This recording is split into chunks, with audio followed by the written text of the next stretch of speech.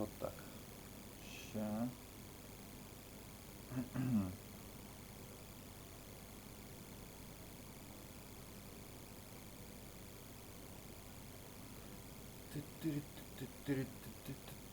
Так, что там? Ну, вроде в эфире. Во, круто. Так, сейчас звук проверю. Охренеть. А чё со звуком? А чё со звуком? Что за говно со звуком сейчас?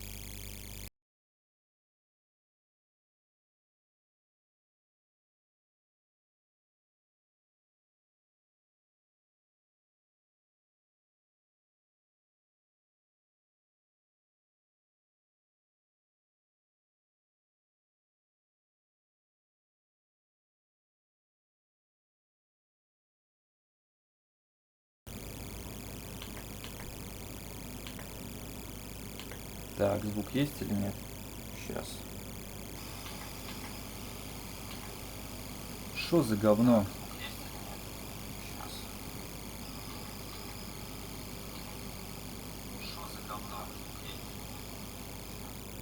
Блин, я что-то вообще не понимаю.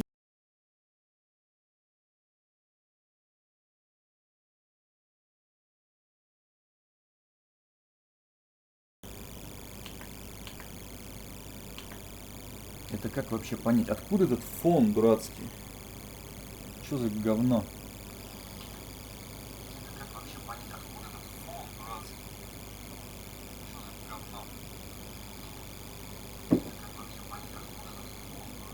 Так, так, так.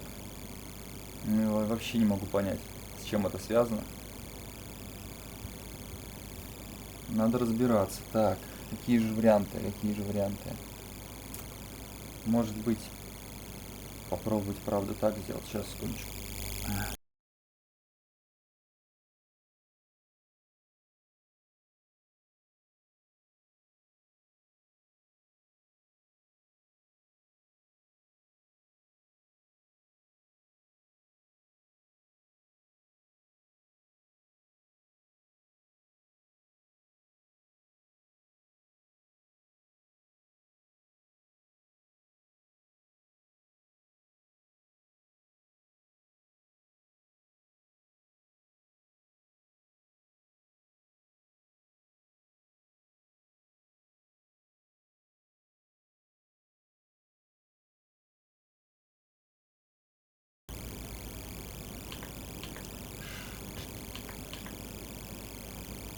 Ну это вообще, это очень плохо.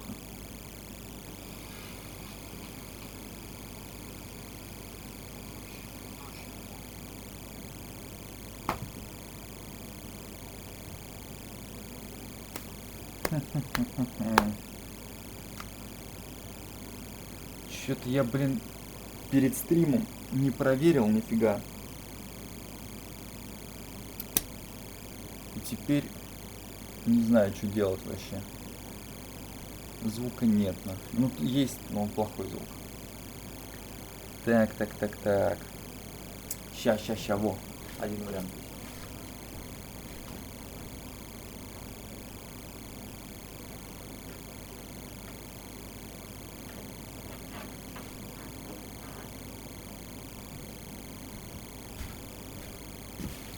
Может быть, сработает.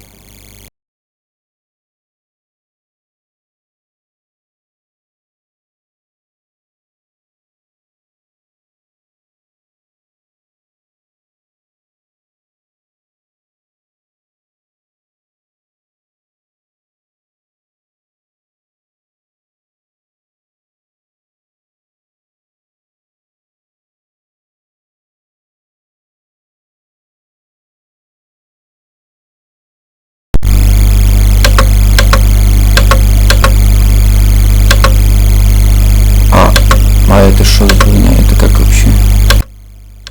Тоже фон? Раз, два, три. Или нет фона? Сейчас, секундочку.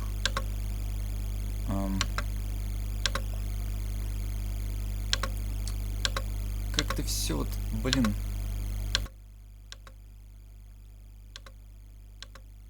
Так, один, два, три. Сейчас я проверю. Один, два, три.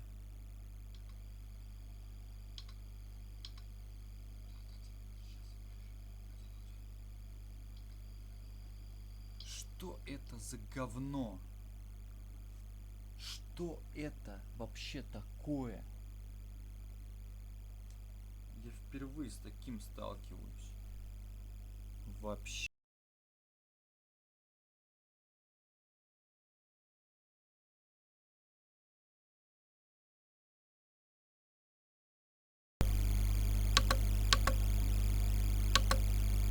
Один, два, три, один, два, три.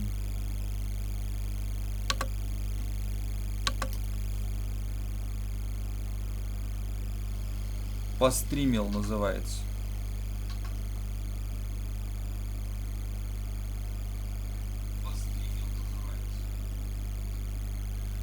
Блин, а может быть это дело в битрейте, правда? Нет, такое допускается. Сейчас, секундочку.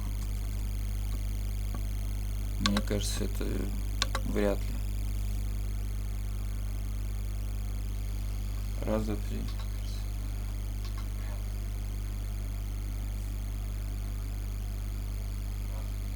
Не-не-не, нифига. Ой, блин. Ну я удивлен, конечно, я удивлен.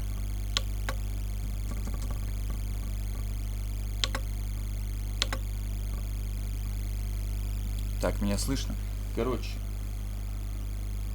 прикол в том...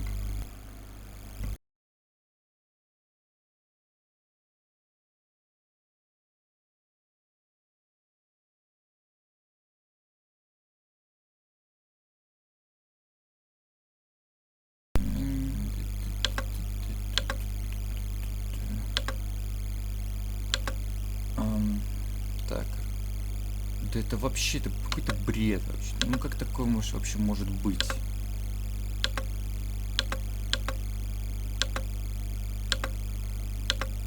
Захотел постримить, постримил, блин. Звук плохо работает. 1, 2, 3.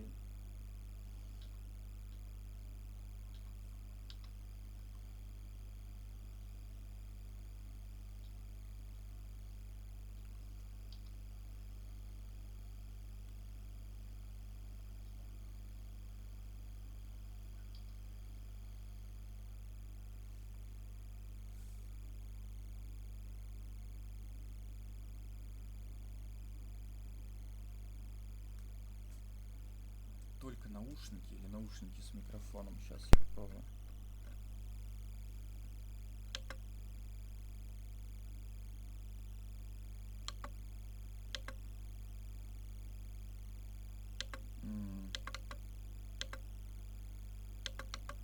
Во.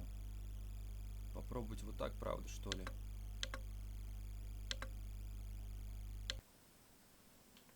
Один, два, три, один, два, три. Это что? Это...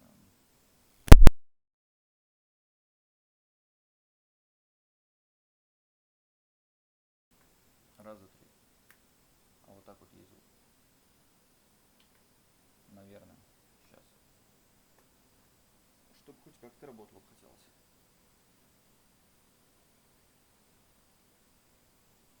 Один, два, три. А, во. Сейчас. Неужели работает? Один, два, три. Раз, два, три.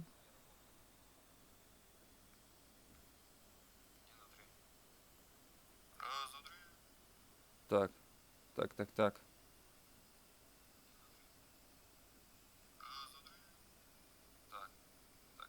Ого, реально работает. Нормально слышно. И это без звуковой карты. То есть у меня в ноутбуке USB порты, походу, сломаны. Но вход под наушники, ну, как бы остался рабочим после, значит, одной ситуации. И никаких шипений нет, ничего, как бы работает все. Без переходников вообще. Удивительно. Ни разу не проверял. Но для стримов самое то. Это старый ноутбук просто. Я вот его запустил, короче. Веб-камера мне нужна. То есть экран разбит, порты залиты водой. Вот. Но программа работает, OBS. Меня слышно так, раз, два, три. Вот. Ну, программа работает, OBS. Меня слышно так, раз, два, три. Ну что, так вот? Или я могу громче сделать? Сейчас, секундочку. Я так понимаю, что меня слышно, но можно и больше сделать. То есть на 10 децибел, допустим, громче. Мало ли что там. Так, раз, два, три, я говорю. Угу. Надо что-то громко сказать. Раз, два, три, раз, два, три. Раз, два, три. Опа. Фильтры для AUX. OBS. Вот. Так, пиков нет никаких. Устройство захвата, не знаю. Portable. Portable. Профиль. Профиль, профиль. Все. Вот так оставлю. Буду знать на будущее. Так. Ну что ж. 1, 2, 3. Вот так оставлю. Буду знать на будущее. Так. Ну что ж. 1, 2, 3. Вот так оставлю. Буду знать на будущее. На стриме вообще никого нет. Один зритель.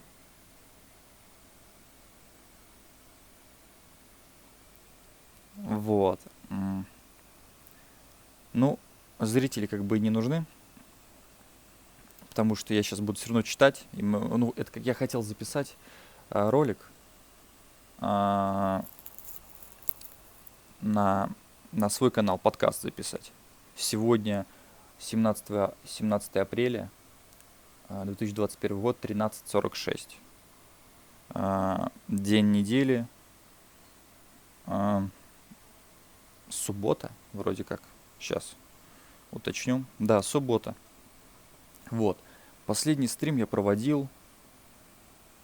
Сейчас скажу, когда. Я проводил. Сейчас, 13:46, вряд ли кто-то вообще. Ну, кто-то отдыхает, кто-то, не знаю, работает. И какие стримы. Так, звук точно работает, все. Не знаю, работает и какие стримы. Все, как бы звук работает, типа, не превышает 0 децибел. Значит, ничего не должно, там, не знаю, треска никого не должно быть. Когда зрителей нет, даже лучше, я не буду отвлекаться. Буду просто записывать то, что мне надо. То есть я записываю, транслирую в 720p с битрейтом 5000 на Twitch, YouTube, ВК, Одноклассники. И там остаются записи стримов, я могу оттуда скачать в хорошем качестве. Мне не нужно даже место на компьютере занимать, потому что, весят файлы, могут весить, точнее, у меня были файлы там по 15 гигабайт, каждый подкаст. Вот, токсичный стрим я назвал типа для привлечения внимания, но какое привлечение внимания, если... у меня, кстати, да, подписались люди на мой канал, потому что какие-то ролики на канале внезапно начали смотреть. То есть какой-то был там ролик у меня, много набрал, я его потом удалил. Какой-то набрал, и все, он остановился. Еще один начал набирать, и подписчики прибавляются, но вот как бы я стримлю, а ничего. Вот в субботу... У меня, конечно, есть постоянные зрители, их там человек 5. Но их вот сейчас нет почему-то. Короче, стримлю, сразу запись остается на канале, и еще перезаливаю. И еще... Сейчас скажу. 1, 2, 3. Еще... Сейчас скажу. Ну, как бы... Сразу идет и стрим, и запись одновременно, короче. Мне, чтобы не париться, я включил. Я со смартфона сейчас буду читать. У меня такой сейчас... Я немножко сменил обстановку. То есть я за компьютером сидел, то есть в кресле стол, на нем компьютер. Я сижу, короче, перед ним. И мне приходилось там этот экран вот так что-то регулировать вверх-вниз, чтобы меня было видно. А читать было неудобно. Вот. А на этом вроде как нормально все отрегулировал, но он разбит. Но он работает, вебка работает. Мне кроме вебки ничего не нужно. Вот, со смартфона буду читать. Сейчас мне нужно попить. Газировку попью. Я что-то ничего не попил. Так только, значит, ну, как бы проснулся пока там, даже ничего не поел. Принял душ. И вот пока звук настроил. Ну, блин, я не знал, что порты USB. Я подключаю наушники, звуковую карту или этот микрофон USB, и звук плохо работает. Подключил напрямую вот эти, если бы не эти наушники, я бы не знаю, что я делал. Ну, то есть у меня же нет такого входа, как там, трехпиновый, четырехпиновый, ну, то есть они там отличаются. И,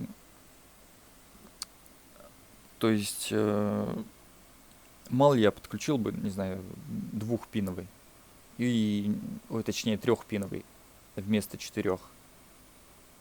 И не получилось бы, короче, меня не было бы слышно.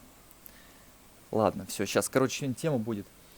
а, Несколько тем там про внешность, я прочитаю статью, потом про отношения токсичные, вот этот абьюз и прочее.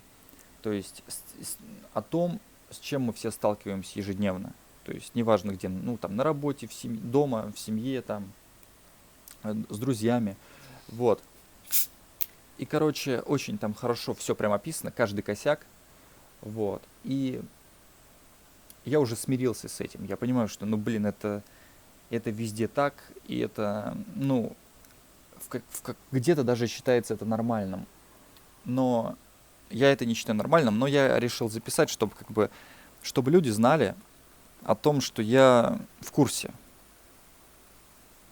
А то такие, знаешь, живут и думают, он там тупой, он не соображает, он не шарит, как там, типа, вот эти манипуляции и прочее, типа, я все это знаю. Если, типа, я молчу или соглашаюсь с вами, это мне просто не хочется тратить на это время. Или, ну, типа, я просто, типа, немножко решил потерпеть, но рано или поздно все равно это должно закончиться, потому что, ну, сколько можно? 4 зрителя? Неужели? Вот. Кто-то может в чат писать, кто-то, ну, кто хочет. А так вообще я собираюсь просто читать, записать это все. Сколько там, не знаю, выйдет, час, два, три. И все, и будет такой вот ролик на канале. Сейчас я.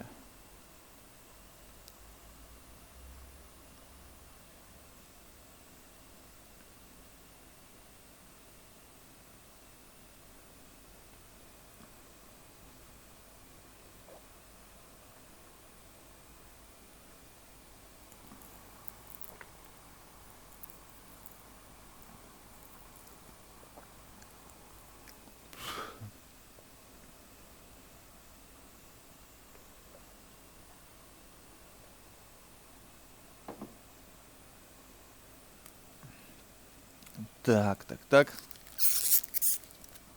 Ща. Надо перекусить.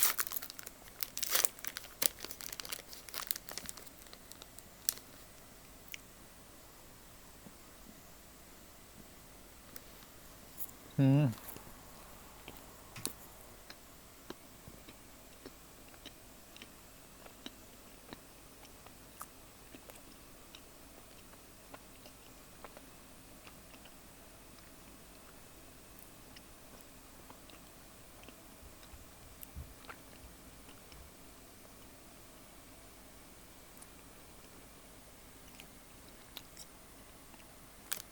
Ну, вроде видно, слышно очень хорошо. Ну, вроде видно, слышно очень хорошо. Реально, вот, чтобы вы понимали, этот компьютер стоит $200. Ну, ноутбук. Я на нем стримлю, вот звук, как бы вебка, все хорошо, все нормально. Ничем, в принципе, не отличается.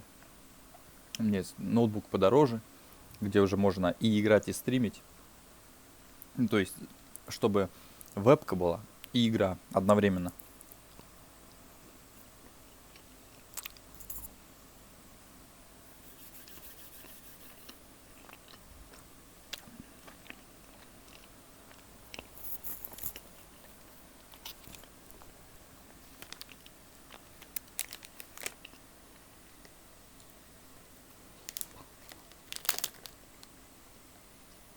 Я в курсе, что там чавканье присутствует. Я знаю.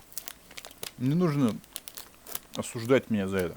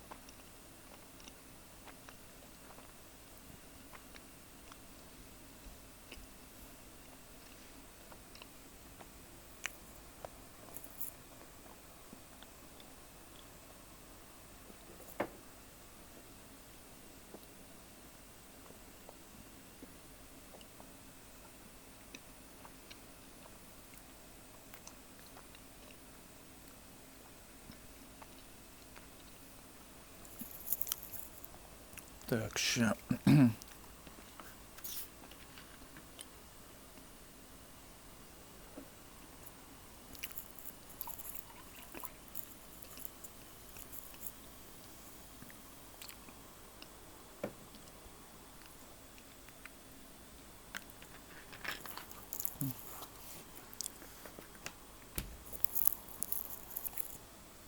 Предыдущий стрим был, сейчас скажу. В чате никаких сообщений нет, ничего как бы. Поэтому не на что отвечать. 9 апреля, то есть сегодня, сейчас 17. Вот, значит, 8 дней прошло. Ну так раз в неделю. Или раз в 2 недели, или даже раз в месяц я стримлю, когда набираются какие-то темы. Могу не стримить, могу записывать просто подкаст, а потом выкладывать его отдельно. Но это как бы место на компьютере и прочее, как бы. И, ну, желательно все-таки стримить, потому что, ну, ради проверки просто оборудование работает, точно ли. Вот. Ноутбук, значит, старенький, дешевенький, такой уже поврежденный. Но веб-камера работает, звук работает, сигнал нормальный интернета.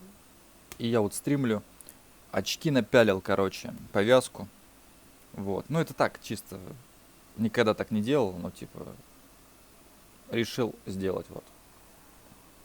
Так, что-то мне такое ощущение, как вот темно, очень темно.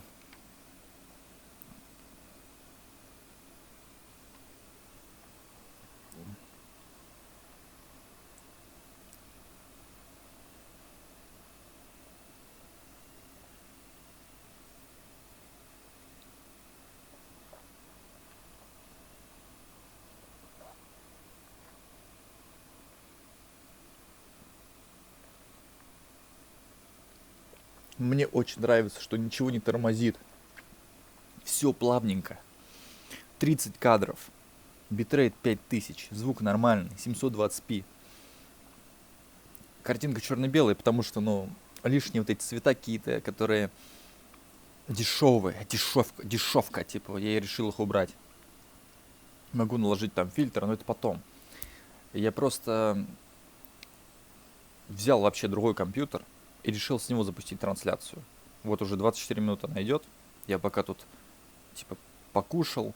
Ем я, блин, значит, такие продукты, которые не нужно готовить. Просто открыл пачку, съел и все. Вот. Не люблю тратить время. Я умею готовить. Могу жарить, варить, но, блин, зачем? Как бы, если результат один и тот же, что ты так сделал, значит, что ты сам приготовил, что ты... Не, ну, одно дело, когда что-то такое, что... Ну, например, какой-то салат я бы не стал покупать где-то там. Ну, типа, потому что его, скорее всего, сделали из уже просроченных продуктов. Вот. А если что-то такое, которое, ну, нельзя там подделать, что-то, что запечатано, то я, конечно, лучше выберу такое. Ну да ладно, это вообще, что об этом говорить-то? Ну, главное, короче, чтобы ничего не болело там, не было диареи и прочего. А то, блин, отравишься нахрен и просто умрешь.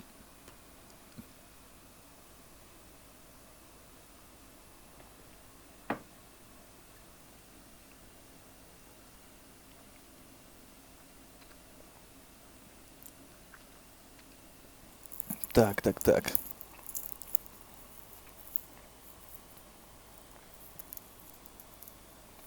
У меня просто еще смартфон заряжается, поэтому я пока еще не начал толком. Вот просто сижу.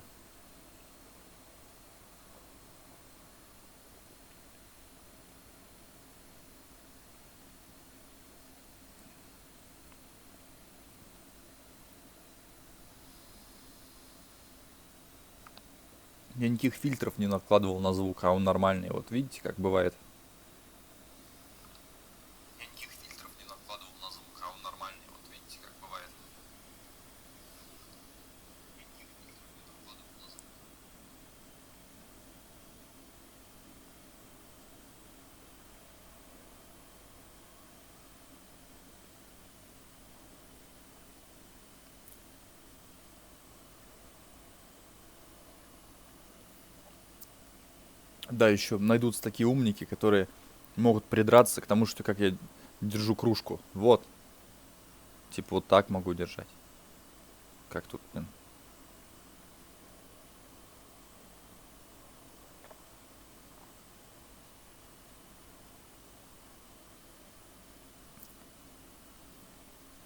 Заняться нечем, просто типа, значит, к заднему фону придраться, к внешности, к голосу, значит, к самому стриму, что типа, ну, я если придираюсь, то я придираюсь, когда стрим тормозит. Значит, сигнал плохой, вебка плохая, звук плохой.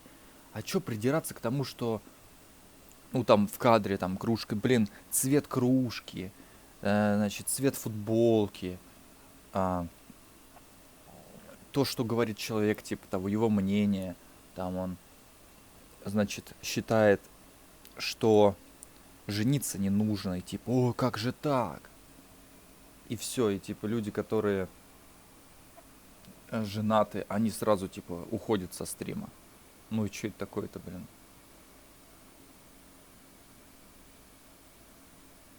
Зато люди, которые там, не знаю, бухают, там еще что-то делают в кадре или дерутся, туда, блин, идут с радостью. Типа, круто. Топ-контент.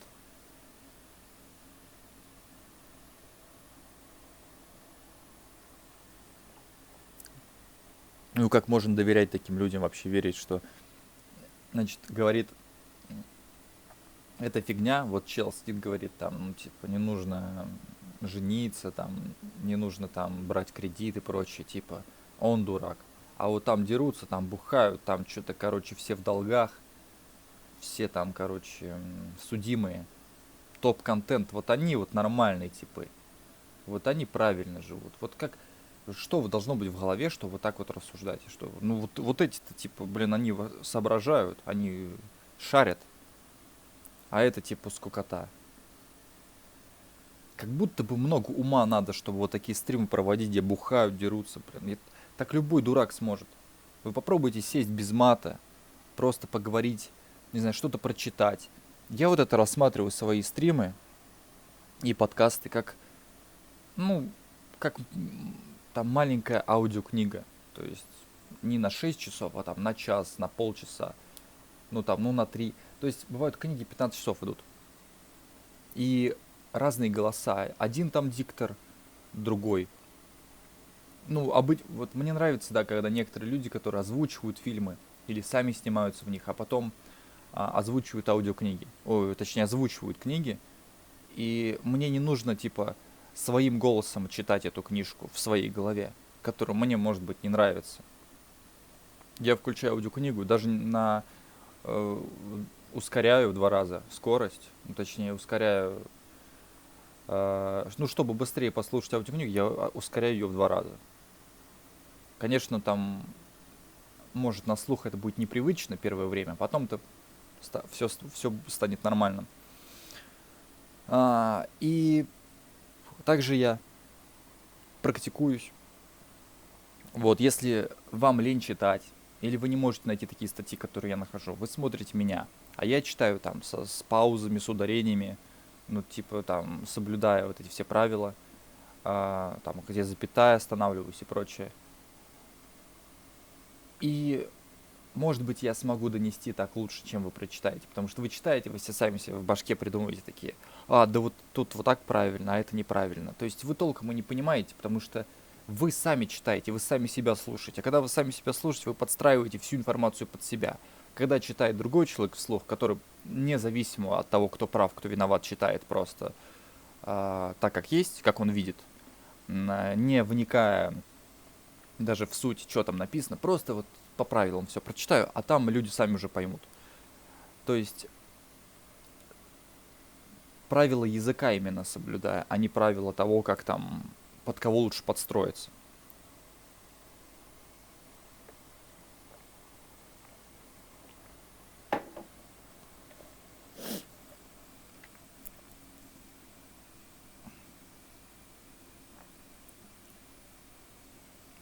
Привет, что случилось?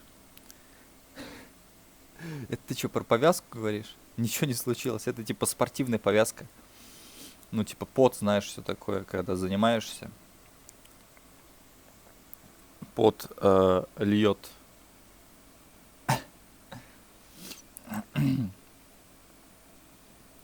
Ну, короче, течет пот, и потом вся футболка мокрая. Но я не ничем не занимаюсь. Просто, ну, типа, прическа не очень у меня. Я стригусь машинкой 22 миллиметра. Насадку использую и машинку для стрижки волос. И, ну, типа, чел какая-то там, типа, она либо слишком короткая, либо слишком длинная. И вот я решил повязку нацепить и очки. Ну, так чисто немножко в кадре измениться хочу. Ну, типа, у меня есть дома это. Я подумал, надо это использовать. Вот. Так, сейчас. Ну, у меня, кстати, никогда вроде пота не было при нагрузках. Ну, так, чуть-чуть. Вообще.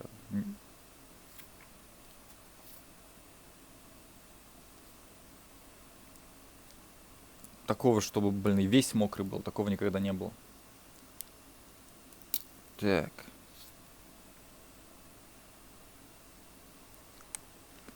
Сейчас буду уже приступать.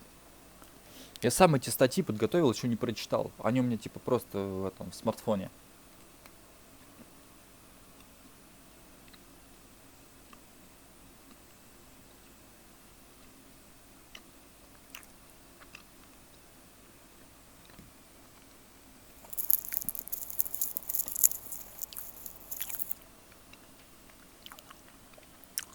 Тыры-ды-ды-дым.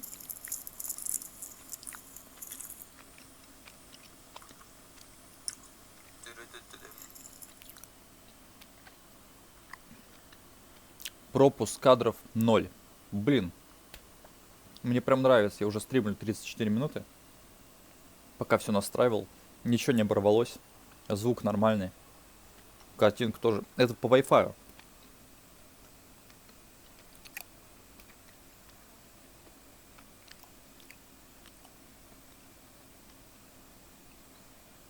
А то, ну, короче, есть в ноутбуках модуль Wi-Fi. Но быстрый. Короче, там 150 мегабит. А есть 65. Мне нужен стримить, ну, там, с битрейтом 5000. Вот. И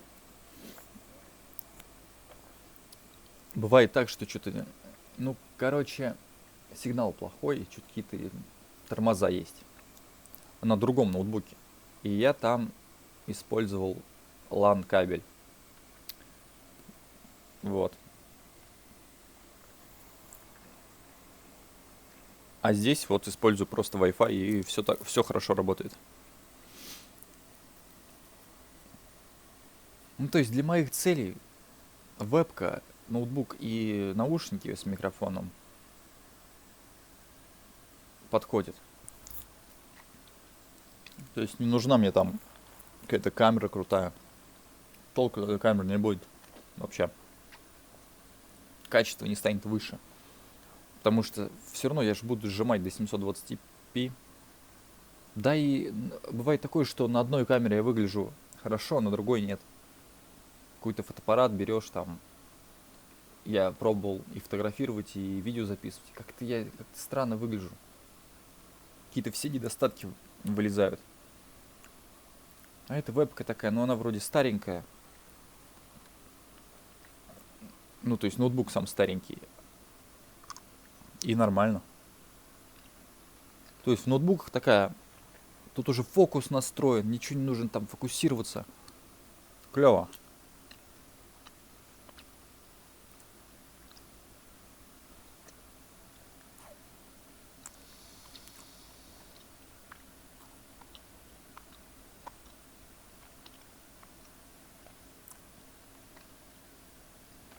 Да, я еще давно не стримил в черном белом варианте. У меня обычно там какой-то оранжевый цвет.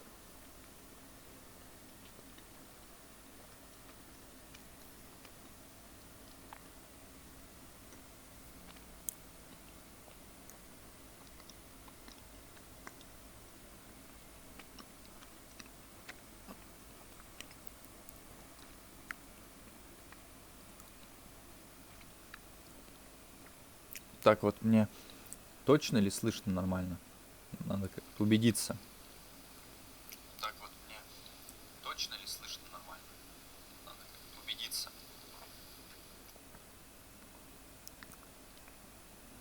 Хм.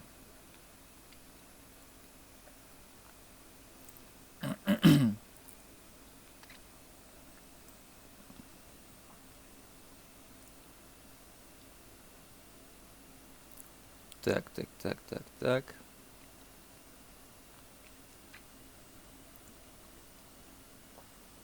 Ну что, пора приступать к чтению статей. Вот. Ща.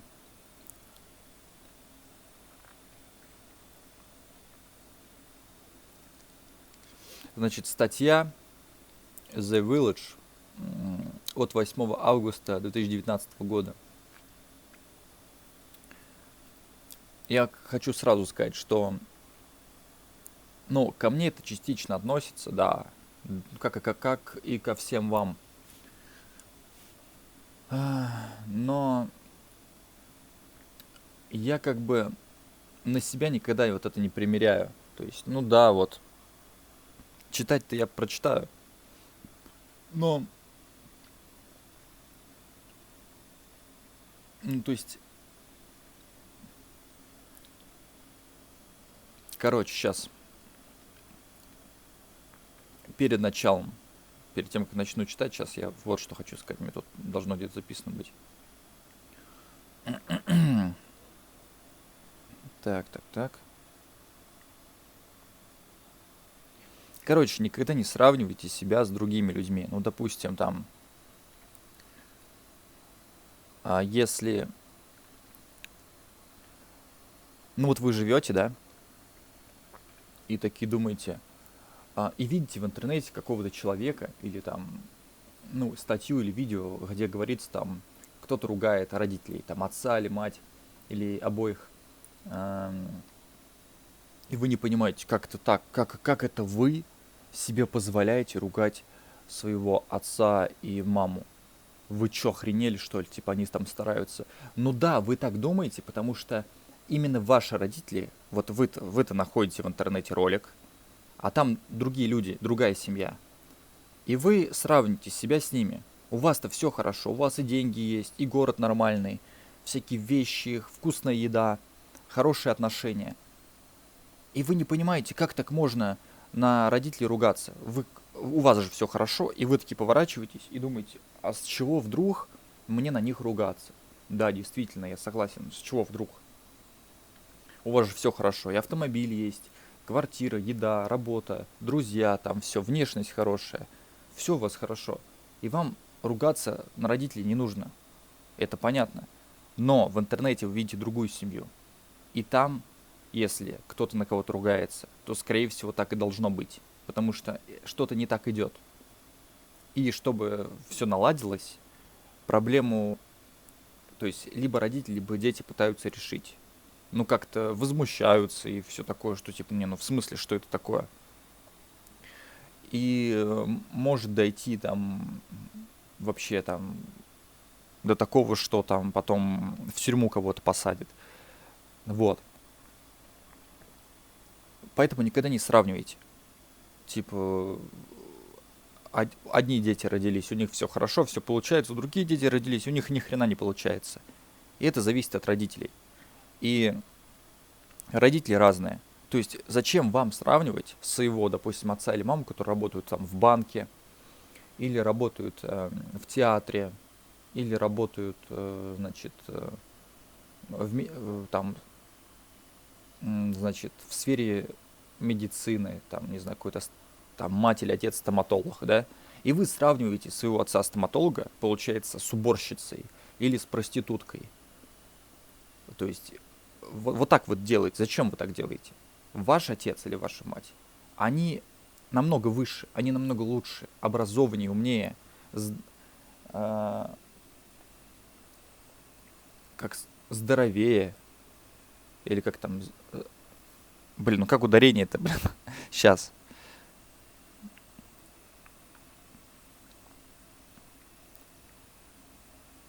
Сейчас, секундочку, уточню.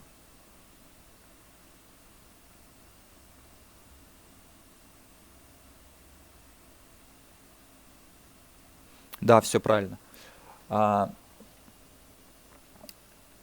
то есть это вообще разные люди, разный уровень, разный статус. И мало кто реально бы начал бы ругаться на них, на таких вот людей, которые имеют вес. А на таких вот, кто вот отбросы, вот на них ругаются постоянно. И эти отбросы жалуются, вот мы стараемся, а на нас так, короче, ругаются, нас обижают, не уважают, не ценят.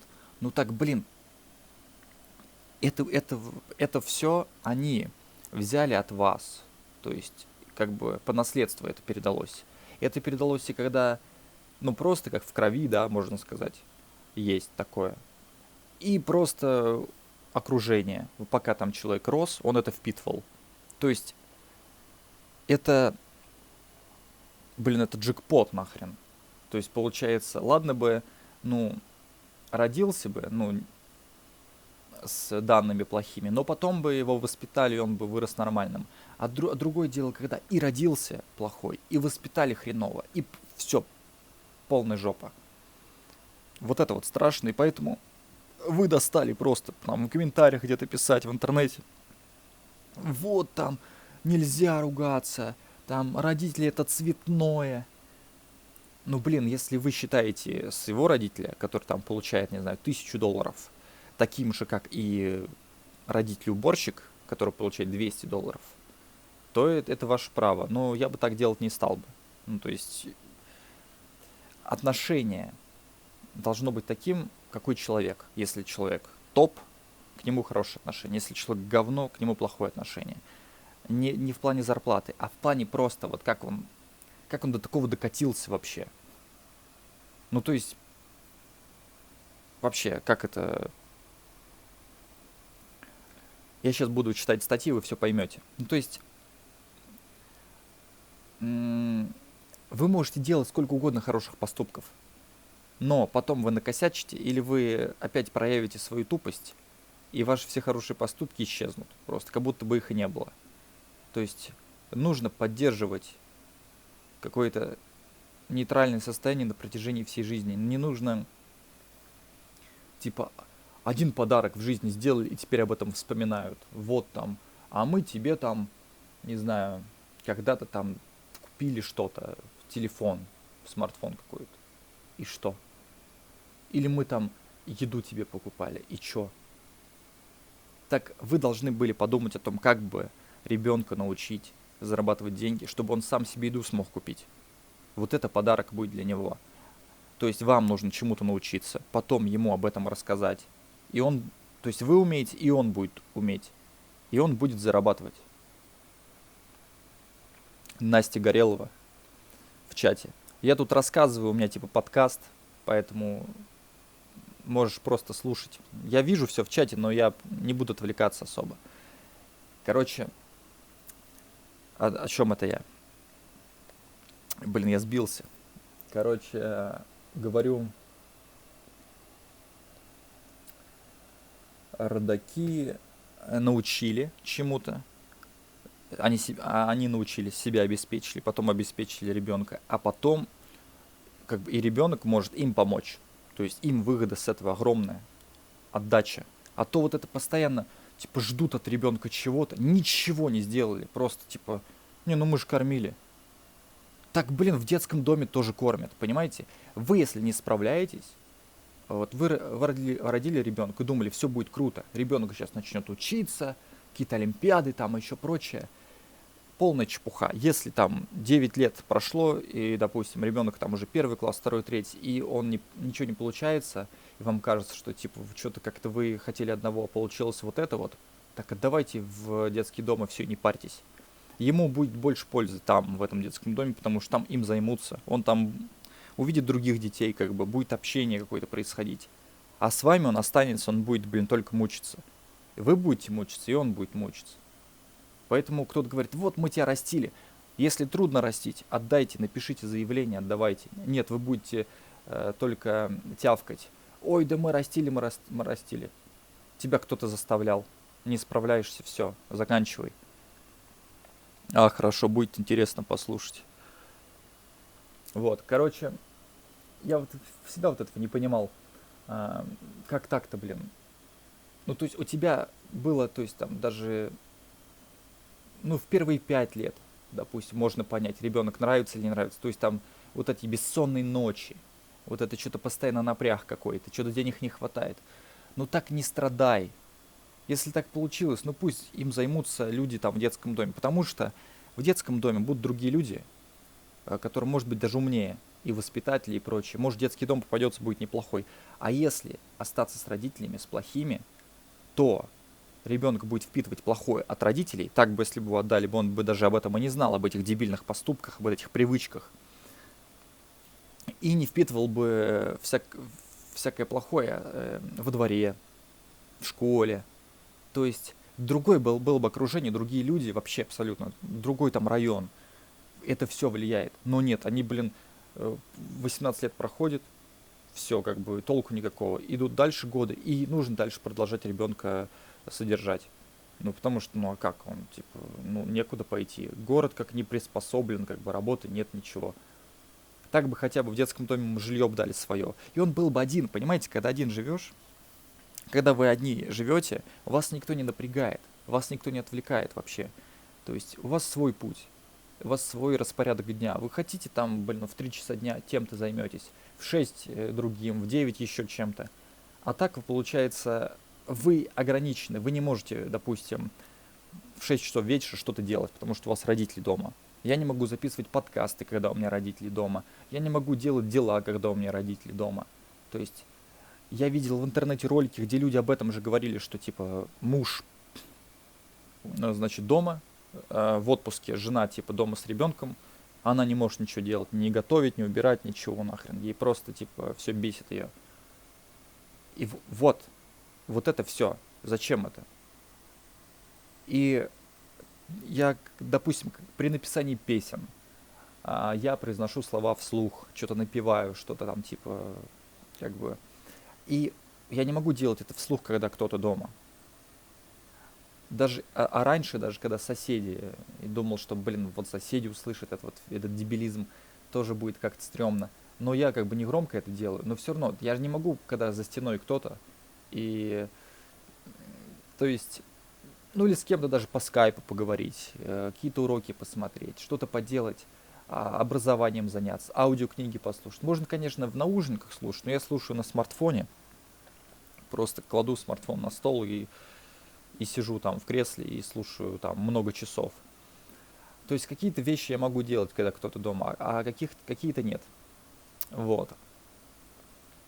То есть, то есть, если бы, допустим, был частный дом, а не квартира, то я мог бы хоть ночью слушать музыку, писать ее, включать колонки, значит, и на громкости большой слушать, сколько мне нужно. Хоть в 3 часа ночи, хоть в 6 утра, хоть там в 12 дня.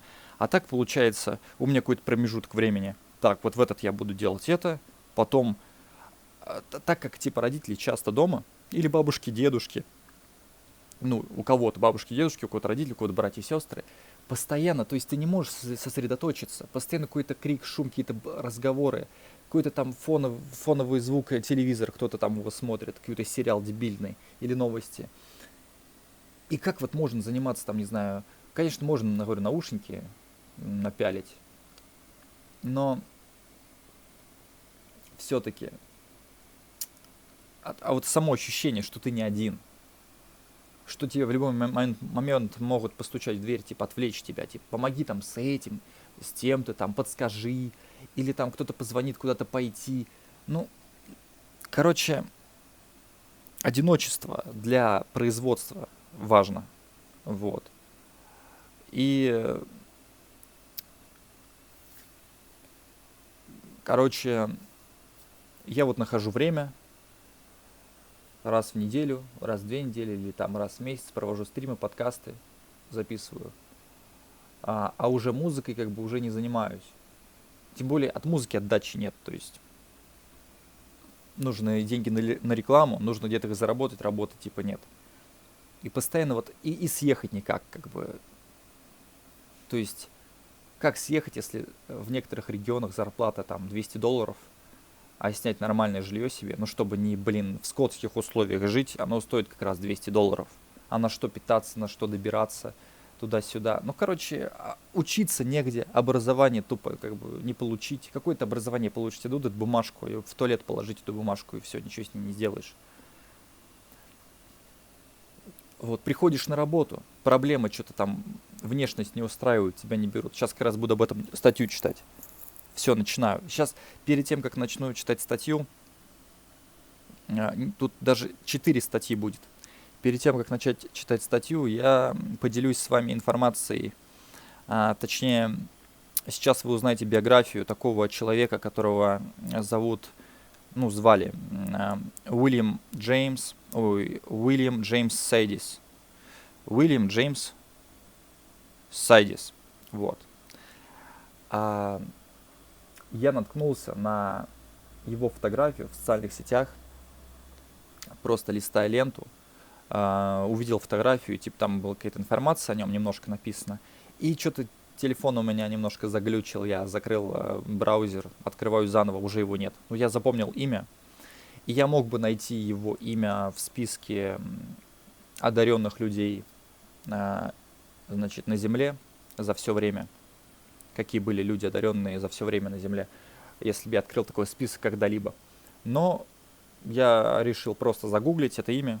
Ну, лента она бесконечная, там постоянно какие-то картинки, то повторяется, то какая-то старая информация, то новая. И там вот, ну, просто увидел, не помню даже, что за паблик, просто я там подписан на 100 пабликов, и вот так вот чуть листал. Короче, наткнулся и вспомнил, что по телевизору показывают такие передачи, типа, вот там минута славы какая-то там, и дети выходят, и что-то там показывается, у них таланты врожденные. И я такой думаю, блин, какие врожденные таланты. Этим ребенком занимались. Вы тупые думаете, что вот он родился, и все, сразу все так круто. Первые 3 года жизни влияют. Если вы первые 3 года пинали, ну, ничего не делали, то из ребенка ничего и не выйдет толком. Из него может, конечно, выйти, но если он останется один без вас, то есть он будет сам собой заниматься, а не слушать ваши дебильные советы родительские. Вот. Если вы плохой родитель, у вас даже, ну, ничего не получится. То есть вам как бы и дети-то не нужны. И вот этот Джеймс, Уильям Сайдис, а, вот что о нем написано в интернете. Значит, родился Джеймс Сайдис, родился Уильям, короче, 1 апреля 1898 года в Нью-Йорке. Во-первых, это уже город, это не какой-то там деревня, какие там названия, даже не буду вспоминать. Просто какая-то... ну тут сейчас... Короче, какая-то деревня, село или там маленький городок, это вообще ни о чем. Там вот, ну, трудно вообще себя раскрыть, свой потенциал. Так вот, родился 1 апреля именно в Нью-Йорке, ну, в Америке. Уже что это значит? Вырос в семье евреев, иммигрантов. Это тоже очень важно. Большинство евреев, не знаю как, но типа компьютерные технологии, вот это все их. Как они так это умудряются сделать, я не понимаю просто. Но я заметил вот что. Евреи, они просто знают, кому можно, короче, прилипнуть. Находят людей, там, американцев каких-то и прочее. И так как родители евреев переехали в свое время в Америку, то потом и дети эти евреи выросли в Америке и нашли друзей себе американцев, крутых. И стали там этими собственниками, 50% их, значит, ну, партнерами стали, короче. Вот, и, значит, украинский город родился, точнее, родители Уильяма родились, точнее, ну, отец или кто тут? Или оба. Украинский город называется Бердичев. Раньше он входил в состав Российской империи, сейчас находится на территории Украины. Уильям был назван в честь своего крестного отца Уильяма Джеймса, американского философа, с которым дружил его отец Борис Сидис. То есть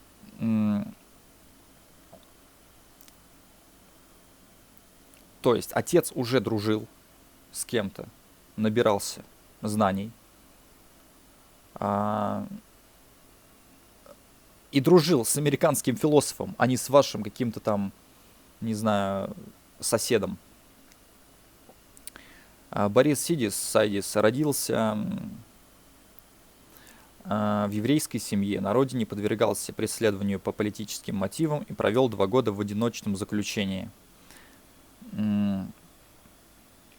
Вот. В 1887 году эмигрировал в США, где получил ученую степень доктора медицины в Гарвардском университете, преподавал там психологию, опубликовал ряд книг и статей. То есть вы понимаете, что отец еврей, который переехал, значит, в Америку из-за того, что, ну, наверное, в те годы была проблема с, ну, короче, по поводу нации, что-то там, вот, постоянно вот эти терки, кто лучше, кто хуже, якобы.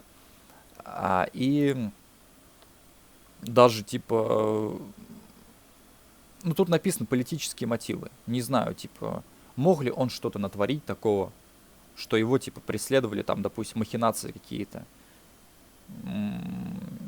Не знаю. Ну, короче, политические мотивы, они могут быть разными.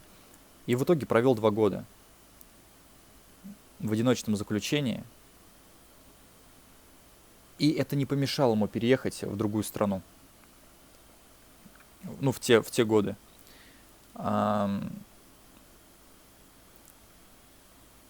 Получил ученую степень, преподавал психологию. То есть, ученая степень. И это крутой родитель. Большинство родителей, у них нет ученой степени. Они вообще не понимают. Они психологию подстраивают под себя. Если психология где-то кто прав, кто виноват, там все объективно, да, там как-то по правилам, то у них правил нет у людей. Они считают, вот мы правы и все. Ну, как животные, у них типа инстинкт такой. Вот. И отец являлся одним из самых значительных психиатров и психологов США своего времени. Основал такое направление, как психопатология, занимался вопросами гипноза и групповой психотерапии. Написал книгу «Психология внушения», которая и по сей день считается авторитетным изданием. Борис критиковал деятельность Зигмунда Фрейда и был категорически против безумной эпидемии фрейдизма, вторгающейся в данное время в Америку. Кроме того, Садис критиковал популярную в те годы Евгенику и выступал против Первой мировой войны. Борис был полиглотом и смог привить это качество Уильяму в раннем детстве, в раннем возрасте. Вот. Евгеника, если вы не знаете, что это такое, сейчас я вам точно прочитаю, что это. Это учение о селекции применительно к человеку, а также о путях улучшения его наследственных свойств. Ну, то есть человек и так, как у человека обычно, да, вот родился. А как сделать так, чтобы с каждым разом было еще лучше? То есть вот эти качества все топовые, они оставались. Ну, типа, как отбор происходит, все самое хорошее передается. Вот. Ну, это отдельная история, короче, отдельная тема. Типа, учение было призвано бороться с явлениями вырождения в человеческом генофонде. Сторонниками Евгеники называются евгенистами.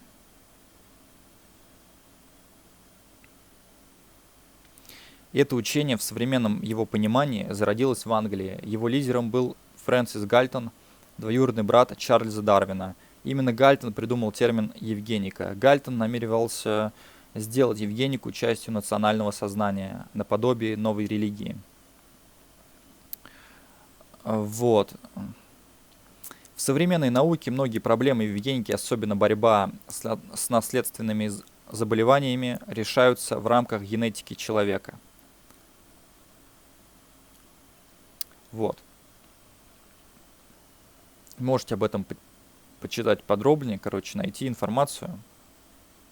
Ну, короче, тут вот написано расовая гигиена, якобы.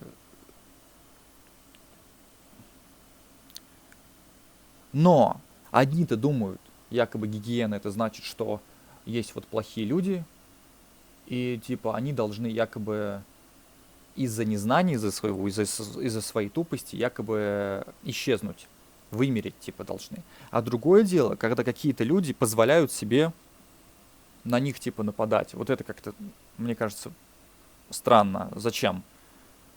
Вместо того, чтобы помочь людям стать лучше, какие-то люди вдруг решали нападать на кого-то.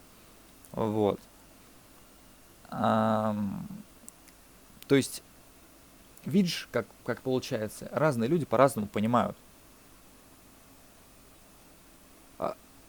То есть прикол в том, что люди, которые нападают, они сами-то не какие-то самые умные существа на Земле, они позволяют себе, ну, типа, применять силу к другим. Хотя люди, которые, ну, слабее, они могут приносить больше пользы, и люди, которые сильнее, этим как раз и пользуются всеми вот этими технологиями. Вот. Да, вот тут написано, что Евгеника была широко популярна в первые десятилетия 20 века, но впоследствии стала ассоциироваться с нацистской Германией, от чего ее репутация значительно пострадала. Вот, чтобы вы понимали. Реально, просто загадили термин. Теперь этот термин используется вообще, речь идет о другом. Блин, ну ладно. Дальше идем.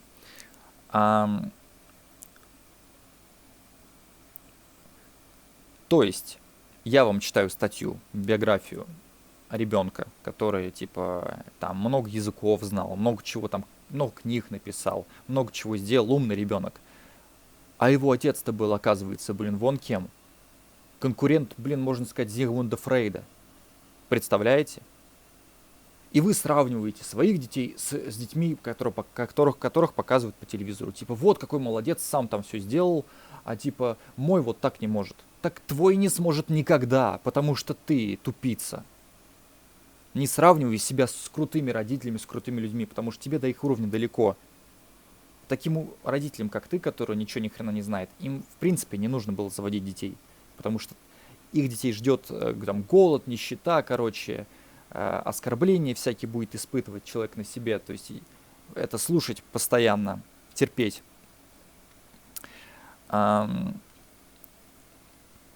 Мать Уильяма, Сара Сайдис Мандельбаум, окончила медицинский факультет Бостонского университета в 1897 году. Но бросила свою карьеру для воспитания Уильяма. Родители хотели сделать из своего сына гения, используя собственные методы обучения, за которые их критиковали. В возрасте 18 месяцев Уильям смог прочесть газету «Нью-Йорк Таймс». В 6 лет он стал атеистом. До своего 8-летия написал 4 книги. Его IQ оценивался в районе от 250 до 300. Наивысший зафиксированный IQ в истории. Родители, которые связаны с медициной, которые находятся в Америке, которые, имеют вес в обществе, которые, образованы, и у них такой ребенок умный. И этот умный ребенок понял, что Бога нет. Вот. А вы продолжаете молиться и верить, что выиграете в лотерею, еще что-то там повезет вам, кого-то встретите и прочее. Вы думаете, к вам будут прислушиваться? К вам могут прислушиваться такие же ограниченные люди, как и вы. А нормальные люди, они никогда не последуют вашему примеру. Вот. То есть, представляете, вот мне всегда бесило, что есть ребенок какой-то там реально умный, да, но он в такой семье, не знаю, оказался, где родители тупые. Допустим, родители погибли, ребенка отдали в детский дом, потом из детского дома он попал в плохую семью. И там, его кормили плохой едой и прочее. Он, можно сказать, породистый. Ему там нужно мясо, нужно, чтобы развиваться, да, сон, а его не морят голодом, его постоянно не дают ему выспаться, не дают ему учиться, заставляют заниматься какой-то фигней, лишь бы не заниматься делом, занимайся там, не знаю, чепухой полный, сарай строй, не читай книги. Вот, и что из него выйти? Любой талант можно зарыть в могилу, просто когда попадаешь в такую семью, где тобой не занимаются.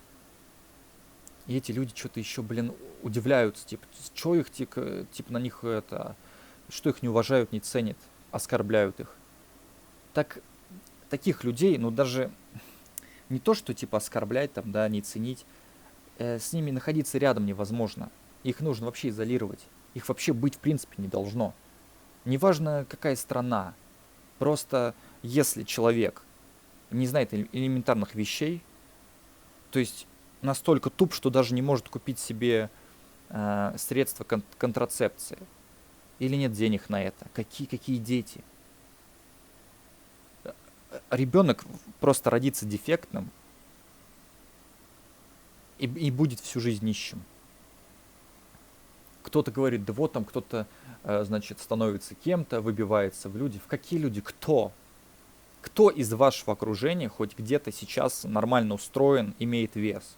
Да нигде. Что кто заработал? Какие суммы? И в моем понимании сумма большая, это, не знаю, 50 тысяч долларов. А некоторые люди думают, что 200 долларов в месяц это большая сумма, и для жизни хватит, и это вообще все круто, и ребенку подойдет. Вы видели, сколько компьютер стоит? Компьютер хороший стоит от 3000 долларов. Хороший компьютер. А ваш ребенок будет, получается, играть на компьютере за 200 долларов. Вы понимаете, за 200 долларов он вообще никогда не поиграет. Он будет расти, игры выходят, ему там 5 лет, 10, 15, 20, 25, 30, он ни в одну игру не поиграет. Потому что у него, вот как он родился, никогда не было денег на хороший компьютер. Он даже, он даже купить не может, не сможет игру, просто одну там в интернет-магазине. Вы можете сказать, да, там спиратить можно. Да, можно спирать. На чем запускать? Ни приставку, ни компьютер он не сможет купить. Автомобиль тоже. И эти дети удивляются, а чё это мой ребенок вот типа как что-то не может? Вон, типа, они реально на полном серьезе тупые родители думают, что вот другие семьи, они детьми не занимаются, и дети кем-то становятся. Они реально так думают. Они же не знают, они не могут представить, что их родители прочитали там 50 книг, занимались в первые годы ребенком, кормили его правильно, значит, воспитывали, давали только лучшее, приучали его к лучшей жизни. И он вырос кем-то. Он вырос, и у него теперь, значит, есть вера в себя. Адекватная самооценка у него присутствует.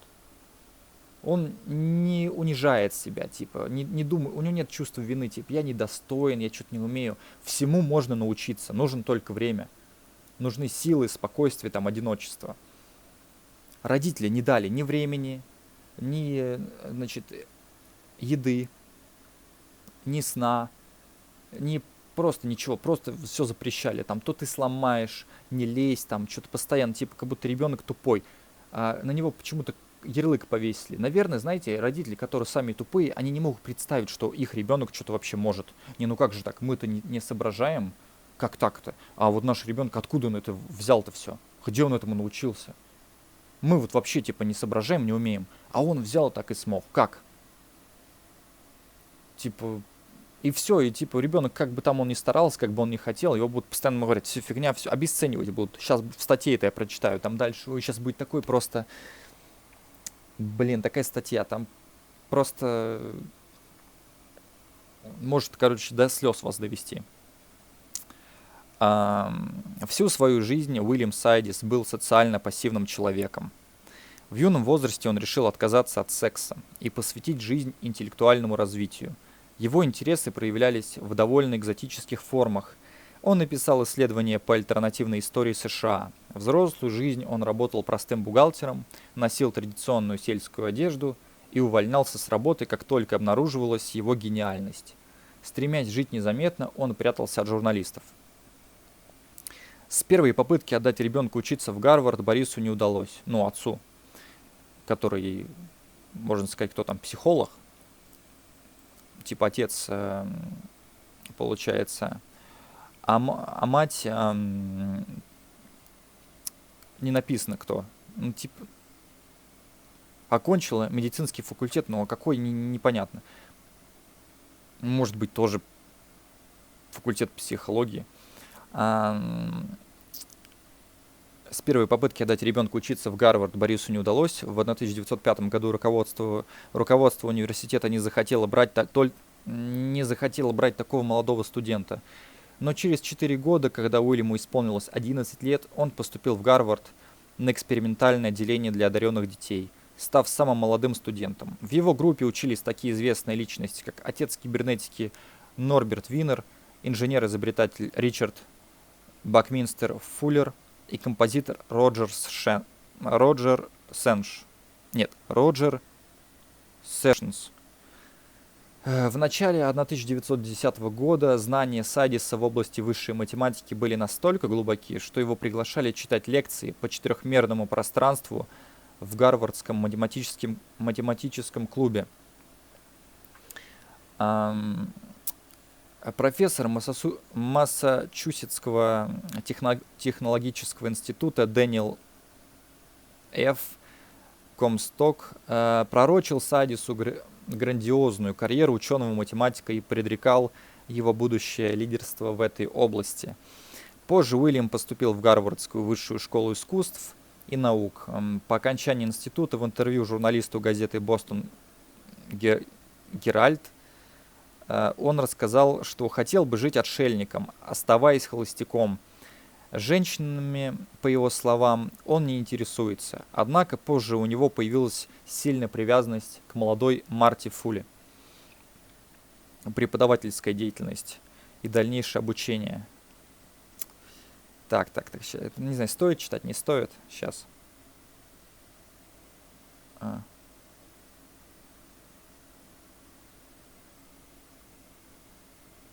Так.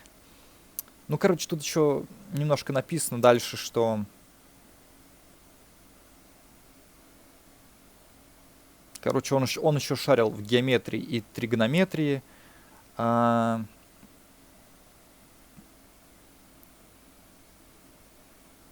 Потом он написал учебник ну, по геометрии на греческом языке, то есть он еще знал еще и греческий язык, то есть там английский знал, греческий, еще какие-то языки знал.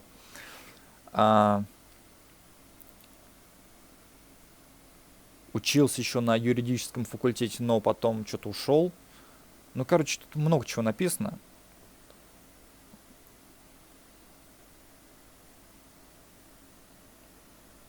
Так, еще написано, что...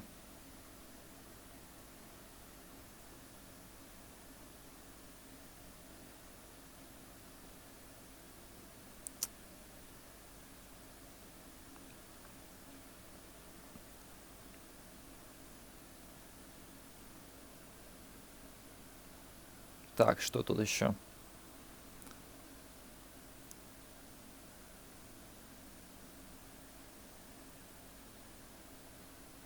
Я уже это читал, просто думаю, надо ли сейчас это все повторно, ну, типа, на стриме произносить.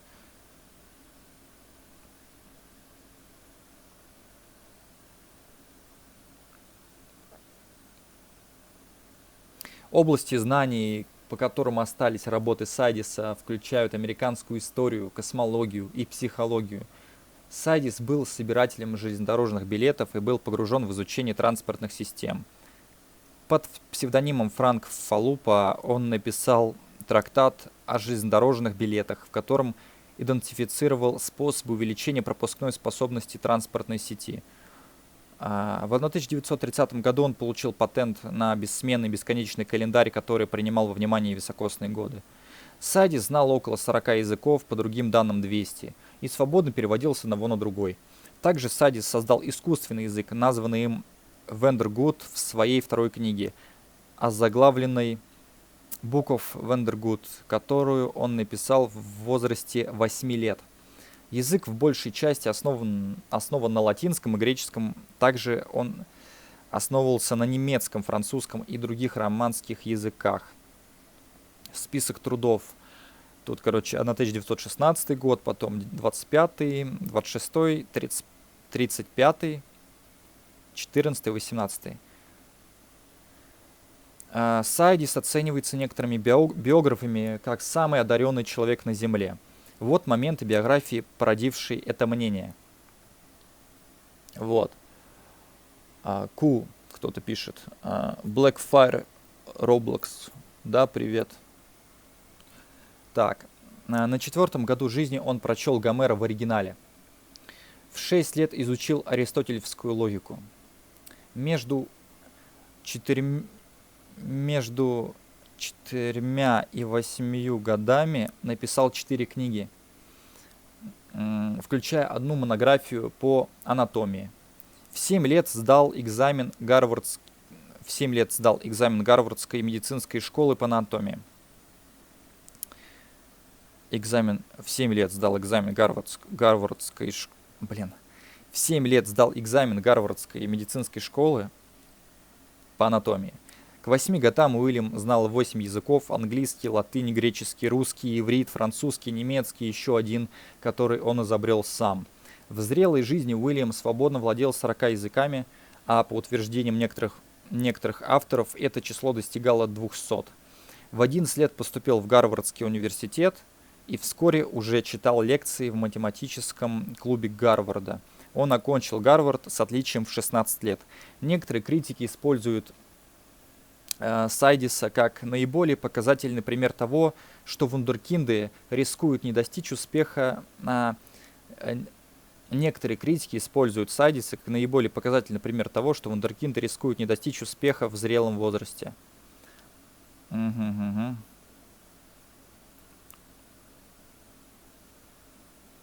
То есть весь успех получается в детстве. То есть поезд ушел, допустим, мне 27, значит, все. Прикол в том, вот что меня, вот, знаете, бесит, что вот мне 27, да, а меня до сих пор считают молодым. Ну, ко мне так относятся, может, из-за внешности, типа я чего-то не знаю. Они же меня ни о чем не спрашивали, знаю я или не знаю. Они мои стримы не смотрели, со мной как бы не общались на какие-то темы, вопрос такой не поднимали. Они сделали вывод просто по внешности, они навесили ярлык. А, вот. То есть, тут человек, вот я сейчас прочитал вам биографию Уильяма Сайдиса. Могу даже фотографию показать, если будет, конечно, видно. Сейчас. Ну, то есть, вы, значит, видите людей там на улице, да, в интернете, и вы к ним как-то относитесь, хорошо или плохо. Вы видите только то, что, ну, вот они на камеру вещают, а за камерой ничего не видите. То есть, как бы объяснить-то, блин? Вы толком не знаете человека, он вам не может рассказать свои секреты, ничего. Он может молчать, когда видит вас, потому что уверен в том, что вы его не поймете, вы его будете осуждать. Тем более, ну я говорю, люди, которые сами чего-то не знают, они считают, что и другие ничего не знают. То есть, допустим, если ты что-то знаешь, значит ты обязательно должен это делать, на этом деньги зарабатывать. Я много чего знаю, я разбираюсь в музыке, разбираюсь там даже в юморе, разбираюсь там, значит, немножко в английском языке. Я читал книги про, значит, художественные книги читал. То есть там были диалоги, отношения, ну, я видел отношения людей нормальные. Я, значит, изучал немного, короче, узнавал информацию о религии, узнавал информацию, значит, о людях, об их инстинктах. То есть я тратил на это время, я узнавал информацию об образовании, работе и прочее, типа кто где работает, сколько где кто получает, где учиться, какие где люди обитают и прочее, то есть много чего. Но и после этого, то есть люди на меня смотрят, думают, ну он, наверное, дома сидит, он ничего не знает, он боится, он тупой. Я сижу дома, потому что я как раз-таки это все знаю. Если бы я не знал, я бы шлялся везде, как дебил. Просто типа тупица ищет себе проблем на жопу. Я это все изучил, испытал на себе, все, мне хватило. Вот как бы так вот. Прикол в том, что насчет внешности хотел еще что-то сказать. Типа того, ну или осуждают там детей, вот ты тупой, что-то не умеешь, такой вот, короче, типа ты виноват сам, что ты такой тупой. Виноват не человек, виноват его окружение.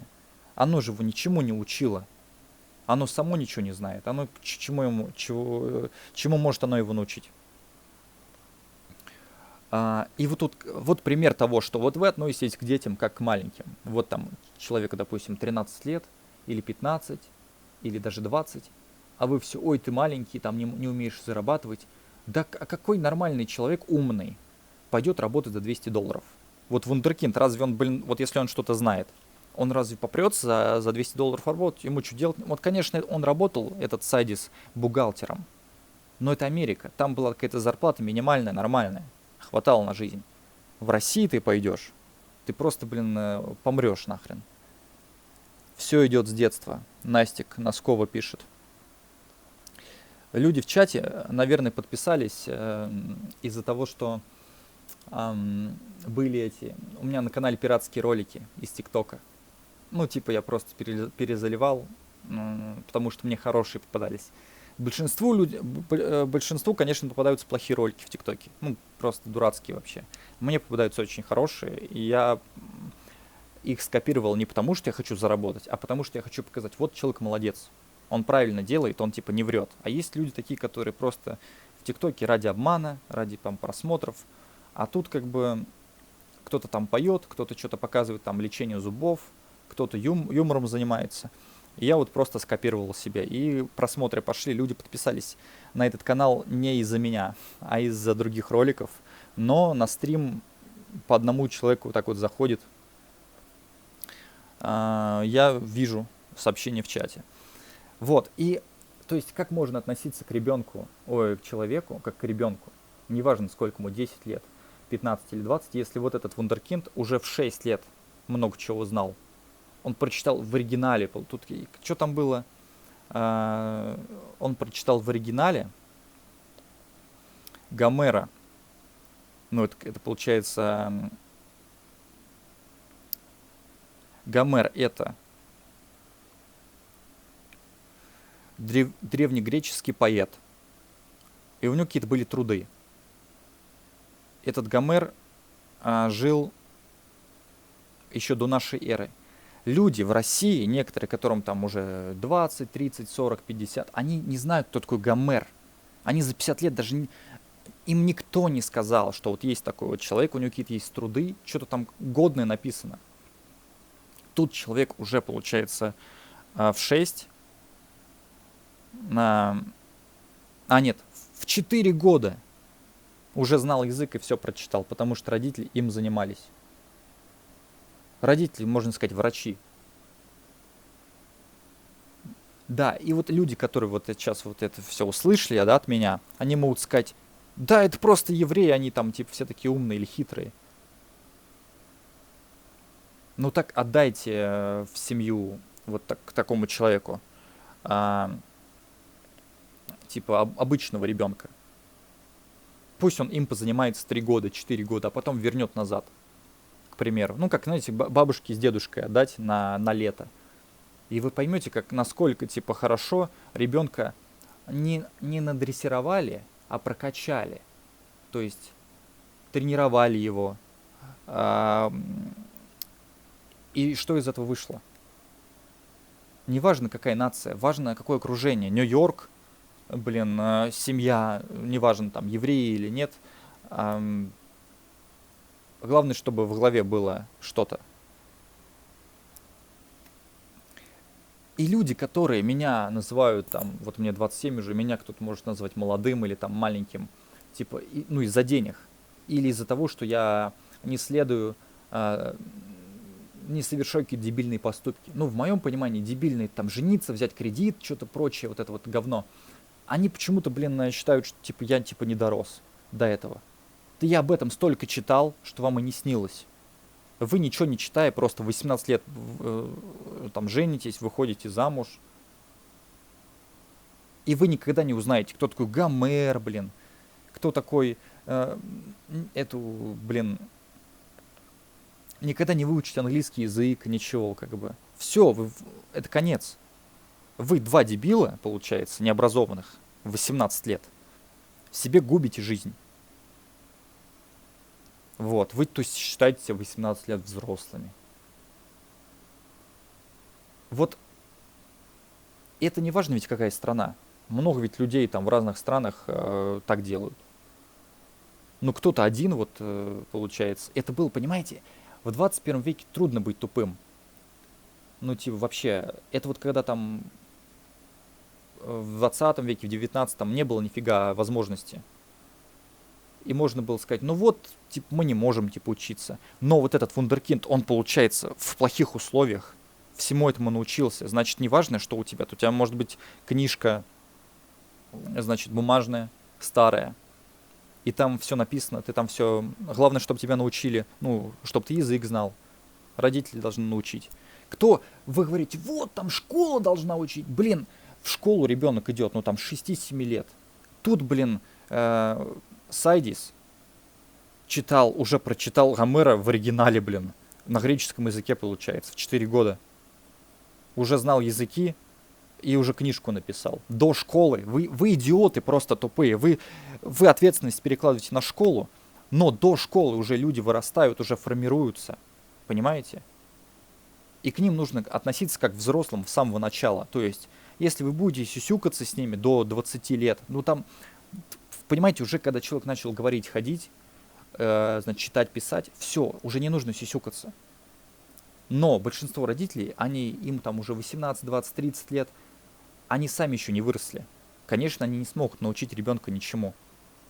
Потом ребенок вырастает, понимает, что типа, ну я-то взрослый, нормальный человек. А они эту взрослость видят в тебе как, типа, как будто ты маленький. Для них взрослость — это вот быть как они. А ты на них смотришь, они как дети себя ведут. Вот абсолютно. У них ну, вот шутки, вот эти шутки, которые вот смешны реально детям в 5 лет, им смешны в 30 лет. То есть я не смеюсь над такими шутками. Меня считают типа маленьким. Но вы можете считать что угодно. Мне пофиг на вас. Мое дело просто от вас отдалиться подальше и вас не видеть. Вы не сможете на меня влиять, как-то мне там как-то насолить, потому что все, я далеко. Вот, то есть осталось немного. То есть я почти всех людей, от всех людей отказался. И они от меня отказались, и я от них. Все правильно, потому что у них другой путь. У них путь там, я говорю, кто-то выбирает наркоманию, кто-то выбирает там брак, кто-то детей, кто-то работу по 12 часов. Типа там, кто-то типа кредит берет. Но это их дело. Ну кто сказал, что это взрослость? Где это написано? Для меня взрослость. Ну прочитайте Гомера в оригинале, давайте. Докажите. Вот это взрослость. Вы же этого не можете. Почему ребенок 4-летний прочитал, а вы не умеете? Вам сколько? 30 лет, 40. Учите жизни меня. Вот фотография, значит, Сайдиса. Вот если бы вы его на улице встретили, вы бы никогда не подумали, что он вундеркинд, обычный человек. И вы бы на него ярлык повесили. Да ты ничего не можешь, тебе зарплату никто не будет платить, ты типа дурак, ты там отшельник. Ну вот он сам говорил, что он атеист, и он что хочет жить в одиночестве. Вундеркинд. Вы, вы как по телевизору видите вундеркиндов, вы уважаете их, цените. Типа, ой, какой молодец. Ну вот я вам молодца показал. Просто вот этих подробностей по телеку не показывают. Я вам подробности прочитал. Я к нему прислушаюсь. Вы же хотели, чтобы я брал пример с вундеркиндов? Ну, не вы, а просто вообще люди хотят, да, что это важно, это нужно. Типа, чтобы кем-то стать, нужно вот, значит, опираться на вундеркиндов. Потому что они, типа, в своем возрасте превосходят взрослых. Ну вот, я решил, будучи взрослым, найти биографию, прочитать. И он говорит, что быть отшельником, там, брак, вот это все, там, секс, не нужен, ничего. Типа, умер он, кстати, в возрасте 44 лет. О, нет, 46 лет. И, значит, поздние годы проживал в Нью-Йорке отдельно от родителей, долго боялся вернуться в Массачусетс из-за возможного ареста. Ну, там какие-то проблемы опять политические были, потому что там, короче, была какая-то типа демонстрация, ну, или митинг какой-то, и он там что-то вроде, ну, просто пришел, как обычно, или мимо проходил, и, короче, опять что-то там, блин, подумали, неправильно все поняли, скорее всего. Это типа была майская демонстрация какая-то в Бостоне в 1919 году. Так вот, проживал в Нью-Йорке отдельно от родителей, долго боялся вернуться в Массачусетс из-за возможного ареста, работал, занимался коллекционированием, судился с газетами, публиковавшими статьи о его жизни. Сайдис умер от внутримозгового кровоизлияния в 1944 году в возрасте 46 лет в Бостоне. Его отец умер от того же недуга в возрасте 56 лет в 1923 году. Вот, то есть как-то так. Фотографию сейчас покажу. Так вот, это я только об одном прочитал человеке. Ну, то есть один вундеркинд, американец, ну, как бы с еврейскими корнями. Вот фотография его.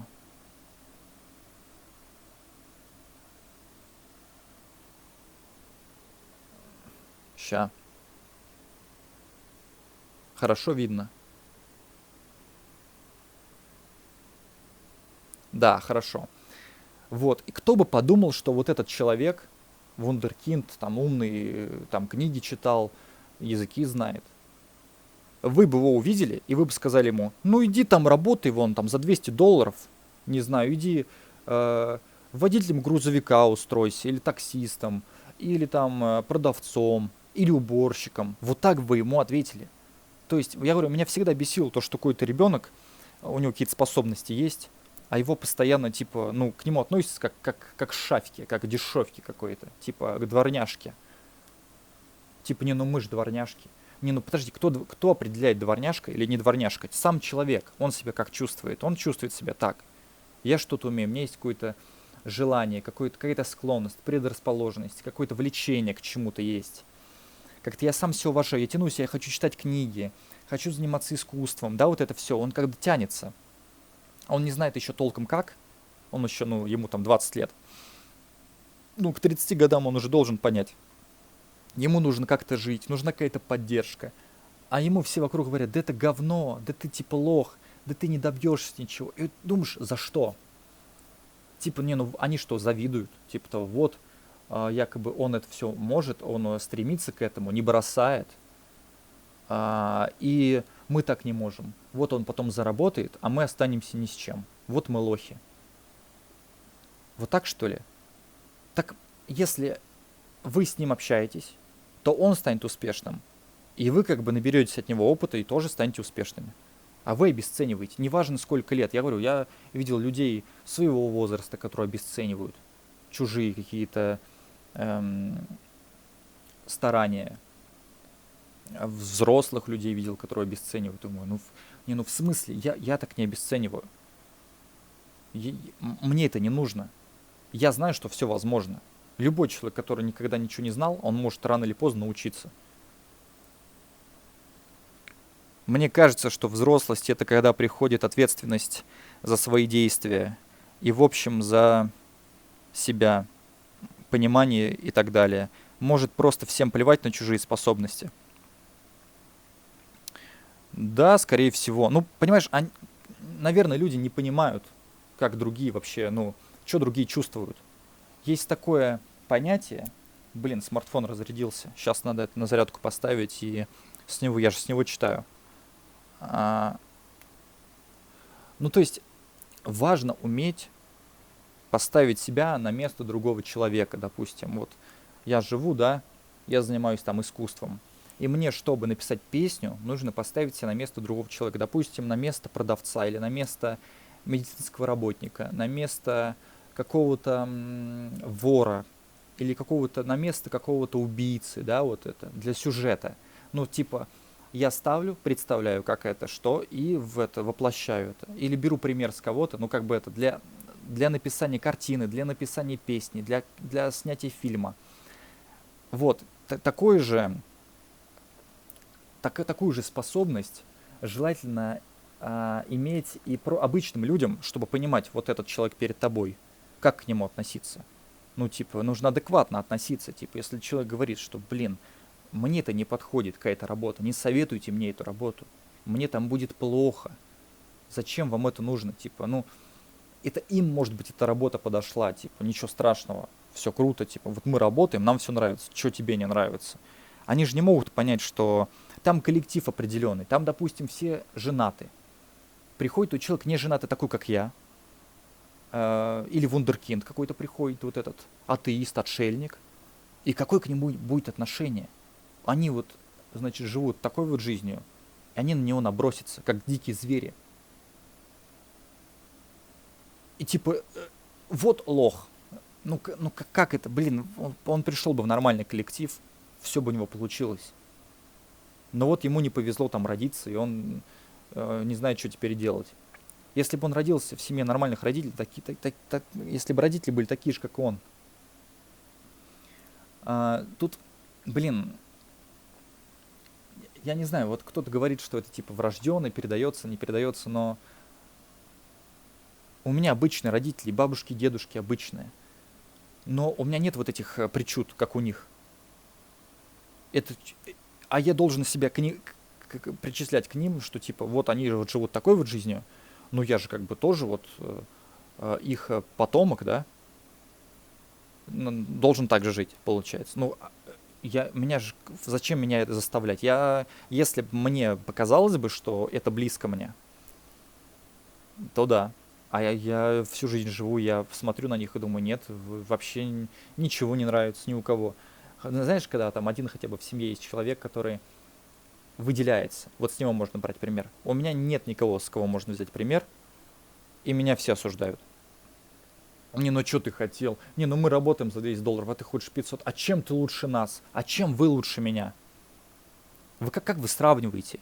У вас есть какой-то, блин, не знаю, какой тест провести или что? Давайте проведем. Как это, как понять-то? Я никого не осуждаю, никого не говорю, вот ты тупой, ты заслужишь $200. Почему мне это говорят? С хрена ли я заслуживаю $200? Типа, если я чувствую, что типа, ну, нет, мне не хватит 200, то я и не пойду за 200. И все. Зачем, типа, что-то якобы терпи, там что-то потом все будет, карьерный рост, какой-то стаж. Какой стаж? Людей столько, что там внуки какие-то, племянники, они все устроены. Ты никто и ничто. Тебя твоя семья не уважает, тебя и другие люди уважать не будут. Ну, потому что ну, они тебе внушили, что ты недостоин. И ты будешь приходить на какую-то работу и будешь постоянно, ну, типа, терпеть за копейки, а не будешь требовать большего. И за это родителям сказать спасибо. Да ни хрена, лучше бы вообще родителей не было, чтобы вот этого говна я не впитывал. Вот этого, что вот, типа не считай это хорошо, типа терпи, это твое, нифига не мое. Я никогда к этому не тянулся. То есть все плохое, что, блин, почему-то по жизни попадались только плохие люди. Ну, когда вот еще не было интернета, ничего, были только плохие люди. И я потом отмывался долго, чтобы вот это все говно, короче, убрать, ну, смыть это все, всю эту грязь. Пришлось еще там полжизни, ну, допустим, было мне 10 лет, потом нужно 10 лет отмываться. Курил сигареты 5 лет, 5 лет нужно отвыкать. Ну, то есть не курить, и чтобы здоровье восстановить. Вот.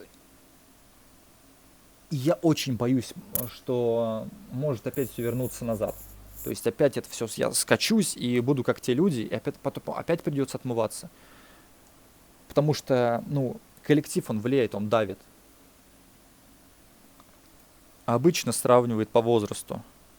Да, по возрасту, типа, знаешь, не, ну я старше, я мудрец, там, типа того, мне лучше знать, я что-то там повидал. Что ты повидал? Человек общается с 3 людьми в своем окружении. И все, он больше никого не знает. В интернете он только на мошенников смотрит. Дебильные сериалы, неправдивые. Ролики, типа, ну, всякие приколюшки там, ну, все это говно. То есть контент, ему попадается говёный контент. Он в жизни видит говно, и в интернете видит говно, и все, и в башке все перемешивается.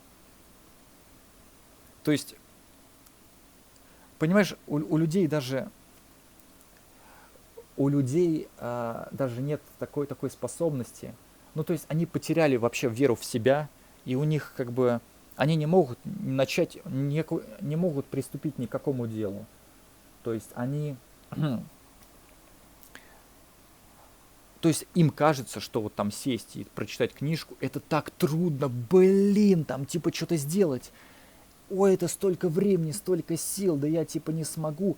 Блин, если выработать привычку, каждый день там читать, то все, потом книжки будешь вот так вот, страницы одну за другой. Ну, то есть ты привыкнешь, у тебя будет вот это вот слова, которые типа ты читал, ну, человек читает, ему трудно читать сначала, да, вот это запятые там какие-то слова незнакомые, а потом-то привыкают, ну, глаза тык-тык-тык, или даже аудиокнига. И уши, да, привык к речи какого-то диктора, все, информацию нормально воспринимаешь. Нужно каждый день там аудиокнигу, значит, слушать, каждый день там, не знаю, писать песню, каждый день учить английский язык. Я вот этим сейчас занимаюсь. И я понял, что да, это работает реально, что типа привычка вырабатывается. Но мои знакомые, у них нет такой привычки. Все, они не будут этим заниматься. И это значит, что они обречены. Никогда ничего в их жизни не изменится. Может, тогда попробовать искать людей, которые смогут понять тебя. Сейчас интернет, и людей искать по интернету, блин, понимаешь, у каждого человека есть уже в окружении 5 людей. Получается, если я буду влезать в какую-то компанию, значит, кому-то придется уйти, чтобы был, баланс остался. А искать таких же отшельников, как я, а зачем? Мы же ради чего отказывались от общения? Ради того, чтобы быть одними. Зачем искать? Не нужно искать, нужно понять, что тебе нужно. А в обществе, в толпе тебя все отвлекает. Тебя сбивают с толку. Я говорю, обесценивают и прочее. Думаю, блин, вот... Короче, к людям нужно относиться как ко взрослым, там уже с 5 лет, не знаю, когда вот начинает говорить и прочее, и писать, читать, считать. А вот это вот отношение как к ребенку, все, оно оно влияет, и потом трудно, короче, начать нормально жить. А люди эти, неважно, они будут считать тебя до 50 лет маленьким. Просто потому, что ты не делаешь так, как они. Ну где подтверждение того, что они делают правильно? Типа все так делают. Ну блин, в лесу животные тоже так делают. Я что, животное что ли? Если вы себя причисляетесь к животным, блин, то пожалуйста, идите в лес и там живите. А в обществе нормальном, где люди стремятся, блин, не знаю, покорить космос и прочее. И вы, блин, хотите мне сказать, что космос это фигня, а типа занимайся дикарством вот этим вот. С ума вот люди сошли такие, мне кажется. Короче, ладно. Я вот даже сейчас тут рассказываю все, да, а все равно же не поймут. Скажут, это все чушь. Типа того, вот нужно родиться умным, а то, что образование не влияет, родители не влияют, все влияет, блин. Я говорю, не справляйтесь с ребенком, не мучайте его, отдайте его в детский дом, и потом никто вам не будет говорить, зачем вы рожали и прочее. То есть ребенок будет жить своей жизнью, либо в приемной семье, либо в детском доме, либо ему жилье, предоставит государство, он поступит куда-то, отучится, будет работать. У него будет голова чистая, в смысле, без причуд, без всяких вот этих ваших комплексов. То есть вы его грузите всю жизнь вот этим дерьмом своим. А вы понимаете, что он вообще другой человек. Вы почему-то думаете, что он часть вас. Какая часть вас-то, блин? У вас даже интересы разные. Возраст разный. Возраст не в плане того, что человек умнее, а просто, когда они жили, у них не было интернета, и у них были какие-то дебильные развлечения, и, жизнь страшная была, драки и еще прочее. Сейчас же люди живут лучше, не занимаются фигней, читают книги, тогда просто слонялись по улицам. И родителей это возмущает. Так вы детям что, добра желаете или зла? Почему вы говорите, что они фигней занимаются? По сравнению с вами, ваши дети, которые в интернете сидят, книжки читают, чем-то занимаются, они вас уже превзошли. Максимум, что может вы в чем-то лучше, это в том, что вы работаете, а ваш ребенок, ему 17 лет, он не работает, он еще не может официально работать. Только в этом разница. Так он потом тоже заработает.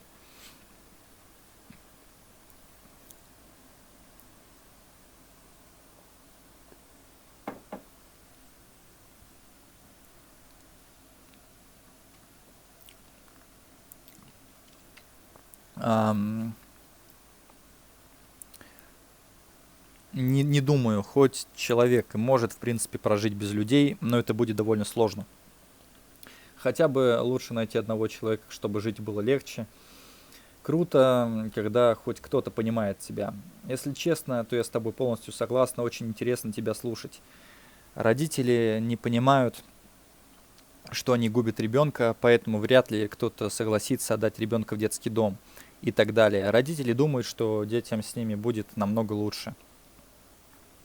Ну, родители типа в таком положении, что не, ну мы типа царь и бог, мы типа тебя создали, все, ты нам обязан, ты нам должен. Только прикол в том, что а, человек вырастает, у него там своя семья, жена, там дети, он занимается, у него работа. Ему некогда, ему теперь не до родителей. То есть все, как бы они друг другу будут мешать, потому что, ну, внуки там бегают, а тем более на внуков будут, ну, типа бабка будет влиять. Ну, вот чтобы вот этого влияния не было, потому что на меня, допустим, влияние уже было оказано негативное. Я не хочу, чтобы на детей было оказано такое же влияние. Вот, я хочу жить другой жизнью, уже новой жизнью, так скажем. Вот. И я готов смириться с тем, что было тогда у меня, вот это все, вот эти обиды какие-то старые, только когда я, типа, живу отдельно. Как только я живу, типа, в одном помещении с кем-то, кто причинял мне боль, я буду срываться. Вот. И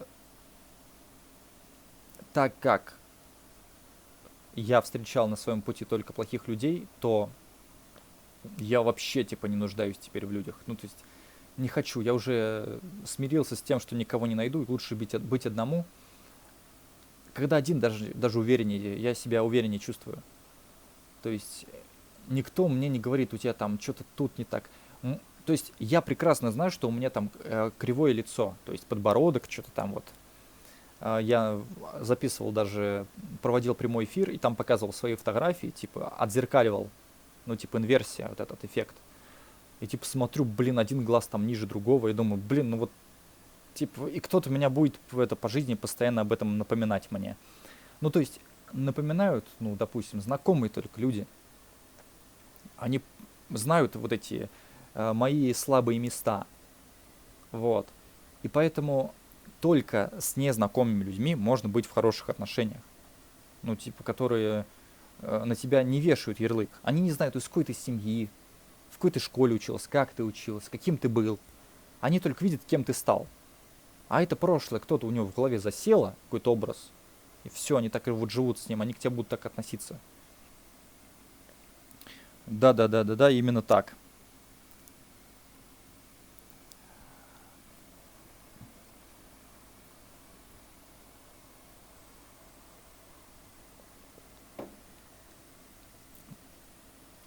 Так, ну что, могу приступать к этому, к статье, где уже типа не моя речь, не мое мнение, а именно где вот кто-то что-то написал, я просто это читаю вслух. И самое главное, что мои слова, когда я рассуждаю, просто сижу, типа не читаю, а просто сам вот выражаю свои мысли, мои слова некоторые люди могут посчитать какой-то фигней. И вот эти слова в статье тоже скажут, что фигню какую-то нашел. Блин, откуда вам знать, что фигня, а что не фигня? Если вы ограниченный, вот у некоторых людей, не знаю, начинает, короче, типа зад полыхать, когда они слышат информацию, которая непривычная для них. Они просто трясутся. Типа, как так, эта информация какая-то там слишком умная, слишком какая-то... Им кажется, что это зло какое-то. А это не зло, это обычное просто, блин, там какие-то, не знаю, читаешь статью на тему, там, что-то по медицине читаешь. И людей трясет просто. Как так? Там вот все говорится, все, что не совпадает. У людей, люди живут какой-то жизнью, у них в башке какие-то правила, ограничения. И ты, типа, читаешь статью, а там вообще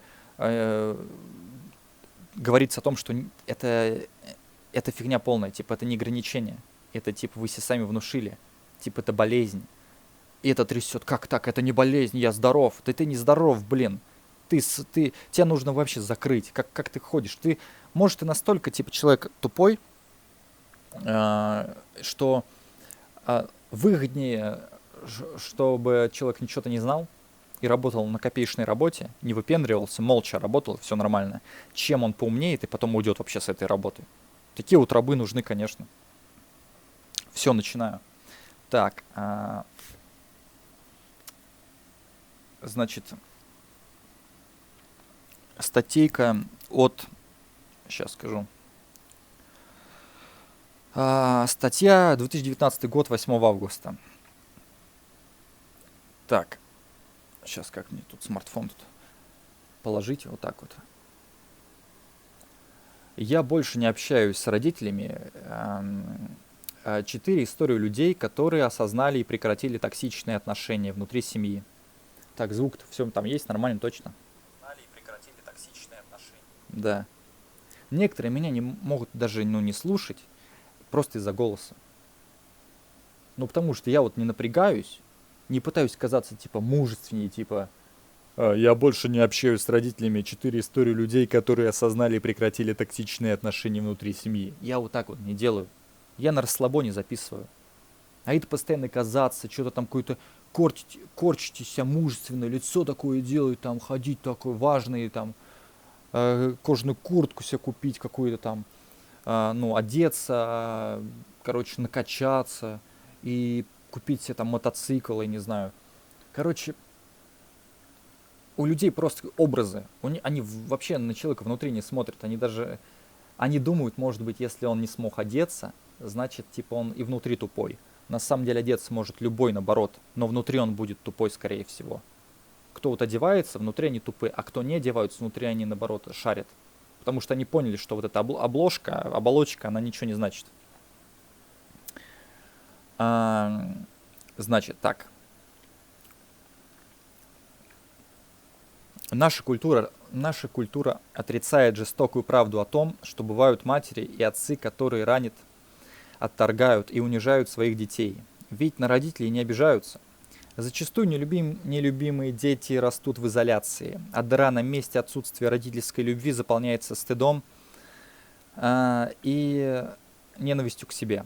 Иногда им бывает полезно узнать, что в своих историях они не одиноки, что кто-то другой во время взросления столкнулся с теми же трудностями. The Village Екатеринбург пообщался с 4 героинями, которые больше не общаются с родителями, о том, что к этому привело и как их жизнь изменилась после разрыва. Я вырастила монстра, который с каждым днем требовал все больше и больше. Мама с папой с моего раннего детства жили раздельно. Отца я не видела с 1,5 лет. Я росла у бабушки в другой стране, в Киргизии. Когда я подросла, моя тетя призналась, что это именно они решили забрать меня к себе, потому что у мамы уже был ребенок, который умер за пару месяцев до моего рождения. Судя по всему, из-за халатного отношения. Родителям было не до меня, и до 4 лет я росла в Киргизии. Когда в 4 года мама решила вернуть меня обратно в семью, за полгода жизни с ней я успел заболеть всем, чем только возможно. Тетя приехала за мной и увезла обратно в Киргизию. Но в 4,5 меня снова забрали в Екатеринбург. Мне выдали ключи от квартиры и в среднюю группу садика, а затем и на подготовительные курсы школы я ходила самостоятельно. Я была достаточно взрослым и сообразительным существом. В 5 лет прекрасно читала и писала. Мама отправила меня учиться в гимназию номер 9, где первые 3 года я пинала балду. Я росла как уличное растение. С домашним заданием мне никто не помогал. Питалась в семьях подружек, у которых часто оставалось ночевать. Иногда родители друзей даже покупали мне ручки и тетрадки. Со 2 класса я плела фенечки и продавала их одноклассникам, и в целом выживала нормально. Когда мне было 11 лет, мама купила себе загородный дом и все лето проводила там, так как работала учительницей и могла себе позволить уехать. Когда она уезжала на несколько месяцев, то не оставляла мне денег, поэтому мне пришлось пойти работать. Работа позволяла закрыть мои базовые потребности, меня кормили, выдавали мне проездной. Денег хватало на то, чтобы модно одеваться и даже откладывать на путешествия. У мамы были какие-то мужья, и в основном она тусовалась с ними. Ничего по дому она не делала. Хозяйство целиком висело на мне. В детстве мне казалось, что такие отношения с родителями у всех. Но уже позже я стала подозревать, что-то не так. У нас никогда не было эмоционального родства. Мы существовали как 2 посторонних человека. Жесткий разрыв произошел, когда я заканчивала 11 класс, 54-летняя мама тогда завела себе молодого любовника, и он стал жить с нами. Ему было 24, а мне 18. Мы ссорились и жили как семья люмпинов. Он угрожал мне убийством, гонялся за мной с ножом, а я выкидывал его вещи из квартиры. Когда я поняла, что меня вот-вот грохнут, то собрала шмотки и переехала жить к лучшему другу, который тогда переезжал в Москву и сдавал квартиру на Синих Камнях. Мы с мамой разошлись на поножовщине, и долгое время поводов общаться у нас не было. Думаю, она очень хотела, чтобы я съехала, и именно для этого своего любовника и притащила. Над отношениями с ней я начала работать только когда в 24 года сильно ударилась в бизнес-тренинги. К тому времени я уже работала в Китае и хорошо зарабатывала. Я стала интересоваться, чем могу помочь маме. Поддержал ее финансово, но с каждым годом это выливалось во все большие суммы. Когда я оплачивала ремонт, покупку машины, бытовой техники, мебели и финансировала заграничные поездки к родственникам, наши отношения были теплыми. За 6 лет я вырастила монстра из стаю тиранов, маминых родственниц, которые тоже считали, что я должна оплачивать все их капризы. Все думали, что раз я трудоголик, то всем должна. Было очень много недовольства по поводу того, что я покупаю себе дорогую недвижимость, роскошные вещи, путешествую, а вообще-то могла бы еще больше давать им. Однажды мама притворилась, что почувствовала вину за свое поведение. Я очень хотела создать свой салон красоты и копила деньги на покупку помещения на 1-м этаже здания. Мама сделала вид, что хочет продать свою квартиру и переехать в меньшую по площади, а часть денег со сделки отдать мне на реализацию мечты. Конечно, мои знакомые, которые были в курсе ситуации, над этим посмеялись, но я наивно поверила, что человек в 60 лет наконец одумался. Я подключила всех своих друзей, молодого человека, нашла деньги на новую квартиру для нее, но мама просто не пришла на сделку и перестала отвечать на звонки. А через 2 недели я узнала, что она рассказывает всем нашим знакомым и родственникам, что я пыталась выселить ее из квартиры, вымогаю деньги и хочу ее смерти. На этом моменте в наших отношениях была поставлена жирная точка. Все родственники до сих пор думают, что я действительно пыталась вытянуть из мамы деньги. С ними я тоже перестала общаться. Потому что все вдруг стали считать меня сукой. Я ходила к разным психотерапевтам, и одна женщина-расстановщик по Хеллингеру, или Хеллингеру, сказала мне, что семья — это вертикальная система. В ней старший должен младшему, а младший старшим ничего не должен. Я буду должна только своим детям, но никак не должна содержать всех этих многочисленных родственников. Мне жалко ресурсов, которые я вбухала в никуда. Когда мне казалось, что старших нужно уважать. Нет старших и младших. Есть люди адекватные и неадекватные. Если в семье нормальные отношения, их стоит поддерживать. Если отношения не являются источником счастья, теплоты, ощущения безопасности, заботы, то в них не стоит ничего вкладывать. Чувство вины я не испытываю. Во всех сферах дела идут круто. Считаю, травма детства — это какое-то выдуманное понятие. Я прекрасно проработала с терапевтами все моменты, которые меня волновали. И пришла к выводу, что родственники — это не обязательная составляющая жизни. Вот. Блин, тут еще очень долго читать. Не знаю, надо ли или не надо. Блин. Очень много. Тут несколько историй. Я самую первую прочитал.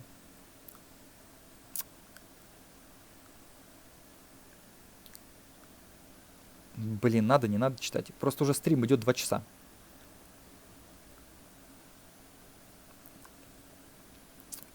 Блин. Наверное, в другом подкасте. А сейчас буду про токсичные отношения. 26 августа 2020 года. 13 типичных фраз токсичных родителей, что они значат на самом деле и как правильно на них реагировать. Все токсичные родители токсичны одинаково. Люди разного возраста и воспитания, выросшие в столице или в деревне, говорят своим взрослым детям практически одни и те же малоприятные манипулятивные слова. Глава ассоциации «Биполярники», клинический психолог Маша Пушкина и ведущая телеграм-канала «Настигла» Настя Травкина собрали самые распространенные токсичные фразы, перевели их на язык психологии и советуют, как их нейтрализовать. Круто. Как понять, что ваши родители ведут себя токсично? Идеальных родителей не существует. Каждый человек способен совершать неприятные поступки и говорить обидные вещи.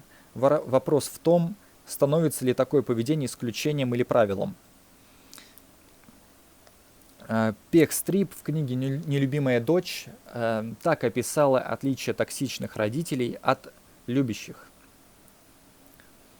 То, что токсичные родители называют любовью, на практике не проявляется как забота, создание комфортных условий, поддержка, уважение и принятие, как это бывает в здоровых семьях. Еще раз.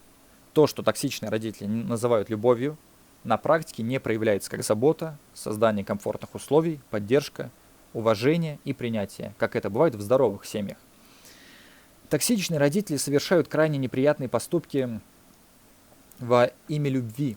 Повседневная жизнь в таких семьях вертится вокруг эгоцентричных потребностей родителя, а негласные правила основываются на его искаженном восприятии действительности. Ну, то есть, представляете, у вас, если родители вообще поехавшие просто, то ему кажется, что он все делает правильно. Он не может признать, что он болен. И вам приходится это терпеть. И, то есть, в вашей жизни просто, вы никогда не наладите свою жизнь. Вот что страшно. То есть, он будет вам говорить, что, типа, вот так надо жить. Делай, как я. И все, и вы обречены тогда. Первый признак токсичного общения – вам от него становится плохо. Если после очередного визита к родителям или даже после короткого звонка вы чувствуете вовсе не радость от общения с близким человеком, а вину, беспомощность, подавленность, раздражение, а то и злость, определенно проблема есть. Сьюзен Форвард, автор классической книги «Токсичные родители», подготовила такой чек-лист для проверки на токсичность родителей взрослых детей. Ваши родители продолжают обращаться с вами как с ребенком. Это раз. Вы принимаете важные решения, руководствуясь возможным согласием и несогласием родителей. Когда вы проводите или планируете провести время с родителями, у вас возникают неприятные эмоции или физические реакции. Вы боитесь ссор с родителями. Родители манипулируют вами с помощью угроз или обвинений. Родители манипулируют вами с помощью денег. Вы считаете, что несете ответственность за то, как чувствуют себя родители. Если они несчастны, чувствуете ли вы, что это ваша вина? Если вы чувствуете, что ваша вина, то у вас тогда получается токсичные отношения. Так, тут, знак вопроса стоял, но я читаю как список того, из чего состоят эти токсичные отношения. Нужно вот так читать, родители манипулируют вами с помощью денег? Вопрос. Вы поняли. Дальше давайте.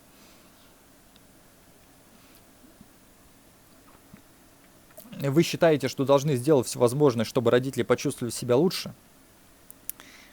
Вы чувствуете, что как бы вы ни старались, того, что вы делаете ради родителей, всегда недостаточно? Знак вопроса, Вы верите, что когда-нибудь ваши родители изменятся и вас оценят? Вы верите, что когда-нибудь ваши родители изменятся и вас оценят? Тут можно, читать и со знаком вопроса, и с восклицательным знаком, потому что, у вас токсичные отношения, если вы верите, что когда-нибудь ваши родители изменятся и вас оценят. Как утверждение. А этого всего не произойдет. Здесь мы не говорим о родителях, которые становятся невыносимыми из-за явных или скрытых психических нарушений. Об этом вы можете почитать в другом месте. Или о домашних тиранах, находиться рядом с которыми по-настоящему опасно и от которых можно только спастись бегством. Это статья о способах общения с обычными родителями с трудным характером, которые могут вести себя обескураживающе по множеству вполне рядовых причин, из-за специфического воспитания и убеждений, личных психологических травм, недостатка эмпатии или образования. Вот, как раз я хотел же про эмпатию рассказать. Некоторые даже не знают, что это такое. Эмпатия — это осознанное сопереживание эмоциональному состоянию других людей, способность распознать, что они чувствуют, и выразить сострадание. Она осуществляется в том числе при помощи зеркальных нейронов, которые находятся в коре головного мозга и позволяют отражать чувства и эмоции других живых существ. То есть понять, почувствовать, что чувствует другой человек. Ну, короче, на себе. То есть как будто бы в него вселились и от его лица смотрите на ситуацию.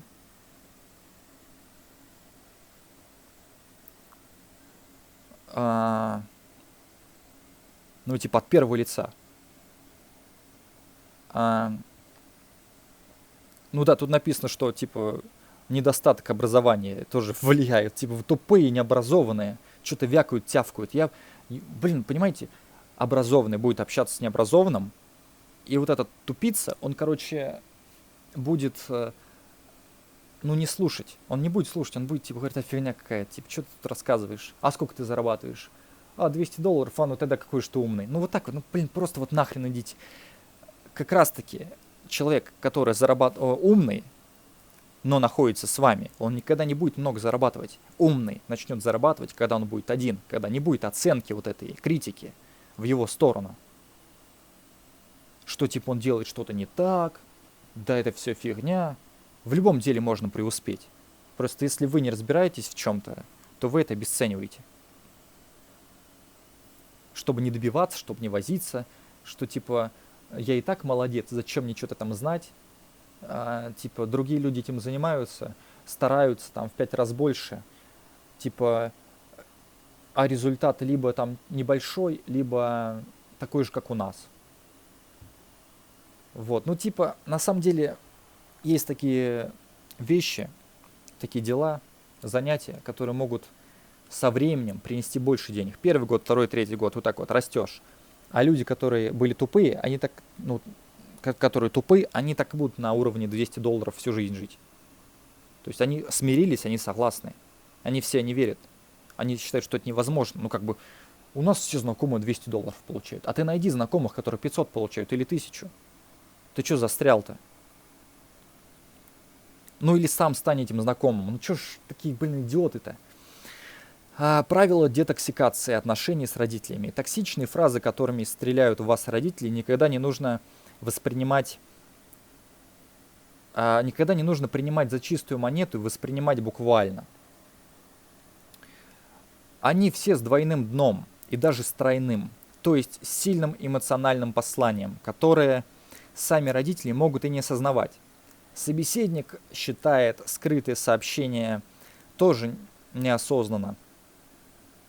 Собеседник считывает скрытые сообщения тоже неосознанно, на уровне эмоций, а не логики. И порой даже не может объяснить, почему после разговора внезапно испортилось настроение. Первый шаг к детоксикации — осознать скрытое послание.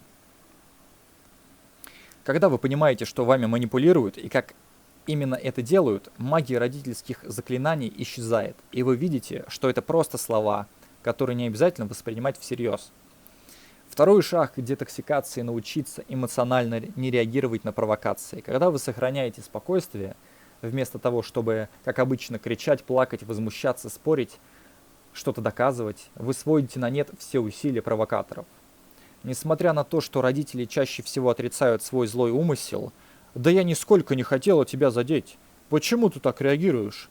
Он, конечно, есть. Манипуляции как раз и используют для того, чтобы задеть человека за больное место и спровоцировать, втянуть в заведомо проигрышный спор, заставить оправдываться или проявить слабость, заплакав или разозлившись.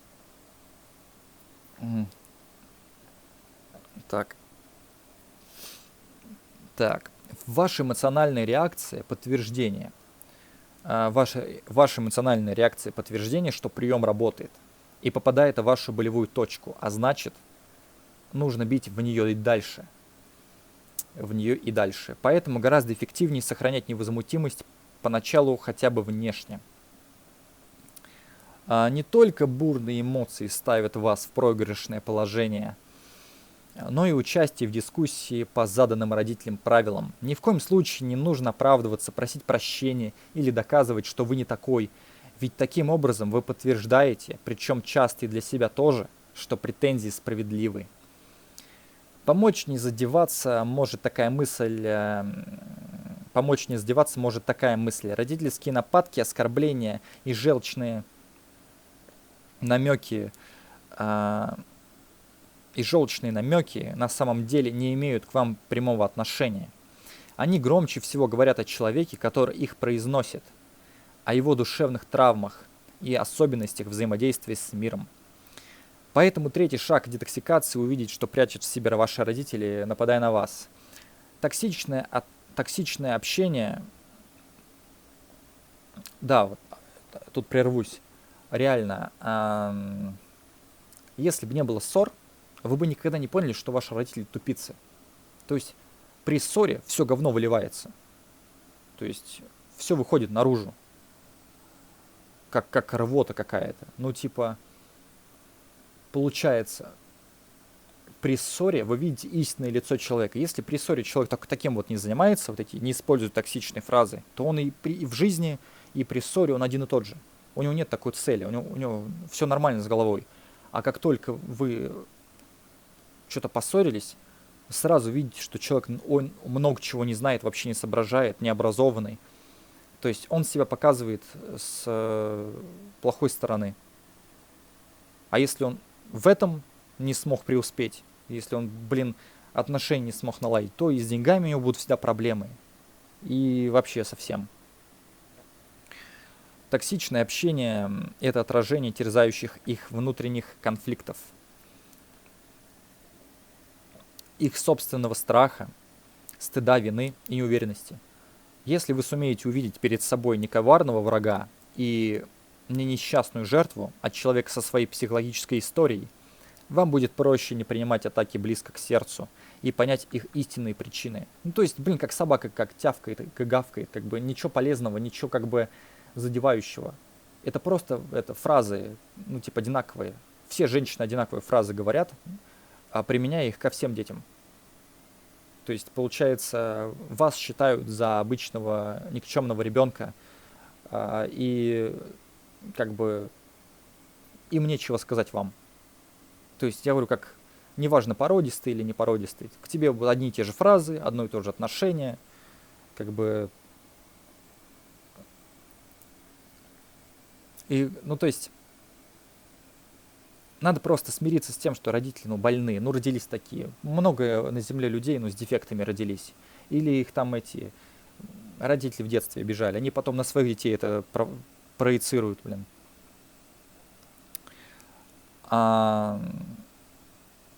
Понять, конечно, не значит позволять или прощать такое обращение. Вы имеете полное право выразить свое несогласие открыто или пассивно-агрессивным способом. Теперь давайте разберемся, как именно это можно сделать. Вот, сейчас пойдут, 13 фраз. То есть, я уверен, что все 13 фраз вы слышали. То есть, не может быть такого, что родители не использовали такие фразы в своей жизни. То есть, это, знаете, как ритуал, как традиция, всем одно и то же говорить, всех грузить, всем наносить травмы психологические.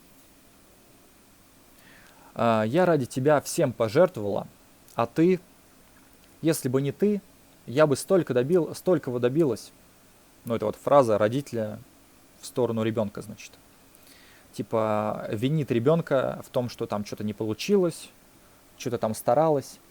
Я вот думаю, в что вы старались? 200 рублей потратили на ребенка. Это старание огромное. Хоть кто-нибудь купил машину ребенку за $10 000? редко кому, точнее, мало кому покупают такие машины. В основном все катаются, блин, ходят с дешевыми смартфонами, носят какую-то колхозную одежду дешевую, компьютер, блин, тормознутый, автомобиль там стоит, ну, может, $1000 или 2. Все нищие. И, то есть, как можно сказать, что вот, ну, вот родитель, как он вообще может такую чушь нести, ну, говорить ребенку, да, типа, я бы вот без тебя чего-то добилась. Я говорю, отдай в детский дом, если тебя не устраивает ребенок. Что ты, блин, тут тявкаешь? Пожертвовала, что ты пожертвовала? 200 рублей, пойди заработай 1000. И для тебя 200 рублей на ребенка будет казаться мало. Типа, ну как это я даю ребенку 200 рублей? Я зарабатываю 100 тысяч. Может ребенку дать, ну там 5000, пусть сходит, погуляет там. Я вот не гуляю, ничего, никуда, как бы автомобиля нет. У меня много чего нет, как бы живу жизнью ограниченной, можно сказать, как отшельник.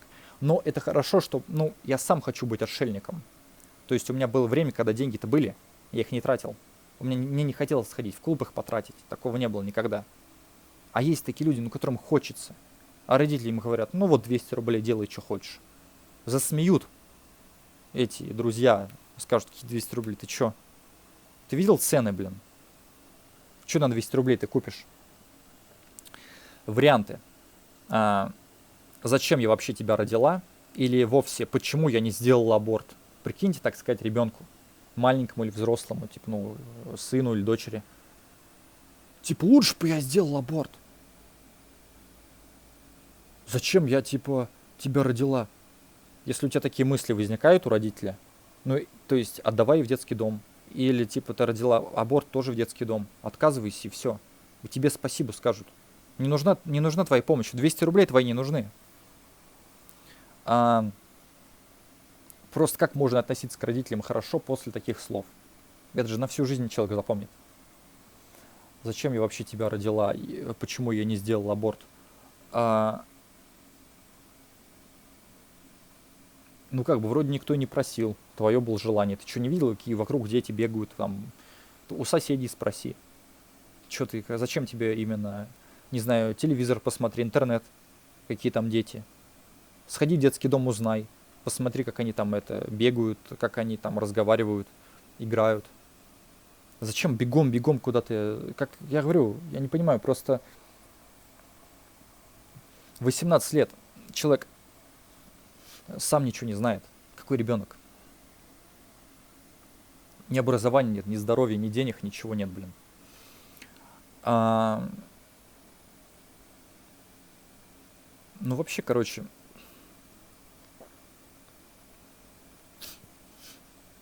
так. Короче, здесь фраза и ее перевод. Значит, зачем я вообще тебя родила? Или вовсе, почему я не сделал аборт? Это перевод фразы. Что родитель имеет в виду? Вот его слова. Ты мне должен. Я тратил на тебя силы с расчетом, что они окупятся. И я недовольна тем, как ты этот долг возвращаешь. До этого я читал, что как бы дети не должны своим родителям статью. Вот, как бы. Послание к себе. Как этот человек внутри себя чувствует в этот момент? То есть он говорит фразу короткую, да? Почему я не сделал аборт? Зачем я тебя родила? А внутри он чувствует вот что. Ему кажется, ну типа, допустим, ну я вот поставлю сейчас себя на место родителя. Как будто я внутри него. Вот как я это типа должен думать. Ну типа, с точки зрения психологии. Мне кажется, что моя жизнь проходит зря. Я разочарована, что не смогла добиться, чего хотела. Но я не могу принять то, как сложилась моя жизнь, и признать свою ответственность за это. Мне хочется, чтобы ты как-то исправил ситуацию, или признал, что ты в ней виноват. Претензии к ребенку. Как будто ребенок, вот ему хотелось решать твои проблемы. Вот сейчас, вот меня родили, я буду решать чужие проблемы. У меня своих проблем, что ли, нет? Я не пойму, как они так мыслят. Некоторые матери действительно жалеют о том, что родили детей, и не испытывают к ним любви. Но чаще всего этот возглас отчаяния женщины, жизнь которой сложилась не так, как она хотела. До рождения ребенка жизнь была говном, и после его рождения тоже говно. Разницы никакой, что ты с ребенком, что без. Если ты говно, ты будешь в любой ситуации говном, в любом месте, в любом городе. Потому что у тебя в башке пустота. И тебе реально не нужно уезжать никуда, потому что с пустой башкой, терпи и радуйся этим копейкам. А нормальным людям, которые себя уважают, которые что-то реально знают, они знают то, что ты как раз-таки не ценишь.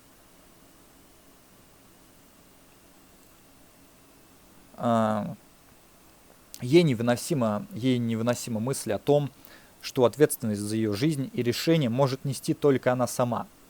Поэтому она пытается переложить эту ответственность на кого-то другого.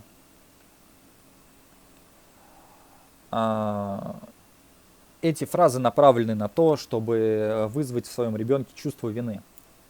Иногда с целью добиться чего-то конкретного. Потому что хронически виноватым человеком проще управлять. В более общем смысле сбрасывание вины на другого позволяет локализовать негативные переживания, которые в противном случае образуют вокруг человека экзистенциальную черноту упущенных возможностей и сожалений. Ну какие возможности? Ну у вас возможности на заводе работать за $200. Какие возможности, Типа, упустили, вот мы бы, если бы не тратили время на детей, мы бы там чего-то добились. Да вы, вот, дети вырастают. За детьми не нужно теперь там убирать что-то, да, там возиться с ними. Они не плачут, они не мешают спать, ничего. Читай книги, пожалуйста, обучайся. Интернет появился, да, никто ничего не учится. Тут неважно, в любых условиях они не будут ничем заниматься. Они хотят просто переложить ответственность на другого человека, чтобы он за них там работал как раб. Вот я надзиратель, а ты мой заключенный. Давай тут делай. Но чтобы что-то делал человек, его тоже нужно учить сначала. А как я уже читал ранее, сегодня, что человек в первые годы жизни учится, то есть еще до школы можно научить, и он будет вырастет умным человеком и будет зарабатывать. А это не учит до школы, потом отправляют в школу, он там тоже его там никто не учит, и там и нет цели учить. Вот в чем суть-то. Тем более, если это регион. Да даже, в крупных городах тоже не учат, а уж в регионах тем более. Бороться с конкретным человеком, якобы испортившим тебе жизнь, безопаснее и легче, чем с разочарованием в себе. Ну, это такая, реально, они, наверное, они себе внушили, что, все беды, из-за другого человека, из-за детей. А что, они сами ни на что не способны, они не могут это признать. Может, они, может, все-таки признают, что они тупые, но у них такое оправдывание, такая защитная реакция. Или все-таки они, на полном серьезе говорят, ты виноват. Мы бухаем из-за тебя, ты виноват. Я вам, что ли, водку приношу или что?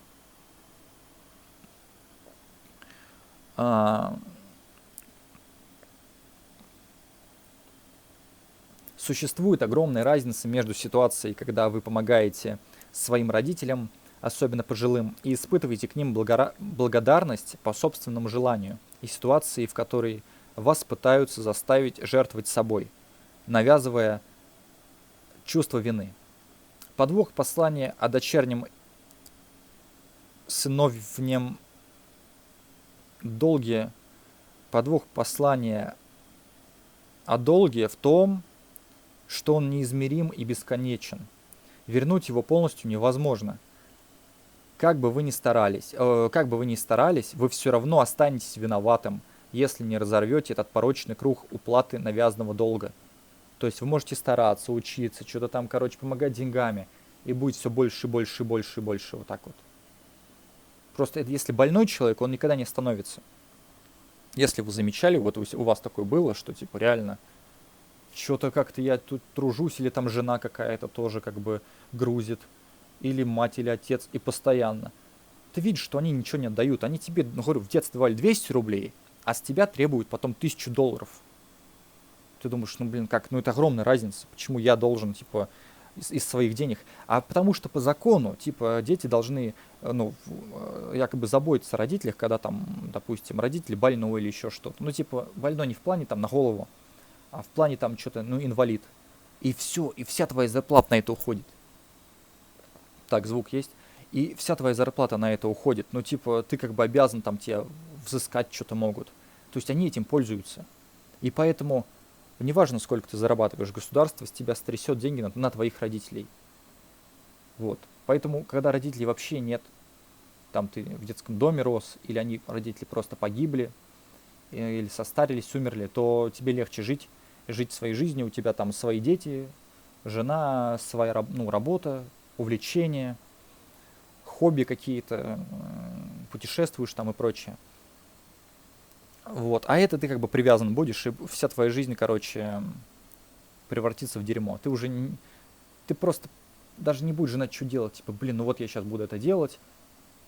Там какую-то сиделку нанимать или еще что. Ну, блин, вы понимаете, насколько это...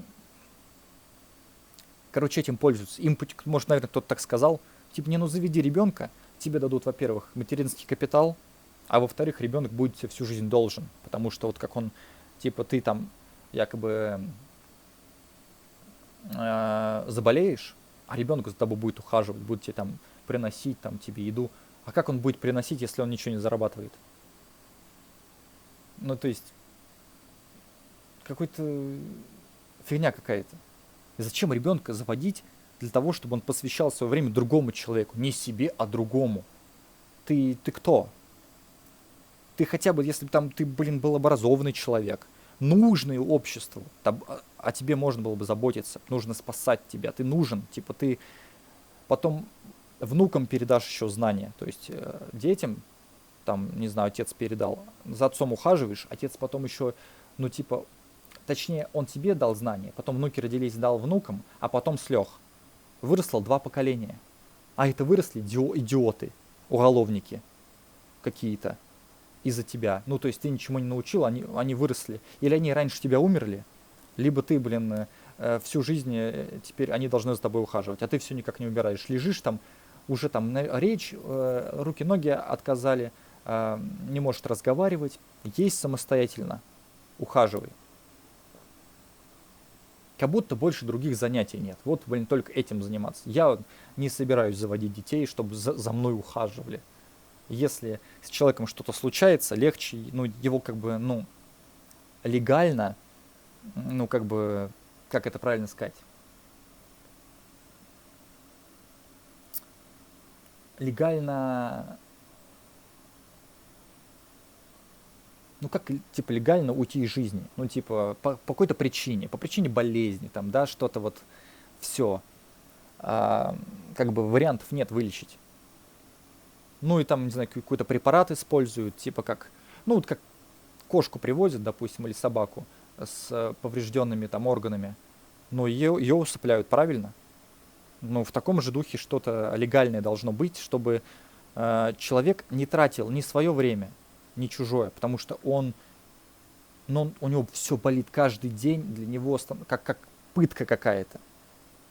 И лучше это закончить. Это как бы другие дети будут на это смотреть, люди, да, что типа вот мучается человек. Ему будет стыдно, человек будет на инвалидной коляске, типа, который не может ни говорить, ни ходить, ничего. Просто будет, типа, его будут катать, и другие будут на это смотреть, и типа, им будет его жалко. А ему будет стыдно за то, что, типа, им приходится на него смотреть. Типа, вот он, типа, его катают. Типа, а он весь, в ужасном состоянии. Вот. Поэтому подобную фразу лучше не принимать на свой счет и отвечать на нее коротко и нейтрально. Вы не имеете отношения к решениям, которые принимала ваша мать, будучи взрослым, самостоятельным человеком. Вы можете сделать для нее что-то хорошее, когда у вас появится желание, силы и время. Только если вы захотите. Если у вас нет ни желания, ни силы, ни времени, то все, чего ждать-то? Еще один вариант ответа. Мне жаль, что ты себя так чувствуешь. но это было твое решение, а не мое. Пожалуйста, пожалуйста. Ну типа как ответить на вот этот дебилизм, на вот эту фразу? Как ребенок может, сын или дочь ответить? Типа, нужно ответить. Мне жаль, что ты себя так чувствуешь, но это было твое решение, не мое.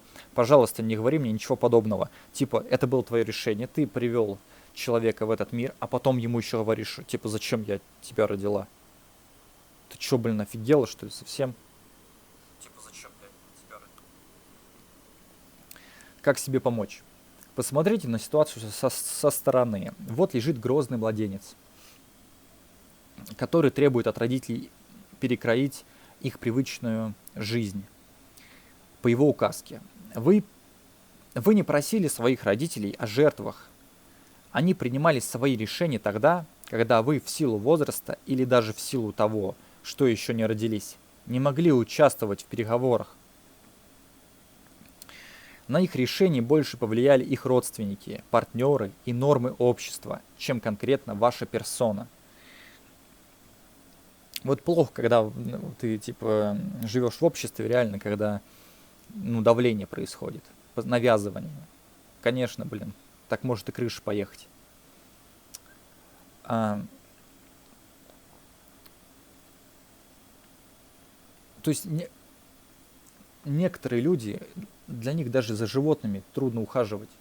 Типа гулять с ними, там что-то убирать, кормить их, типа дорого кормить, там лоток менять, типа запах, выгуливать, что типа постоянно.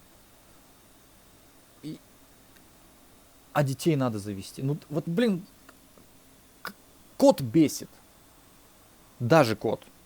Типа ребенок типа не будет бесить. Вот так они что ли мыслят? Ребенок это еще хуже.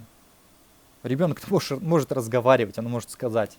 И он потом эти фразы, вот эти дебильные, будет использовать против родителей. Они сначала ему это говорят, а потом он им будет говорить. Они поменяются местами, поменяются ролями.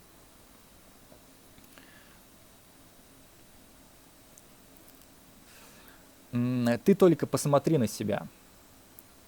Типа, как ты выглядишь? Что у тебя за компания?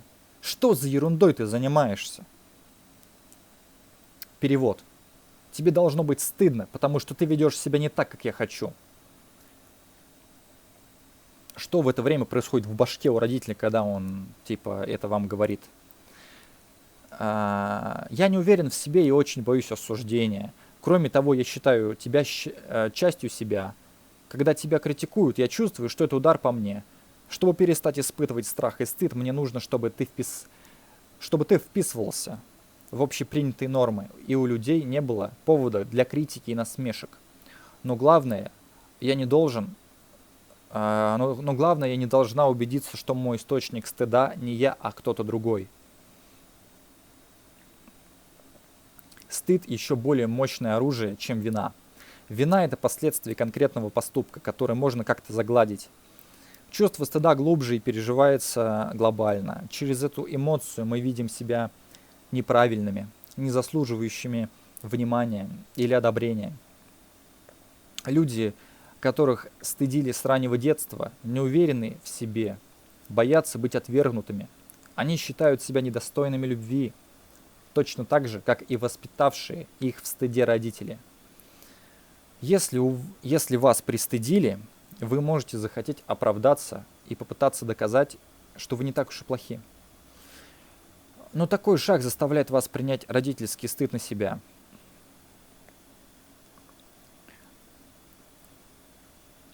Остановитесь и задумайтесь, если вы не соответствуете родительским представлениям о порядочном, должном или прекрасном, это их проблема, а не ваша. Как и их стыд, проблема, которую они должны решить сами с собой, а не за счет вас. Как ответить, когда вам такое говорят, такую чушь? Можно сказать, выгляжу так, как хочу, занимаюсь тем, что мне нравится, или просто «а мне норм», и переключить разговор на другую тему. Если комментарии навязчивые и даже агрессивные, можно пойти на конфликт и их отзеркалить. А что это на тебе за старушечья кофта? Она тебя старит лет на 20. Вот представляете, то есть родитель думает, я крутой, я главный, я здесь власть. И он вам это говорит, а вы ему в ответ, типа того. Ты себя-то видела? Тебе сколько лет? Ты смотри, что ты носишь. Ты, типа, ты колхоз вообще. А это в 2 раза обиднее. Когда мне говорят что-то такое, я, типа, понимаю, ну, что это вранье полное. Ну, типа, это просто, типа, позлить меня. А я-то отвечаю на полном серьезе. То есть я реально вижу, ну, типа, это не выдумка. Я отвечаю, ты посмотри, ты реально, типа, это то, что на тебе надето, это, типа, это не я придумал. Это реально кофта говно, блин. Это дешевка. То есть ты сама себе купила дешевку и, типа, считаешь это нормальным? И тебе все говорят, что это хорошо? Но вот я тебе говорю, что это нет, потому что я-то, блин, не врун. Я как вижу, так и говорю. Я не буду, типа, прикидываться, что, типа, ну, прикинь, грязь у человека там на рукаве, а я такой, да все чисто у тебя. Вот, в таком духе. Так, как себе помочь? Смотрите на родителей и повторяйте про себя. Я не ты, я другой. И сам буду определять, каким хочу быть. 3-я дебильная фраза. Типа универсальный генератор бабских ответов. Быдло-генератор. Типа заученные фразы. ТП бинго. Еще это можно... Ну, как-то так называется, короче. Да кому ты такой, кроме матери, нужен? Варианты. Ну, типа, собрался там поехать куда-то работать или еще что-то и прочее. Ну, типа, хочешь лучшей жизни. Там тебя никто не ждет. Это не для тебя. Никто не будет дружить с тобой просто так, без выгоды для себя. Эти люди тебя используют. Как можно использовать? Я и так бедный. Куда, как меня использовать? Это я должен быть им благодарен, что они меня зовут куда-то, типа без денег. Уже вранье. Уже, ну, я говорю, то, что я отказался от общения, просто мне надоело тратить силы, тратить время на просто какие-то гуляния и тупые разговоры. Я хочу тратить время на аудиокниги, там, изучение английского языка, и, ну, там, программирование учить и прочее. То есть просто хочу время с пользой потратить. Я уже потратил с 18 до 27 лет, то есть 9 лет я типа тратил... Нет, с 18 до 27...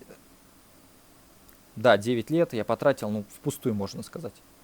Ну, я, конечно, что-то учился там, но это просто денег не принесло. Я хочу, чтобы была прибыль. Вот. Поэтому решил отказаться от общения там с людьми и заняться только тем, что мне важно. Перевод этой фразы, ну, этих фраз, этих предложений, так скажем,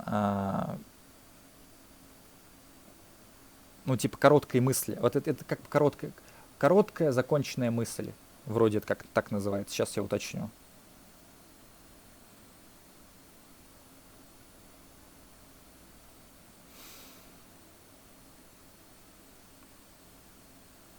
Да. Так, дальше читаю. Перевод этой фразы, этих фраз. Ну, блин, прикиньте, вот это раз, два, три, четыре, пять фраз. И всем в любом городе одно и то же вот это говорят детям. Даже взрослым.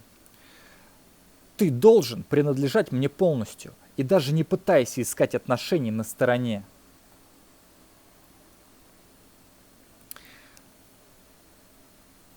Как это в башке у человека? Что в это время происходит в башке у человека? Как он это сам считает, что это такое? Я болезненно привязан к тебе и безумно боюсь одиночества. Еще я боюсь опасного внешнего мира. Чтобы заглушить эти страхи, мне нужно держать тебя при себе и оставаться единственным важным человеком в твоей жизни, даже ценой твоего унижения и беспомощности.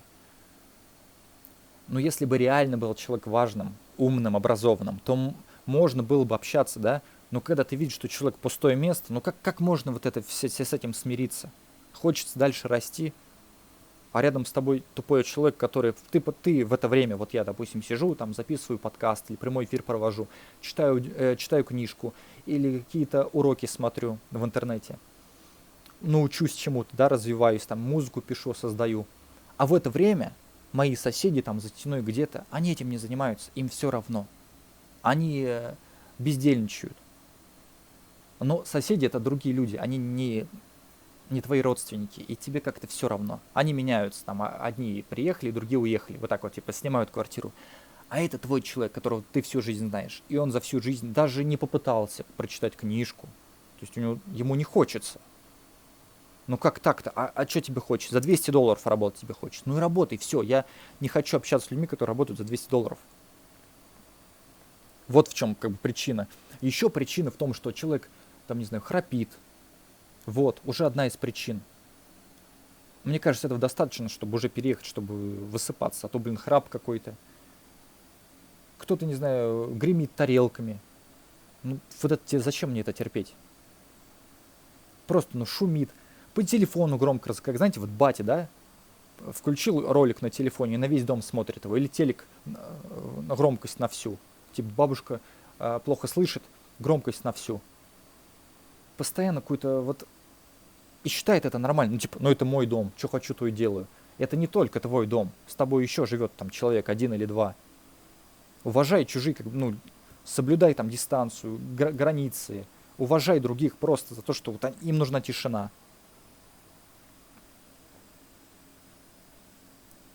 Какое-то в определенное время включай хотя бы, а не круглые сутки, блин. И так вот много всего. Что там у меня еще было, кроме храпа, тарелок.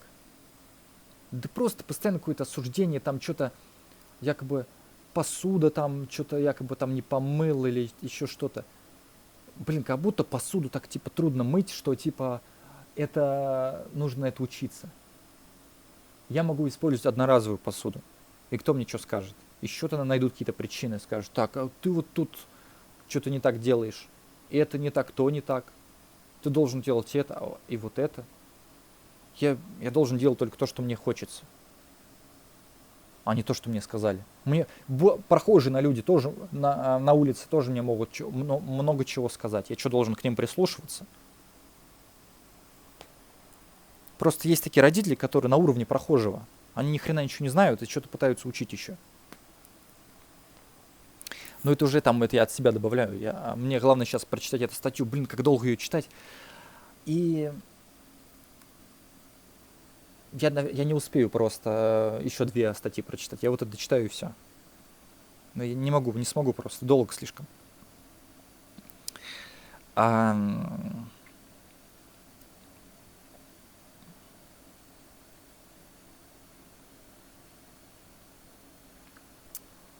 Так.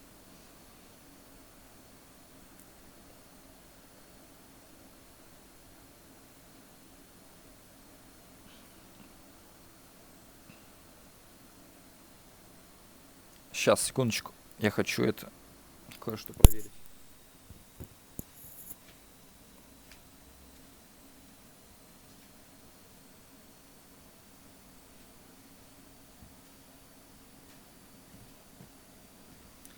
Блин, неудобно еще сидеть, блин. Так вот. Так.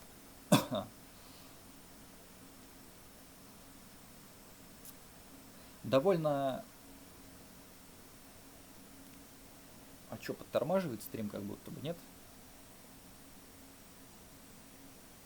Или мне кажется?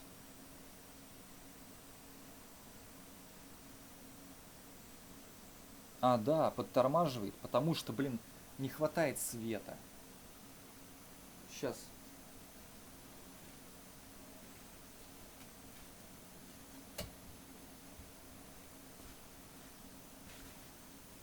Так, секундочку. Да, просто веб-камера работает так, что типа сзади света стало меньше, и теперь тормоза появились. Во, нормуль. Ща. Так.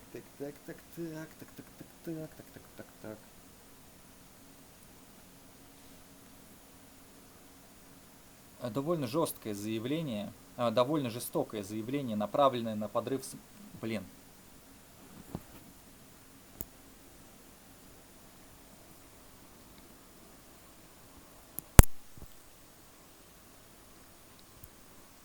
Так. Довольно жестокое заявление, направленное на подрыв самооценки. И детям таких родителей все время кажется, что они недостаточно хороши, и что они недостойны всего хорошего, что может дать взрослая жизнь. А настоящей любви и дружбы, карьеры, признания. С другой стороны, это собственническое послание о том, что вы должны быть благодарны матери и отцу за то, что они-то добрые люди, вас такого убогого терпят. Так что будьте признательны и даже не смейте желать какой-то иной жизни. Вот такая предъява летит. Когда вы слышите что-то подобное, старайтесь думать не о том, какой вы неудачник. Это навязанное мнение о вас, а не факт. Это навязанное мнение о вас, а не факт. А о том, какой страх одиночества испытывает ваш родитель, если пытается вас удержать рядом столь нечестным способом. Токсичные родители редко уверены в собственной ценности, а потому стараются привязать детей к себе не теплыми, близкими отношениями, а внушениями, что вы больше никому и нигде в этом мире не нужны. Ну кому-то можно ответить как? Ну кому-то и я нужен. Поживем увидим. А вот это я проверю на собственном опыте. А то типа ты никому не нужен. А я что, где-то был в каких-то местах, я что, проверял, что ли? Я ничего не проверял.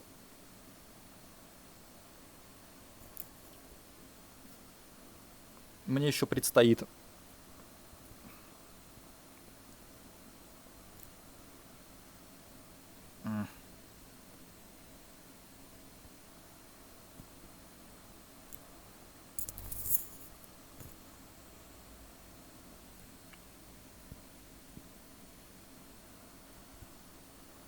Вот так вот. Как себе помочь? Лучший способ защититься от подобных высказываний — представлять себе, что собеседник разговаривает сам с собой, чтобы быть менее восприимчивым к таким фразам. Вспомните, что вы чувствовали, когда кто-то интересовался вами или заботился о вас, и скажите себе, что вы этого вполне достойны. Так, звук проверю. Восприимчивым к таким фразам. Вспомните, что вы чувствовали, когда кто-то интересовался вами или заботился о вас. Ну, я думаю, слышно, видно, нормально, как бы, хоть, ну, пойдет. Может, не прям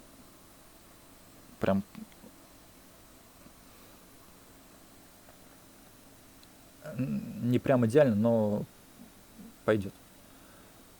Так. Еще одна фраза. Ты такой же, как твой отец. Варианты могут быть разными. Общее в них одно. Все плохие черты отпрыска приписываются к ненавистному бывшему супругу, реже супруге, потому что почти треть всех семей в России — это семьи, в которых детей воспитывает только мать.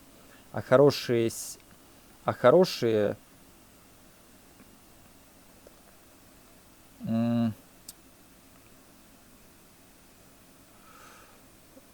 так, приписываются ненавистному бывшему супругу, плохие черты приписываются ненавистному бывшему супругу, а хороший себе любимый. Типа я такая молодец, а все остальные типа плохие.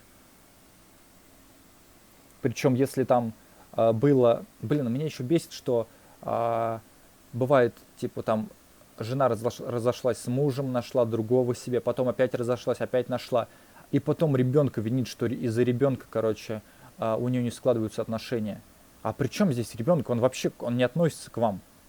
То есть ему там, не знаю, 10 лет. Как он может мешать? Он что-то говорит, типа, там, ты мне не нравишься, или иди отсюда.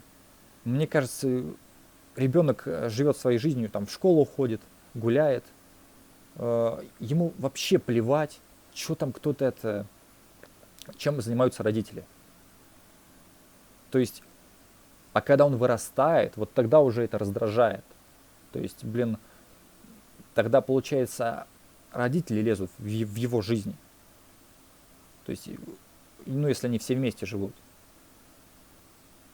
А другое дело, когда ребенок вообще отдельно живет, съехал. Кого тогда винить? Тоже как бы пытаешься найти себе там жену или мужа, и опять не складывается. Ну так это дело в тебе, при чем тут дети-то? Дети это все запомнят, потом они просто не будут с тобой общаться и все, как бы.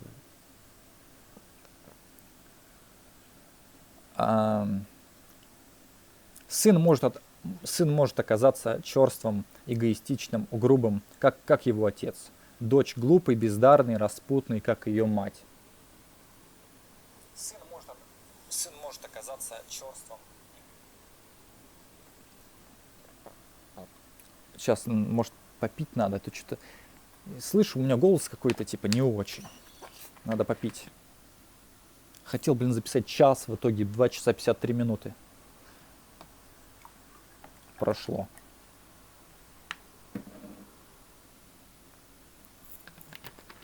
Я говорю, вот эти темы я бы не поднимал. Жил бы один вообще, не видел вот этого дерьма.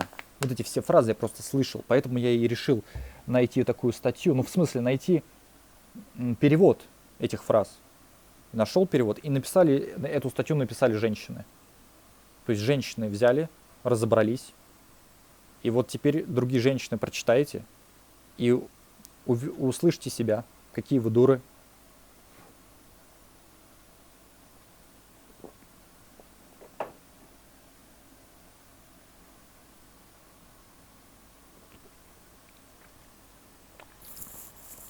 То есть, если бы незнакомая женщина себя так вела, то бы ее все послали бы на 3 буквы. Типа, иди отсюда, тварь, мразь. А если ваша мать так разговаривает, ой, она все правильно делает, она молодец, она хорошая. Так она то же самое говорит, что та тварь, вякает. Что это? Какая разница? Как вы так, типа, нет, вообще разницы никакой. Ну, типа, вот это простительно, а это непростительно.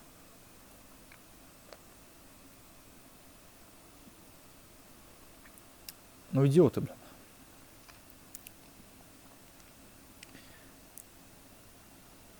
Перевод. Я злая и обижена на твоего отца. Докажи мне, что ты лучше его.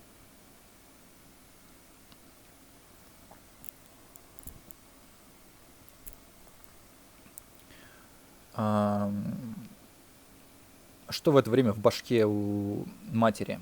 Твой отец разочаровал меня, я не знаю, что мне делать с этим морем негативных эмоций. Поэтому я выплескиваю их на того, кто рядом, на тебя. А еще я очень боюсь, что ты тоже от меня отвернешься, потому требую от тебя ежедневных доказательств того, что ты не такой, как он. Это фраза проекция. Негатив, предназначенный бывшему партнеру или партнерше, выливается на ребенка.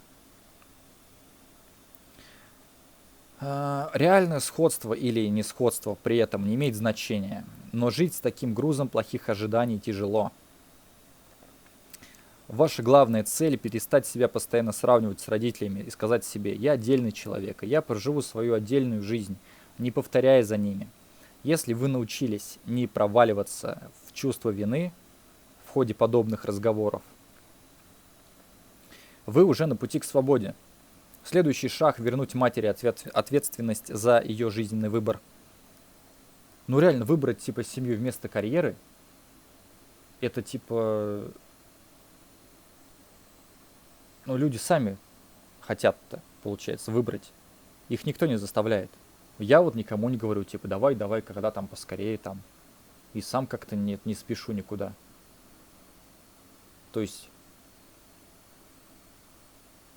они в том возрасте уже были достаточно... Ну, они уже сформировались. В том возрасте уже можно было делать выбор либо да, либо нет. То есть их проблемы. Чё ждать-то?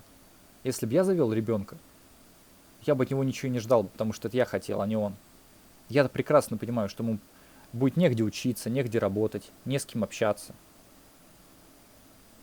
И внешность непривлекательная. И ограничения в плане языка. То есть знает только русский, а важнее знать английский. Ну, то есть одни ограничения. И что, за это меня благодарить? Да нет, не нужно. Как ответить? Действительно, мог бы выбрать мне мать получше. Или мам, ты выбрала себе такого супруга. Высказывай свои претензии ему. Я-то тут при чем?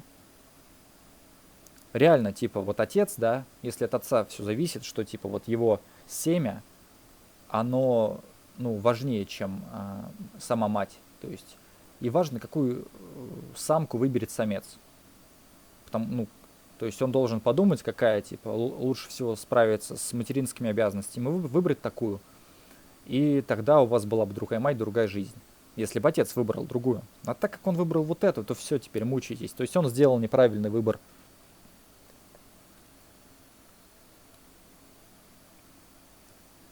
Или она такая, типа, тупая, выбрала себе непонятно кого. Как она, что в это...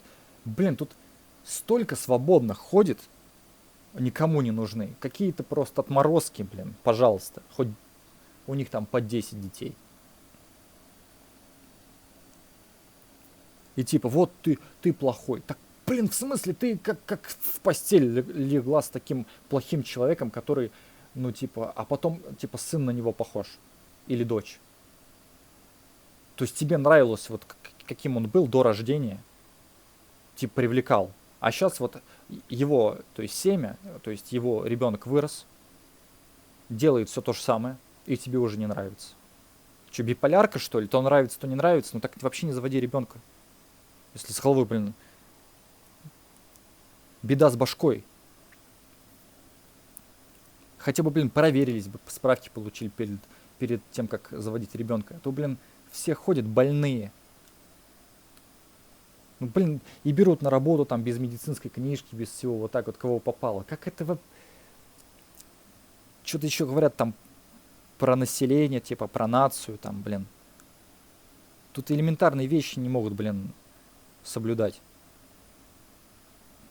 Как себе помочь? Услышав такое высказывание, представьте себе, что ваши родители видят не вас, а призрак покинувшего его или ее близкого человека, и обращается к нему. Представьте себе, что этот призрак стоит прямо перед вами и поглощает собой все обвинения, адресованные ему, чтобы они вас не коснулись. Вот, еще одна фраза. Ты ужасный эгоист. Думаешь только о себе. Перевод. Как ты можешь думать о своих интересах, когда ты должен думать о моих? Какие у тебя интересы? Ну давай, назови. Строить сарай, собирать картошку, значит, работать в ларьке, смотреть дебильные сериалы, есть просроченную еду, одеваться как черт.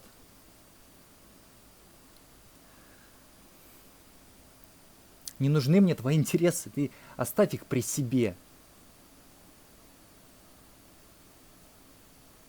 Лучше, да, помалкивай, а то я тебе столько о твоих интересах плохого расскажу, столько минусов назову, что интересы твои превратятся не в интересы, а, блин, в негатив. То есть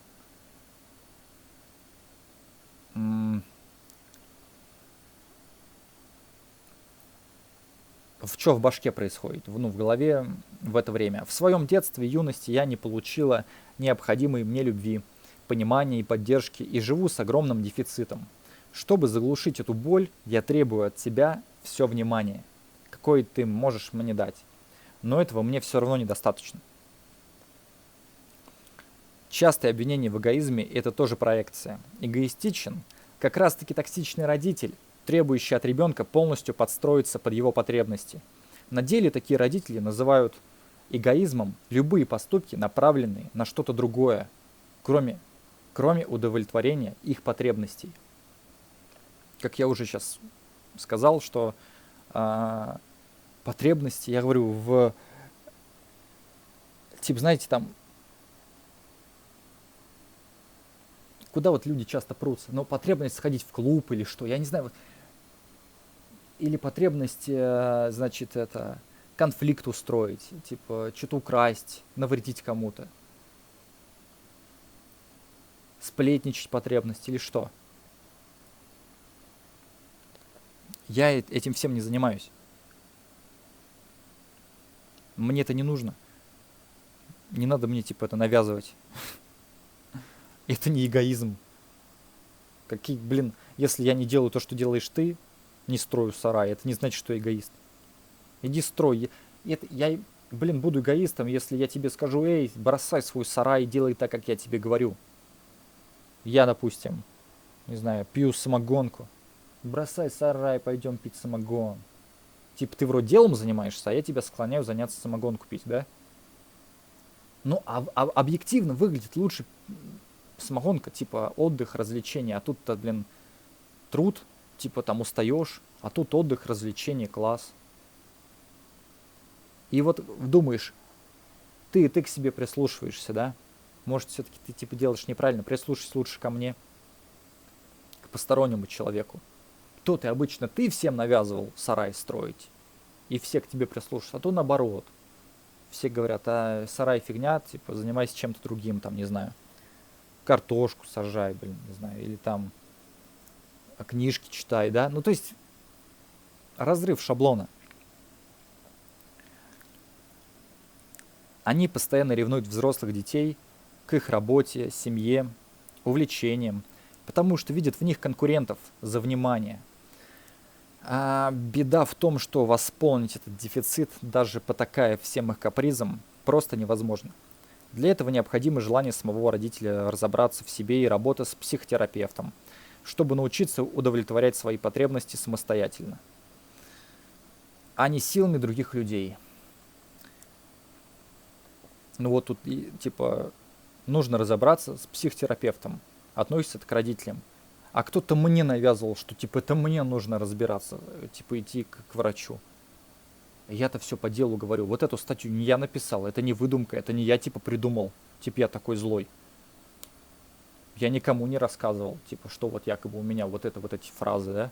Эти фразы просто на земле, по разным городам. Просто в башке одно и то же. Люди как эти, как клоны какие-то, двойники. Ничем не отличаются друг от друга. Да, я считаю важным заботиться о себе, и тебе советую тоже. Вот ответ, какой должен быть родителям на дебильную фразу. Типа того, что я себе добра желаю и вам добра желаю. А вы мне желаете зла, и типа я должен с этим соглашаться. Нет, я не буду соглашаться, извините. Вот. Так, звук нормальный, все есть. А вы мне желаете зла, и типа я должен... Нормально. Ну, какой есть звук, такой есть, уж простите. Как себе помочь? Попробуйте уловить в этом обвинении нотки зависти к очень полезному навыку поддержания собственного тела и души в здоровом состоянии. Так. Следующая фраза. Типа, ну, получается шестая. Ну, шестая, а тут еще в каждой... То есть первая фраза, и там она типа в 5 разных вариантах. Ты так и собираешься жить в свое удовольствие? Вопрос. Есть такое слово «надо». Если бы все делали, что хочется, то и что-то там как хочешь, так не будет. Перевод. Я страдал и терпел, и ты страдай. Мне жилось трудно, и ты должен жить так же. Ты должен пройти вот это говно. Не, ну я там, допустим, в 20 лет, значит, сорвал спину, и ты должен сорвать. Я наступил в грязь, и ты должен наступить в грязь.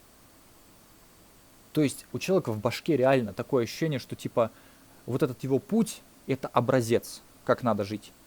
А то, что есть люди, которые вообще с этим не сталкивались и доживают до 70 лет, вообще, то есть, у них, они не могут это представить. Нет, все живут плохо, у всех низкие зарплаты.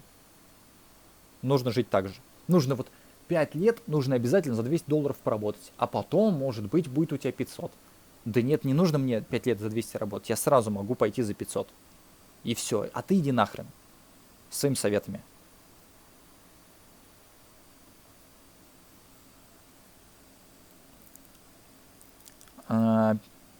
Что в это время в голове? То есть человек произносит вот эти фразы, они вроде короткие, да? А в голове-то еще что-то есть, что не может человек выразить. Вот что. Я смирился со страданиями и лишениями, которые мне пришлось пережить, благодаря убеждению, что таково устройство мира, и что у меня не было иного выбора. Но когда ты ведешь себя более свободно, ты подрываешь эту мою веру, демонстрируя, что можно было бунтовать против такого положения дел. В результате я чувствую себя обманутым и обделенным. То есть, они в свое время, вот эти вот бумеры, которые, типа, которым по 50 лет сейчас, там, да, 40, 50, 60, они в свое время не смогли, типа, как-то противостоять, высказаться. Ну, короче, жить по-другому. Ну, им теперь не по себе от этого. Что, типа, ну как так? Вот, а ты, типа, это все можешь делать? А кто ты такой? Ты, типа же, ты выглядишь хуже нас. Там, типа, все у тебя хуже, а ты так себе позволяешь. Ну, так какая разница, какая внешность? Если в голове все в порядке, то и это замечательно. Нужно уважать, нужно, блин, брать пример. Вся русская культура пронизана христианской идеей благородного страдания, которое закаляет характер, делает сильнее, очищает душу. Закаляет характер. Работаешь за $200, терпишь унижение, весь грязный, не высыпаешься. И это очищает душу? Это делает тебя сильнее? Это закаляет характер? Серьезно? Какой характер? Умереть хочется, когда ты все это испытываешь, а не характер закаляет. С точки зрения психологии придать высокий смысл своим лишениям, и это один из способов рационализации. Типа так надо. Вот я через это пройду, и потом будет лучшая жизнь. Типа все через это проходят. На самом деле не все.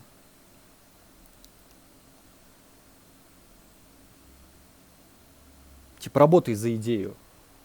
По фану. За копейки. Чтобы смириться с несправедливостью мира, нужно убедить себя, что это естественный порядок вещей. И иначе жить просто невозможно. Более свободная и самоуверенная молодежь постоянно ставит под удар эту веру старшего поколения. Есть здесь и нотка зависти. Скорее всего, ваши родители хотели бы иметь выбор, который есть у вас. Но, к сожалению, многие возможности уже упущены. С нравоучениями нет смысла спорить, как и воспринимать их всерьез. Вполне можно пропускать их мимо ушей, как шумовой фон. Как можно ответить? Да, это здорово, жить в свое удовольствие. Почему бы и тебе не сделать что-то просто для себя? Как себе помочь? Посмотрите вокруг и поймите, что мы давно живем в индивидуалистическом обществе, в котором жить в свое удовольствие нормально. Посмотрите на своих родителей через призму социальной психологии. После развала коллективистской советской системы они чувствуют себя обманутыми, и ваше поколение – ходячее доказательство этому. 7-я фраза сейчас с 2 вариантами. Сейчас я. Котик просится открыть, ему дверь нужно просто. Котик просит открыть дверь.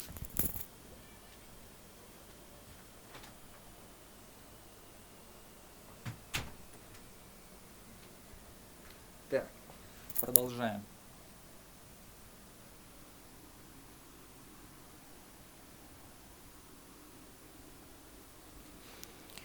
Ох, блин, надо было перед тем, как транслировать, надо было хотя бы немного предположить, сколько это буду я читать. 3 часа 12 минут.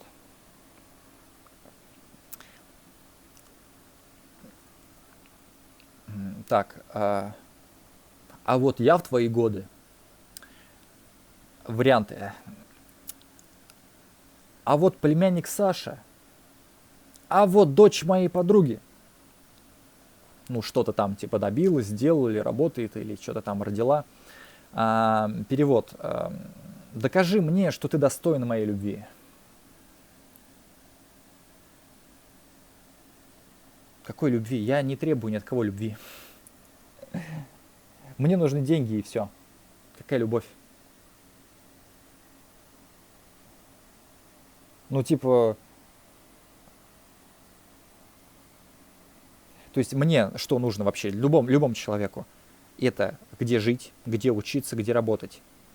То есть, получается, выбрать нормальный город, переехать туда, там, чтобы было жилье, там, чтобы можно было куда-то, если что, учиться оффлайн, ну, интернет, чтобы был, и работа, где можно зарабатывать, где тебя возьмут, где тебя не будут судить по внешности и прочему. И все. Обеспечить ребенку это нужно. Если родитель не смог это обеспечить, то что он ждет? Я не знаю, ну типа... То есть перед рождением уже нужно думать, где он будет жить. А так типа 30 лет он типа должен зарабатывать себе на жилье. А жить когда? А учиться когда? А спать когда? Когда ты постоянно работаешь, блин. Ох. Я говорю все, ну по факту, по делу. И все равно кто-то будет смотреть и скажет, все фигня, типа он врет, неправильно говорит, ничего не понимает. Вы-то что-то понимаете. Я говорю, вы живете скотской жизнью. Лучше бы вообще молчали. Я бы вот вас понял бы, я вам посочувствовал бы. Ну, типа, я вас даже зауважал бы. Если вы, типа, просто видите, что происходит вообще на земле, и понимаете, ой, все, жесть вообще. То есть, ну, в стране там, да, все, и молчите. Нет, нужно вякнуть. Все нормально, все круто, все будет. Карьерный рост, стаж, пенсия там. Заколотят тебя и похоронят, и все. Даже не доживешь. Блин, мне кажется, некоторые даже до 35 не доживут. А тут, кто тут работают, что-то вкалывают, блин, думают, в 40 на пенсию выйдут. Даже до 35 не доживешь. Я не уверен в собственной ценности и считаю себя недостойным любви. Мне необходимо, чтобы ты постоянно подтверждал мою значимость, совершая подвиги ради меня. То есть ребенок совершает подвиги ради родителя. А как уже я там выше прочитал сейчас, ранее, там говорилось, что неважно, какие у тебя достижения, их всегда будет мало, недостаточно. Можешь не стараться. 0 на 0 будет 0. Все. Там 1 на 1 тоже как бы, ну, ничего не поможет, короче. Всей жизни не хватит вообще, чтобы даже чего-то добиться. То, что я считаю ценным, этого я добиваюсь, и у меня все получается. Все, что хотят другие люди, у меня ничего не получается, я в это и не лезу. И я все правильно делаю. Мне нравится, что статья написана женщинами. А вот мужики написали, вот они там такие плохие, типа чушь несут. Вот ваши, блин, ваш пол пишет эти статейки. Они книжки прочитали, в отличие от вас, они не поленились. И они помоложе вас. Типа они, в отличие от вас, учились, потратили на это время, когда все прет, когда там небольшой возраст, знания, хочется получать знания, и привычка вырабатывается, они этим занимаются. Вы в свои годы, не знаю, там бухали что-то там, блин, и бездельничали. Разделяй и властвуй. Излюбленный прием токсичных родителей. Они сравнивают детей друг с другом, с соседями, с одноклассниками и случайными прохожими, чтобы таким образом мотивировать их постоянно сражаться за свое признание. Зачем мне сражаться с уборщиками? Мне в пример ставят уборщиков всяких, ну типа там бедных людей, $200, которые получают.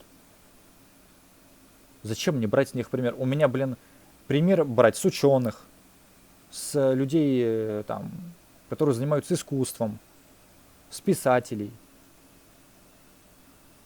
А это что, какие-то профессии? взять пример с охранника или с этого, с водителя, с таксиста. Вы чё, блин? Я похож на таксиста? Вы меня сравниваете с таксистом? Типа, вот мне вот было бы нормально работать таксистом. Самое вот место для меня. Вот я прям вот как влитой там буду вообще. Вот я там нужен. Вот так вы думаете, что ли? Я просто пытался как-то сходить на такие собеседования, и меня не принимали. И я сам чувствовал, что я пришел куда-то вообще не туда. И я вообще не огорчен, что меня не взяли. Но я был бы огорчен, если бы меня не взяли в то место, в которое я хотел бы. Я пока в такие места не ходил. Я потому что, сам на себя, типа, работаю, можно сказать. Своими делами занимаюсь, которые, все получается. Вот. Просто там, где я нахожусь, это, не ценят.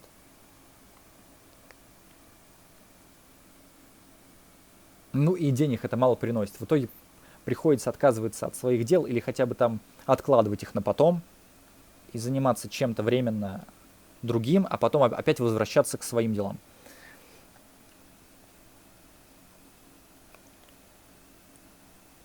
Не стоит и говорить, что это приводит чаще всего к соперническим и даже враждебным отношениям между братьями и сестрами. А когда родители сравнивают детей с собой же в их возрасте, они представляют идеальный образ себя, который может очень сильно отличаться от реального.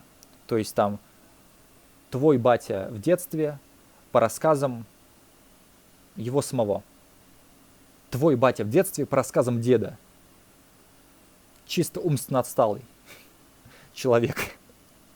Дед видел, какой тип был батя, а потом батя такой, да я там качался, да я там спортсмен умный, там, короче, с девчонками там. Ты никому был не нужен, ты был дрищом, ты был, тебя все обходили стороной, все над тобой смеялись, унижали, и ты теперь рассказываешь сыну, да я крутой там был.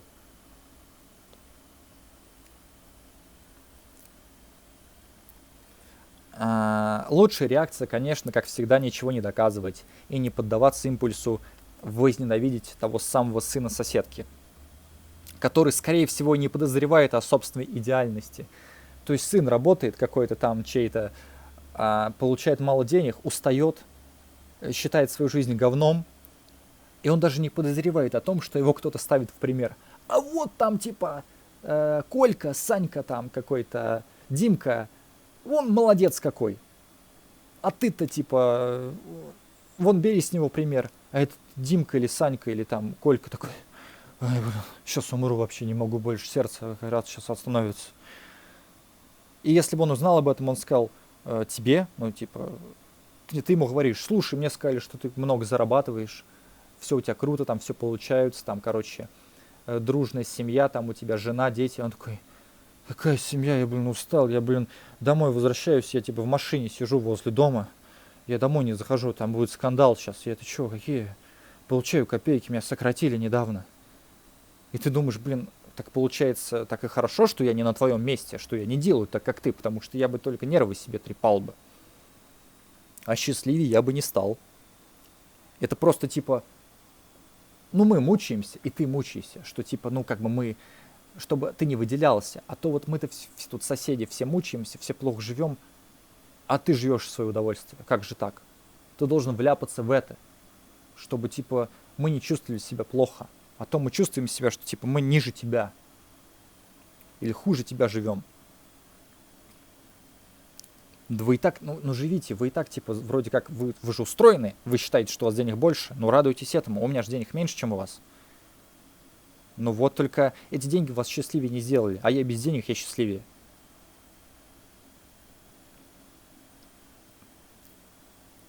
Так.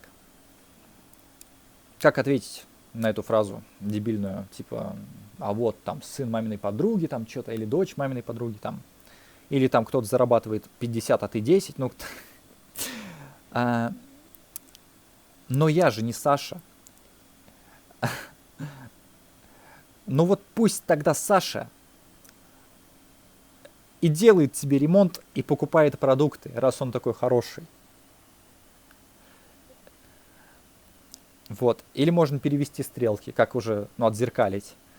А я был бы рад, если бы ты была доброй и заботливой, как тетя Зина, которая умеет готовить, которая тоже зарабатывает, которая закончила 2 института, у которой есть автомобиль, у которой есть там подруги, у которой есть статус какой-то. Я был бы тоже рад, но у тебя же этого ничего нет, а ты от меня что-то требуешь. В пример ставишь кого-то там. Это все по слухам. Это все может не так, как ты думаешь. Как себе помочь? Ваши родители пытаются угрожать вам тем, что будут любить больше кого-то другого. Но вам стоит осознать, что у них нет в рукаве козыря. Потому что кроме вас они больше никому не нужны. Тем более с их несносным характером, тем более каким-то тем более каким-то воображаемым идеальным людям. То есть никому не нужны, они больше никому не нужны, тем более с их, тем более с их несносным характером, тем более каким-то воображаемым идеальным людям. То есть, ну реально, с чего вы взяли, что миллионеру, миллиардеру, какому-то умному человеку вы нужны будете? Как мать или там какому-то сыну хорошему или какому-то мужу, типа мужчина какой-то на вас обратит внимание. Вы же никто и ничто. И не забывайте, что вам нравится быть собой. Да, реально, мне нравится быть собой. Я понимаю, меньше зарабатываю, но я уникальный. Я не говорю этими дебильными фразами. Я не собираюсь детей или внуков учить этому, на них так наезжать. У меня вообще другие планы. А мне говорят, живи вот по этим правилам. Но я говорю, эти правила, быть бомжом, вот как эти правила называются. Терпи, бойся. А то еще хуже будет, а то мы тебя закроем, в тюрягу посадим. Типа ты черт, ты недостоин, и забьем тебя, убьем там что-то. Кому ты нужен убивать тебя и сидеть 15 лет? Кому ты нужен, блин? Кому ты нужна-то, блин? Что там изнасилуем? Кто тебя насиловать будет? Ты себя в зеркало видела? Бомжи выглядят лучше. Я говорю, просто вот какие-то матери есть, там, не знаю, в Украине, в Казахстане, в России, в Беларуси, и что-то вякают. Ну кто вы-то, блин, вы за собой не следите, вы собой не занимаетесь. Кому вы нужны? Я говорю, будете специально ходить ночью, на вас никто не накинется, вас стороной обойдут. Типа, фу! Вот так вот. Воняет от вас, блин, как насиловать вас. Блин, просто нет слов, короче.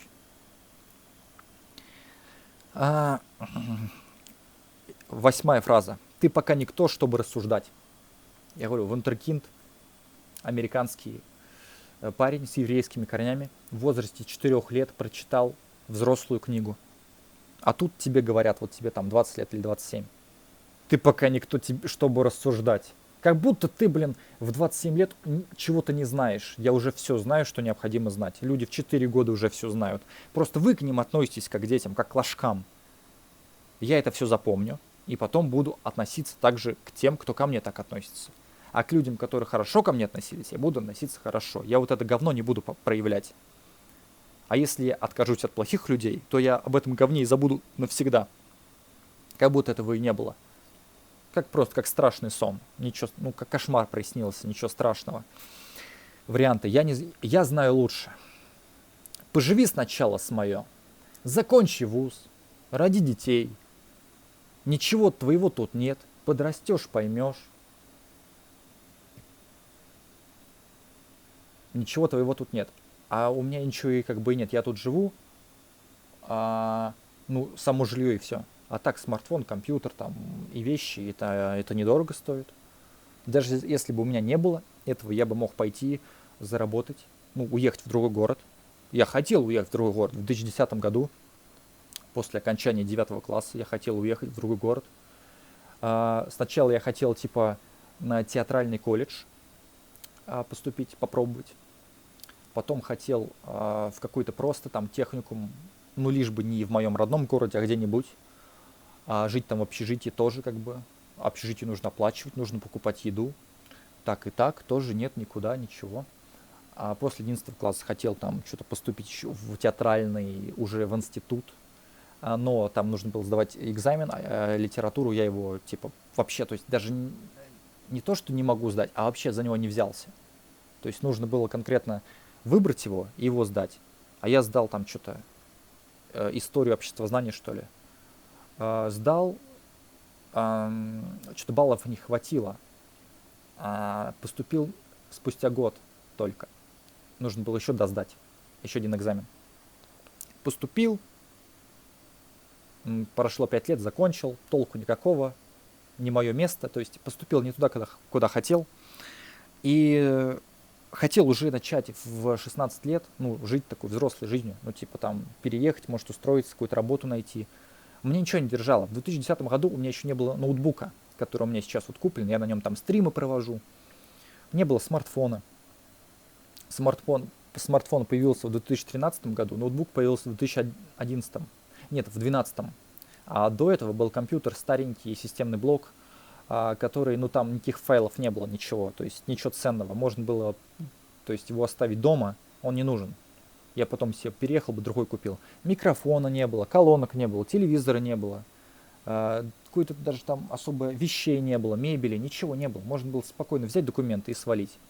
Единственное, что типа тормозило, это типа, ну там вот якобы там армия, типа, но если там я устроился бы неофициально, можно было бы так и протянуть до 27, и все, и ничего страшного, как бы. Я уже хотел давно. И теперь меня обвиняют, я типа маленький, я типа ничего не умею, что-то не знаю якобы. Типа не самостоятельный. Так я же хотел стать самостоятельным. Меня никто не давал стать самостоятельным. Меня держали дома. Ладно бы держали дома в городе, в миллионнике. Ладно бы держали дома, где родители богаты. Я бы от них и не съехал. Но я живу на копейки, я поэтому и хочу изменить все. Я хочу типа зарабатывать больше, хочу жить в городе, где людей больше, работы больше, где возможностей больше, образование можно получить, где будет настроение, желание, мотивация, стремление. Вот, этого всего не было, и меня еще кто-то умудряется осуждать и называть дураком. Дураками люди становятся, когда окружение дураков. Когда они находятся в окружении дураков годами. И если бы в 2010 году я уехал бы, я сейчас бы относился к родителям очень хорошо. Потому что я бы не успел увидеть вот это все плохое, что в них есть. Ну, типа, я даже еще не совершеннолетний, 16 лет. Там 16, 17, 18 уехал бы. И, ну, не думал бы о плохом, простил бы все. А так, прошло еще 11 лет, я столько увидел, столько плохого. И я понял, что родители мои необразованные, тупые и прочее, как бы. И родственники тоже. Вот. Я не стесняюсь об этом говорить, потому что, ну, реально, гордиться копейкам и смотреть свысока на людей, это тупо. То есть, это вот у них такое утешение. Ну, типа, вот мы-то хоть устроены, мы-то вон работаем, пользу приносим.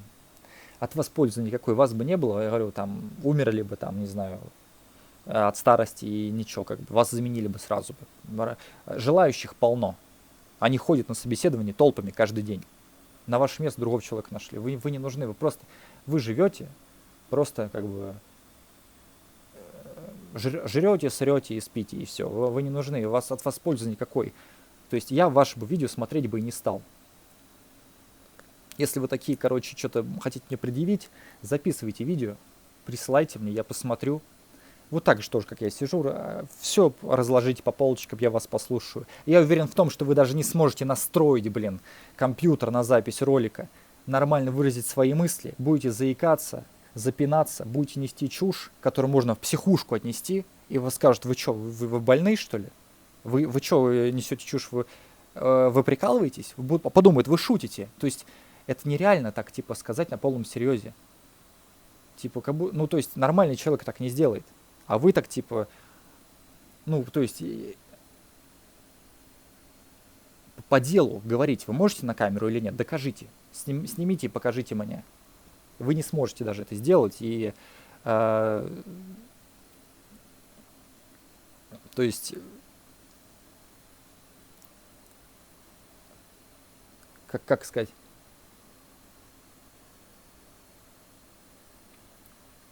И, и возраст вам не помог, короче. Вам типа больше лет, чем мне там в 2 раза, а вы такой ролик, как я, не запишете. Нормально, вот так, без мата, все адекватно поговорить, посидеть по делу. Нет, вы просто вот этими фразами бросаетесь, дебильными, которые просто вот, ну, не выдерживают нервы, хочется реально ударить. Потому что это все о вас, вот эти все фразочки, это дебильные, это как будто вы больны, вас надо закрывать. Вы что, дети это слушают. Вы несете это каждый день дома. И в школе учительница. Блин, сколько вот говна. Я в детстве просто смеялся над этим и ну, просто ну, типа кивал головой, ну да. А сейчас-то я просто уже не выдерживаю, я не могу это терпеть уже. Типа, сколько можно? В детстве это терпимо, сейчас во взрослом состоянии, когда у меня другие планы, другое мышление, другие цели, это продолжает говно литься. А я понимаю, что это говно, которое льется, оно приведет меня к копейкам. Если говно не будет литься, будут нормальная информация поступать, будут деньги в 2 раза, в 3 раза больше. И настроение, и желание, и все такое будет, появится. Просто, блин, я говорю, это... Надо себя уважать. Сколько можно терпеть? Ну, типа, вот эти люди, блин, за 20 лет могли бы уже столько книг прочитать. Пока дети растут, родители могли бы реально заняться своим образованием, подняться. Тем более в то время не было интернета, и блеснуть умом можно было бы легче. То есть выделиться можно было бы легче, заработать денег, возможности были. Сейчас все упущено. Те родители не успели. Теперь говорят детям что-то делать, а дети как они. Сейчас уже все знают. Интернет, там вот эти блогерства, музыка, там программирование. Все обучились, все нашли уроки. Теперь ты уже не выделишься. Одно дело программист в 2004 году, когда еще ничего нет. А другое дело программист в 2021 году, когда все уже везде сделали. Уже преуспели, так обошли тебя. Тебе с нуля это все начинать, ты уже не обгонишь никого. Перевод. Я не собираюсь признавать тебя равным и не считаю тебя самостоятельной личностью. Подчиняйся мне, пока я жив.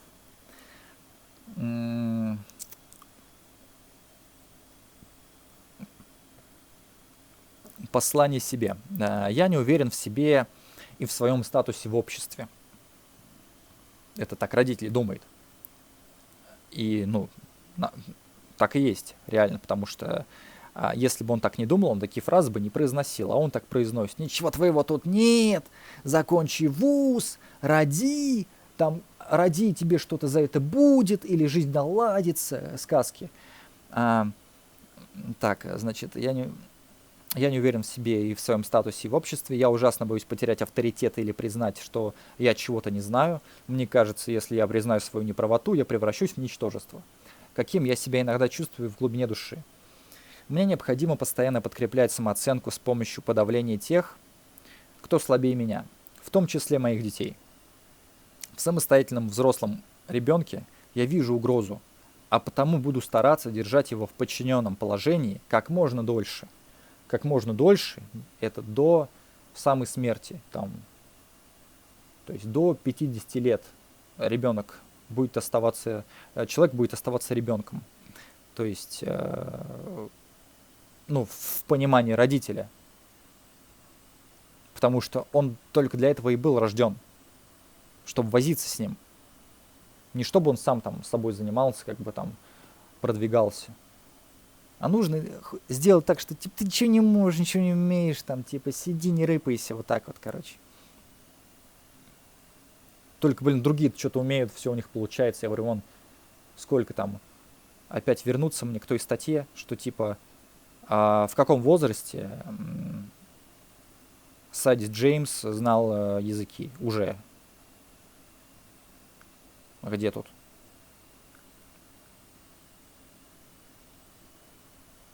В зрелой жизни Уильям свободно владел 40 языками, а по утверждениям некоторых авторов это число достигало 200. Ну ладно, в зрелом, ну 20 лет, 21 год, допустим, уже знал, наверное. Типичная фраза авторитарных родителей: дети, которых так никогда и не заслужат права считаться полноценными взрослыми. Да, это вот типичная фраза авторитарных родителей, дети которых так никогда и не заслужат права считаться полноценными взрослыми. Каждый раз будут находиться новые отговорки. Почему они, дети, пока не доросли до выбора профессии, отдельного жилья, собственной семьи и так далее. При этом такие родители активно мешают ребенку взрослеть, лишая его возможности принимать самостоятельные решения. Нередко после нескольких лет борьбы сын или дочь сдаются и смиряются с ролью вечного непутевого малыша. Поэтому, когда вы кого-то осуждаете, типа вот там какой-то парень, хикан, короче, закрылся, там ничего не умеет, никому не нравится, не умеет общаться, не зарабатывает деньги, вообще тупой там, короче, дурачок, типа ненавидим его, презираем его. Все претензии должны быть к родителям. Ребенок бы, если бы рос среди вас, допустим, с самого рождения, он был такой же, как бы и вы. Ну, в вашей семье, допустим, да, если бы он бы рос. Но он же рос в другой семье, вы не знаете подробностей. Так что закройте свои тупые рты, пожалуйста. Повлиять на авторитарных родителей словами невозможно. Единственное, что можно сделать, чтобы избавиться от контроля, это как можно меньше от них зависеть. Это трудно, потому что ради сохранения власти некоторые родители готовы покупать квартиры, дарить машины и содержать взрослых детей вместе с их партнерами и детьми. Но все-таки свобода того стоит. То есть вы понимаете, насколько все плохо? Дети, люди, точнее, да, взрослые уже совершеннолетние остаются детьми, потому что их родители при деньгах, они покупают квартиры, машины, требуют внуков, полностью обеспечивают, не дают ничего им делать, выбирают еще там, не знаю, пару, там типа вот женись на той, или девушки говорят, выходи замуж вот за этого. И вот все, и контроль постоянный, и типа все за них делают. А потом, если родителям было на момент, ну вот, допустим, было 48 лет, родителю, когда ребенку исполнилось 18. И вот через там 20 лет, когда будет 38, они умрут, к примеру, в 68, да? А дальше как ребенку жить, он же не знает как. Его всегда обеспечивали до 38 лет. Даже не подсказали, ну там не оставили заначку, ничего.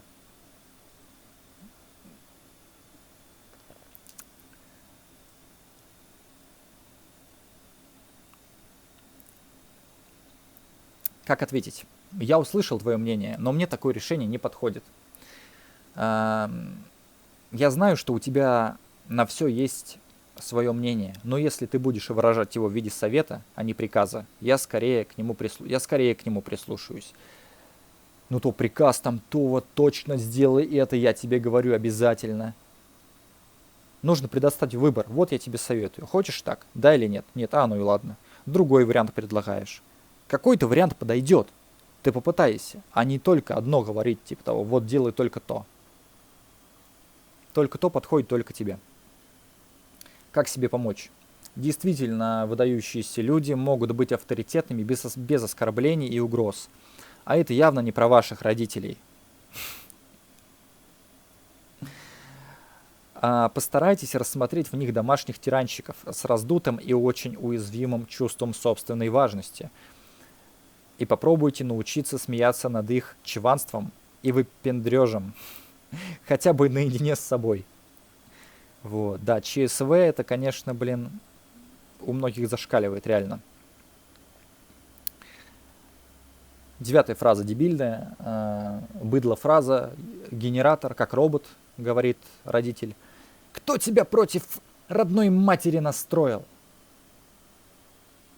У меня такое случалось реально. То есть моя мать реально думала, что бабуля меня настраивает против нее в детстве.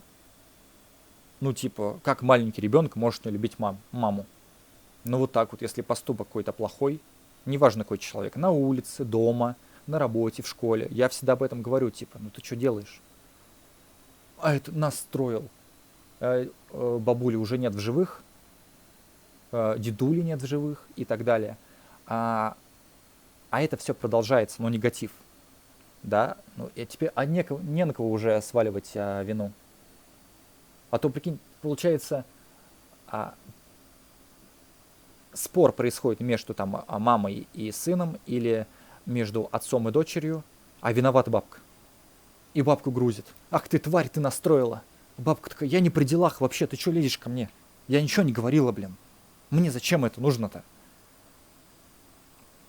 И в итоге все нервничают. Так, вариант. Раньше ты был совсем другим. Совсем другой. Перевод. Ты стал более независимым и больше мне не подчиняешься. Верни все как было. Я стал независимым, когда мне было уже там мало лет. Там 5, 10, 15, 20. Я уже был независимым. Просто у меня было вот это ограничение по финансам. Я говорю, я собирался там свалить в 2010 году, в 16 лет. Нет, никуда ты типа не поедешь. Там нечего делать, вот это опять отговорки, там типа плохо, там убьют, закопают, обоссут, насрут, там, не знаю, и прочее. Короче, вот ребенку такое говорить. А как он потом вообще на работу пойдет? Вот в родном городе, как он пойдет на работу, если там тоже вот такое ощущение, что там то же самое будет. Ой, ну тупые вообще. Когда ты был маленьким и полностью от меня зависел, я чувствовала себя важной и нужной. Из-за того, что теперь ты меньше нуждаешься во мне, я чувствую себя отвергнутой. Только враг мог разрушить нашу идиллию. Веди себя нормально, прислушивайся к ребенку, уважай его, считай его взрослым, дари ему подарки, говори, что он молодец, поддерживай, вкладывай в него. И он будет тебя уважать. Ты этого не делаешь, ты типа наоборот злишь его и ждешь от него какой-то хорошей реакции. Фильмов насмотрелись, наверное, что вот там в кино показывают, вот там мать отвернулась, мать бросила, а ребенок любит, уважает, ценит. Это кино, ребята, не верьте в это. Никто никого не уважает. Даже передачи, которые вы смотрите, они приходят, сидят на диванчике, что-то там обсуждают. Да, вот мы рады встретиться. После передачи они разъезжаются, они уже не общаются. Это показуха. Для лохов. Развести вас просто хотят и все.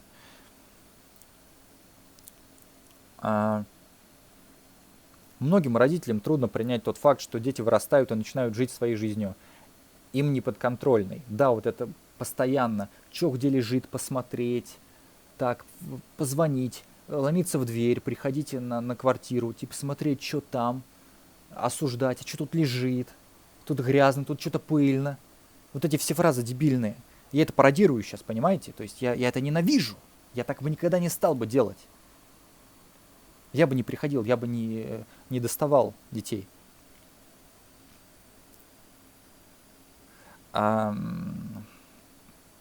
Некоторые считают идеальными отношениями слияние и созависимость. Например, когда у взрослой дочери нет секретов от матери, она делится с ней всеми переживаниями, как с лучшей подругой. Нельзя делиться никогда. Будет все перековеркано против вас. Расскажут еще и соседям. То есть ваши подробности вашей там жизни узнают соседи. Люди, которые вообще живут другой жизнью. Зачем им это вообще нужно знать? Это как типа рассказывать, вот там сын ходит в театр, изучает язык, там, не знаю, занимается программированием. Соседи то слушают такие. Это какие-то дьявольские занятия. Это все, это бесовщина. Типа, что это, пусть завязывает с этим. Срочно. А то так снаркоманится. Бесовщина. Типа это, что-то ему там это, в голову взбрело, нечистое. И Или такие родители продолжают говорить о 30-летнем мужчине, наш мальчик, наш ребенок. Любая попытка сепарации при этом воспринимается как трагедия. Контролирующим родителям невыносима мысль о том, что они сами оттолкнули ребенка своей требовательностью и неуважением к его личному пространству.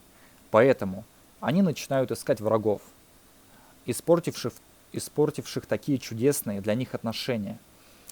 Чаще всего разлучниками назначаются партнеры детей или лучшие друзья, а иногда и психологи. Прикиньте, кто-то, мне вот типа советовали там сходить к психологу, типа, чтобы разобраться. Не родителям советовали, а именно мне, типа, я плохой сын, плохой ребенок. Прикол в том, что после того, как я приду к психологу, он мне расскажет еще больше информации плохой о родителе. И я еще больше начну ненавидеть родителя. Родители сами себе копают могилу. Говорят, вот, тебе что-то не нравится, вот это там какие-то фразы в мою сторону бросают. Советуют к врачу сходить, типа я больной, я иду к врачу. И после этого похода ребенок может наброситься на родителей и лишить их жизни. Они об этом не подозревают. Они об этом не подозревают. Насколько же тупые. Кто советует сходить к психологу, им просто нечего сказать. Они просто тявкают. Они не знают значения слов, не знают вообще ничего, просто советуют ненужное. Не разбираются в теме. Делают только хуже. У них-то все хорошо, они с этим не сталкивались. Или сталкивались, типа обошлось там или еще что-то. Или было все мягче.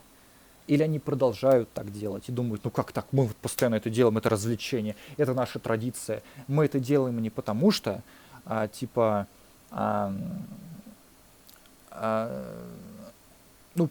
это делаем, потому что так положено. Все так делают, типа разрядка. Я это делаю не для разрядки, я делаю, потому что реально мне это беспокоит. Я хочу это закончить, как-то с этим справиться. И больше, такого, чтобы не было вообще. А у кого-то в порядке вещей, чтобы это присутствовало в жизни каждый день. Это традиция. Это такая привычка. Это инстинкты. Так положено. Нет, не положено. Хочу отказаться от этого навсегда. А многие думают, я специально это делаю. Да, вот мне больше делать нечего, специально подходить и что-то кого-то грузить. Кому-то мешать жить. Я говорю, отдалиться, жить отдельно и не звонить никому, не писать ничего. И на улице не встречать. Идеально вообще. Или вы думаете, я переехал и буду писать, звонить, алло, там, давай поскандалим? Скандалы происходят, когда вы рядом. Вот и все.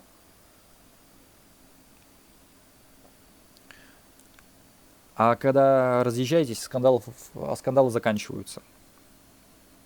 Мгновенно. Просто кому-то выгодны эти скандалы, кому-то хочется этого. А то у них жизнь скучная, им кроме скандалов больше нечем заняться. Это родителям. Детям-то это не нужно. Дети просто в это впутались, застряли в этом, не могут съехать, не могут свалить никуда. Их и не учили зарабатывать ничего, их не учили быть кем-то. Никто не ожидал, что дети захотят жить нормальной жизнью, добиваться успеха.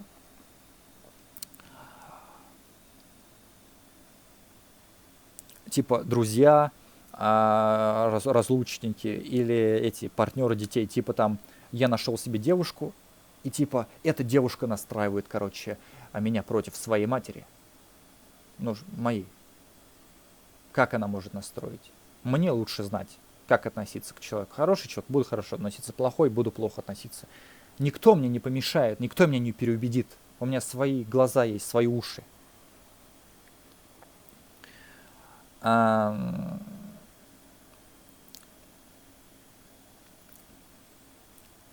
Отвечая на подобные фразы, не стоит поддаваться соблазну всеми силами доказывать, что ничего не изменилось. И вы все тот же мамочкин крошка. Наоборот, не скрывайте того, что вы меняетесь. Так. Как ответить? Значит, так, звук-то все там точно в порядке, я просто волнуюсь, мало ли. Как ответить?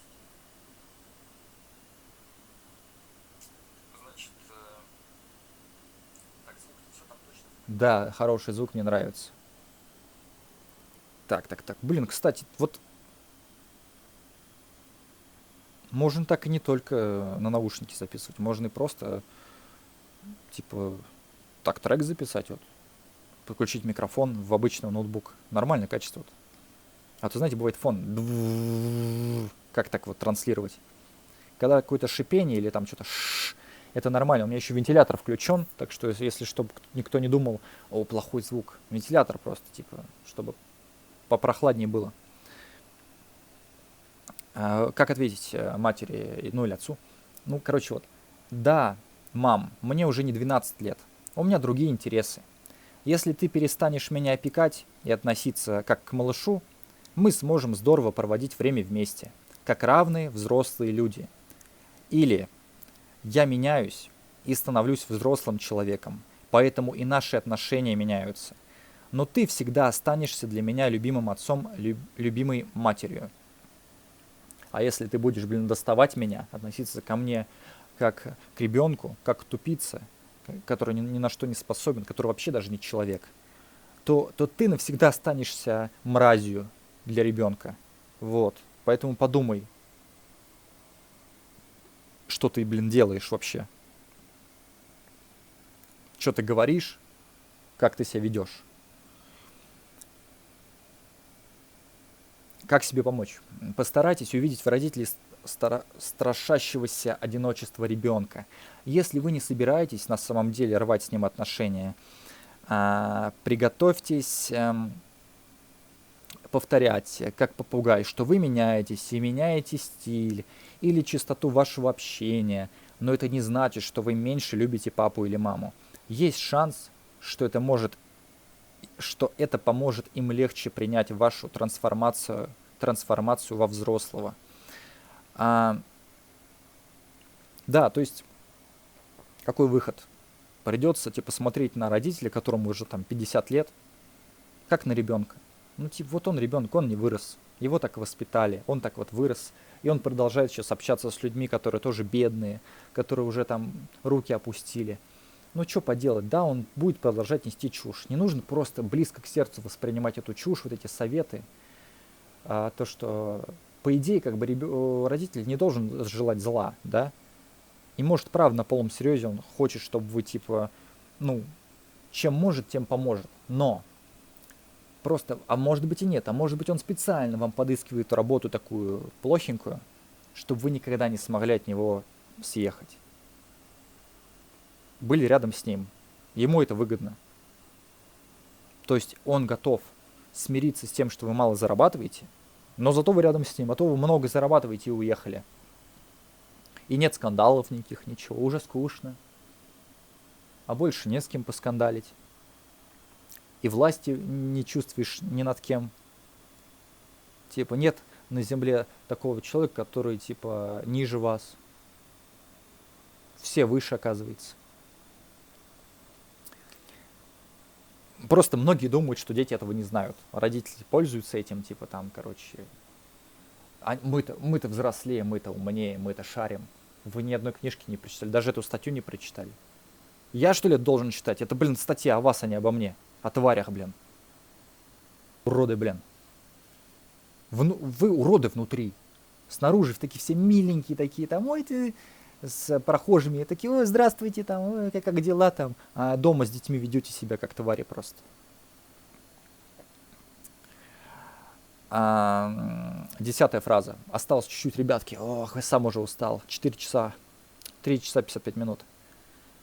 Все, не получается просто за 20 минут рассказать ничего. Кто-то записывает ролики, нарезает эти 20 минут или даже минута. Ой, не понимаю, как это так можно. 10-я фраза. Разве это повод для гордости? Ты когда что-то говоришь, что-то прочитал, чему-то научился, денег заработал. Разве это повод для гордости? Получила красный диплом. Но денег он все равно не принесет. Обесценивая раз. Повысили на работе. Ты все пашешь, а давно замуж пора. То есть, прикиньте, сначала вам говорят, Учись там, диплом получай, старайся, там оценочки. А потом, когда получил, старался, вот смотри, я все выучил, я молодец, у меня знания есть, я реально могу на любой вопрос ответить.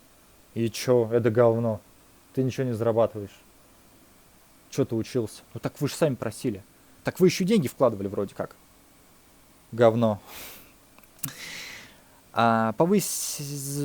Женишься. Женишься на ней, никто получше на тебя, видно, не посмотрел. То есть, прикинь, вы нашли себе девушку, она вас поддерживает, она вас уважает, вы ее любите. Вы готовы тратить на нее деньги, вы вместе живете, все у вас хорошо. А мать или отец смотрит, думает, на ком ты женился, какая-то страшила. Или наоборот. Типа, как она вышла за тебя замуж, ты же урод. Как после этих слов можно вообще дружить с родителями, общаться с ними? Они реально думают, что это нормально, что все так делают, что никто не должен обижаться.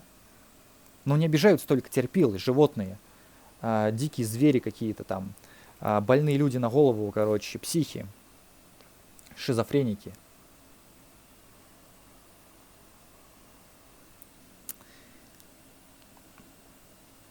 Перевод.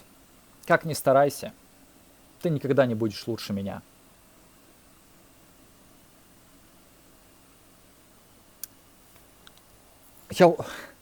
Я уже лучше.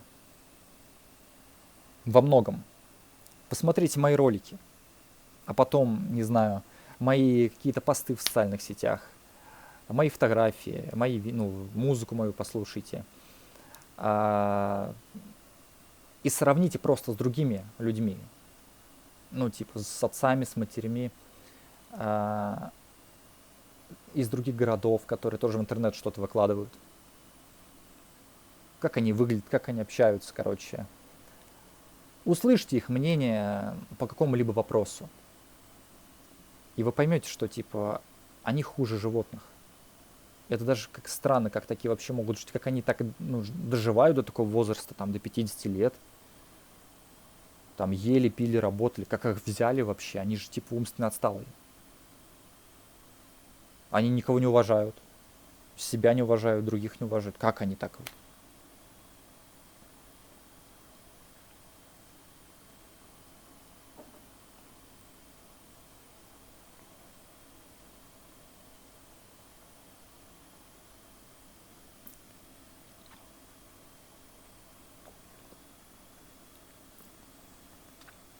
Я понимаю, когда обесценивание происходит, когда человек занимается полной фигней, наркоманией, он наркотики употребляет, алкоголь, дерется, нападает на кого-то, матом ругается.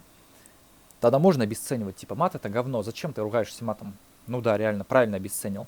Но когда получил красный диплом, старался, ходил на пары, отчитывался. И говно. Нашел девушку, твою девушку обесценивают, она некрасивая. Или тебя обесценивают. Ты нашел себе хорошую девушку, ты ее недостоин. Но они так считают. Она-то нормально все, да, тебя любит, а они такие говорят, да он лох. Ой, блин, вообще. Все как под копирку. Кого не встретить, неважно какой возраст, там 20, 30, 40. Все одинаковые. Одна и та же чушь вообще. Просто даже некому прислушаться. Поэтому приходится читать книги там зарубежные какие-то 20 века, 19 века, когда люди были поумнее. Хотя бы... у них, наверное, там просто другая жизнь, другая экология, другое окружение, другой склад ума, другой язык, поэтому они лучше нас, русских, которые думали только о том, как бы там съесть, как покушать, как не умереть с голоду.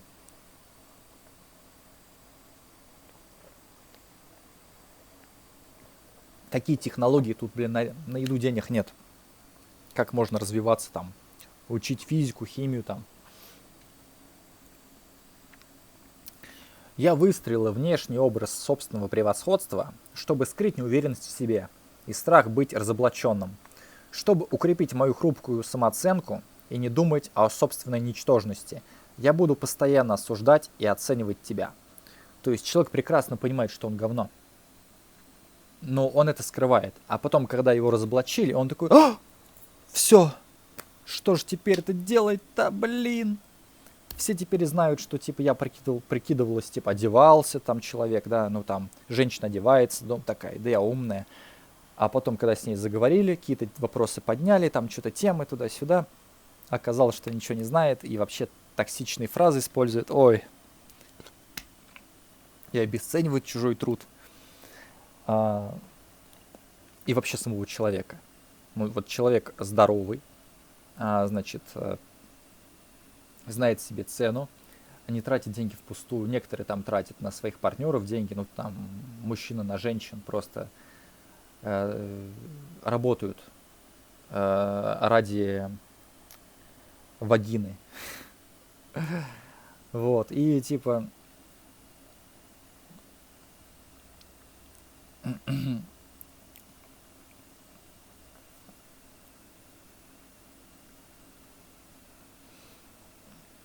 так.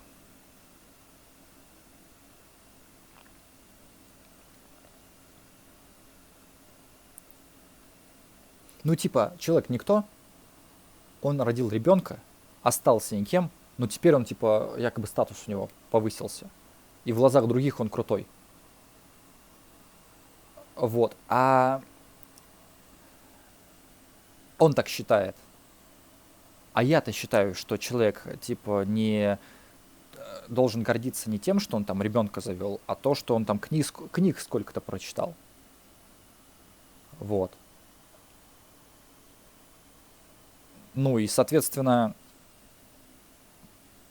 в глазах моих человек теряет свою ценность, свой статус. Потому что, ну что ты мне тут рассказываешь, вот там ребенок у тебя есть или еще что-то. Какая мне разница, какой у тебя ребенок, если ты, блин, ничего не знаешь, не умеешь. С тобой пообщаться нечем вообще. Ну, то есть человек прикидывался умным, статусным. Ну, как умным? Ум для такого человека просто типа, я вот живу, я уже априори умный. Учиться ничему не надо. Я, кстати, когда начал читать книжки, изучать всякое там, ну, короче, узнавать информацию, я почувствовал себя намного тупее, чем я был раньше. Я-то думал, что я, типа, начну читать и буду, типа, у меня самооценка повысится, я, типа, крутой, умный стану. А в итоге я, типа, начитался и теперь чувствую себя ничтожеством. Ну, потому что реально узнал много всего. Типа, оказывается же вот так вот это все работает. Я не подозревал, типа того. Вот. И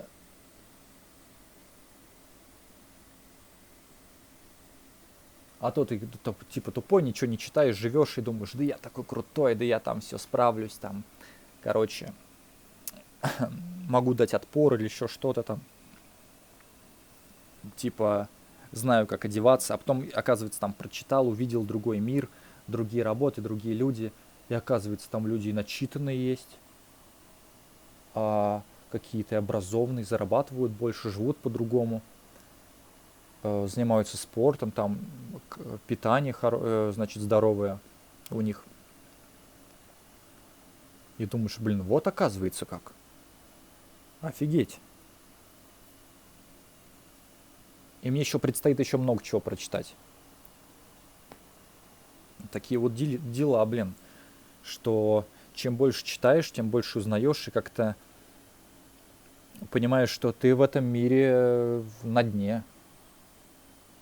А есть люди, которые на дне, ничего не читали, и они думают, что они наверху. Такие просто тупицы. Вообще.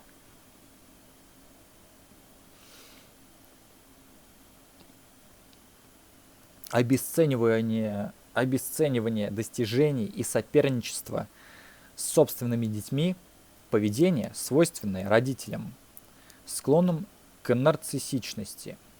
С одной стороны, они навязывают собственные амбиции детям, требуя соответствовать изначально завышенным ожиданиям, а с другой испытывают зависть к малейшим их успехам.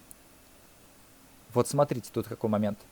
Навязывают собственные амбиции. Какие амбиции? Строить сарай — это не амбиции, это говно. Этого любой скажет. Тут не нужно быть гением, чтобы, разгадать, типа распознать говно. понять, что, типа, это фуфло полное, ну, типа, что-то, ну, догадаться нетрудно. А зависть к малейшим успехам, это да, потому что даже небольшую книгу, когда кто-то прочитал, ты думаешь, блин, ну вот хоть что-то прочитал человек, а ты-то вообще не прочитал. Вот. Конечно, блин, чувствуется, что какой-то рост есть, какое-то движение. А тут ничего не знаешь, просто существуешь как, блин, как животное. Я говорю, поспать, пожрать. И типа завести детей, и все нахрен. Больше ничего не интересует. Требуя от детей все большего, чтобы чувствовать себя идеальными родителями, они обесценивают их достижения, чтобы побороть зависть и боязнь остаться на вторых ролях. Важно понимать, что нарциссы так поступают не из-за убежденности в своем величии, а напротив, из-за глубокой неуверенности и страха быть разоблаченными. Да, согласен полностью.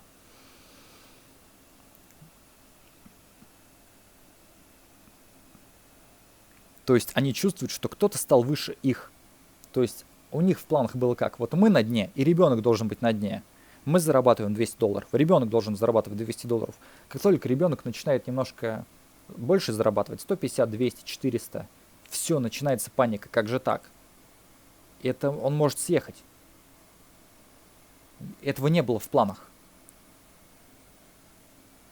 Реально некоторых детей используют как типа выброси мусор, сходи, помой тарелки, сходи в магазин, еще что-то там это сделай, там, ну короче, просто как какой-то типа батя говорит, сынок, загоняй за пивом.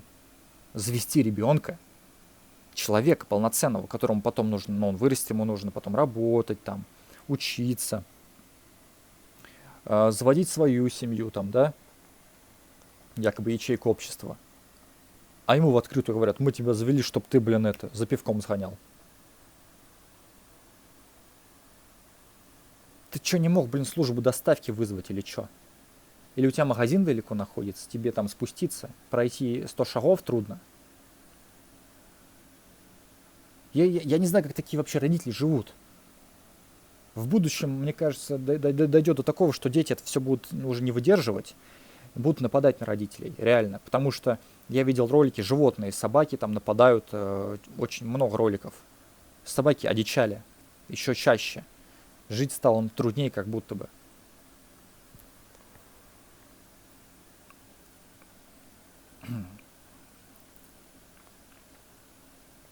Лучший способ нейтрализации не участвовать в этом странном соревновании. Да, я никогда не понимал. Соревнование не для того, что какой там будет приз, какая-то награда, будет круто. Соревнование по фану. Неважно, кто выиграл или кто проиграл, все получат ничего. Ты соревнуешься с кем-то, приза нет. Зачем ты соревновался? Типа это такой досуг, да, получается? Так, а есть другие варианты. Можно поиграть в приставку. Можно посмотреть фильм, послушать музыку. Полежать на диване. Покушать. Чем не досуг? Чем не развлечение?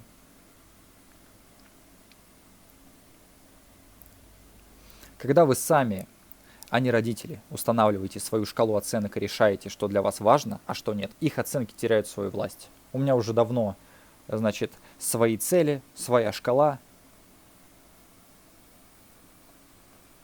И я уже выбрал, что для меня важно. Сколько бы мне ни говорили, что сарай строить важно, рыбалка важна, работа за $200 важна, важна. Нет. Не мое и все, что, даже не пытайтесь, успокойтесь. Полная чушь.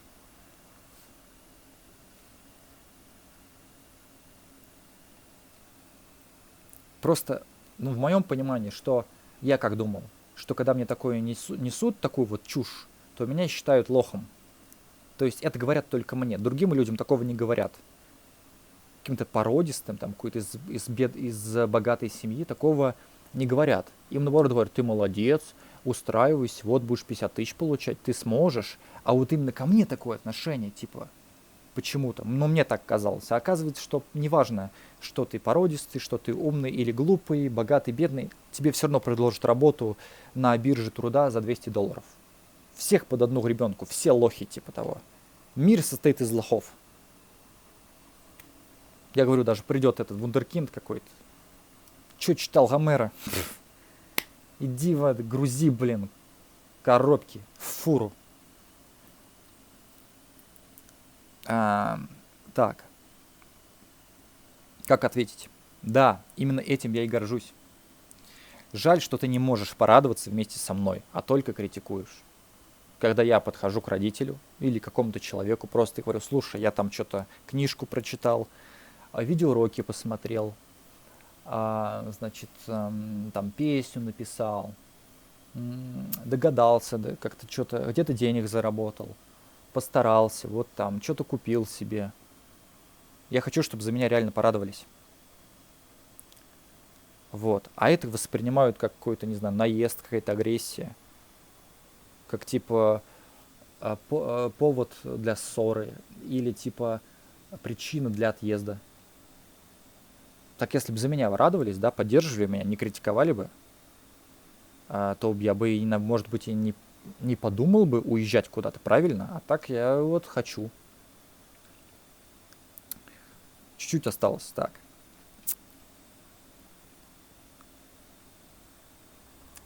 Так. Как себе помочь? Охренеть, 4 часа 13 минут. Стримы, блин, по 5 часов. Я даже без остановки разговариваю, вы понимаете? Я разговариваю без остановки. Никто не подписывается, короче. Никто не может меня найти без рекламы. Вот одна еще из причин, почему, блин, короче, ну, специально, короче, держит всех людей, ну, не платит им много денег, чтобы они не смогли себе ничего позволить. Не смогли как-то подняться, там, не знаю, раскрутиться. У них же нет лишних денег. Я же нормальный человек, правильно? Как бы меня могли бы смотреть. Могли бы 1000 людей смотреть в прямом эфире меня, и 10 тысяч. Я бы отвечал на их вопросы вполне. Я нормальный человек, но никто не хочет, чтобы я как-то поднялся.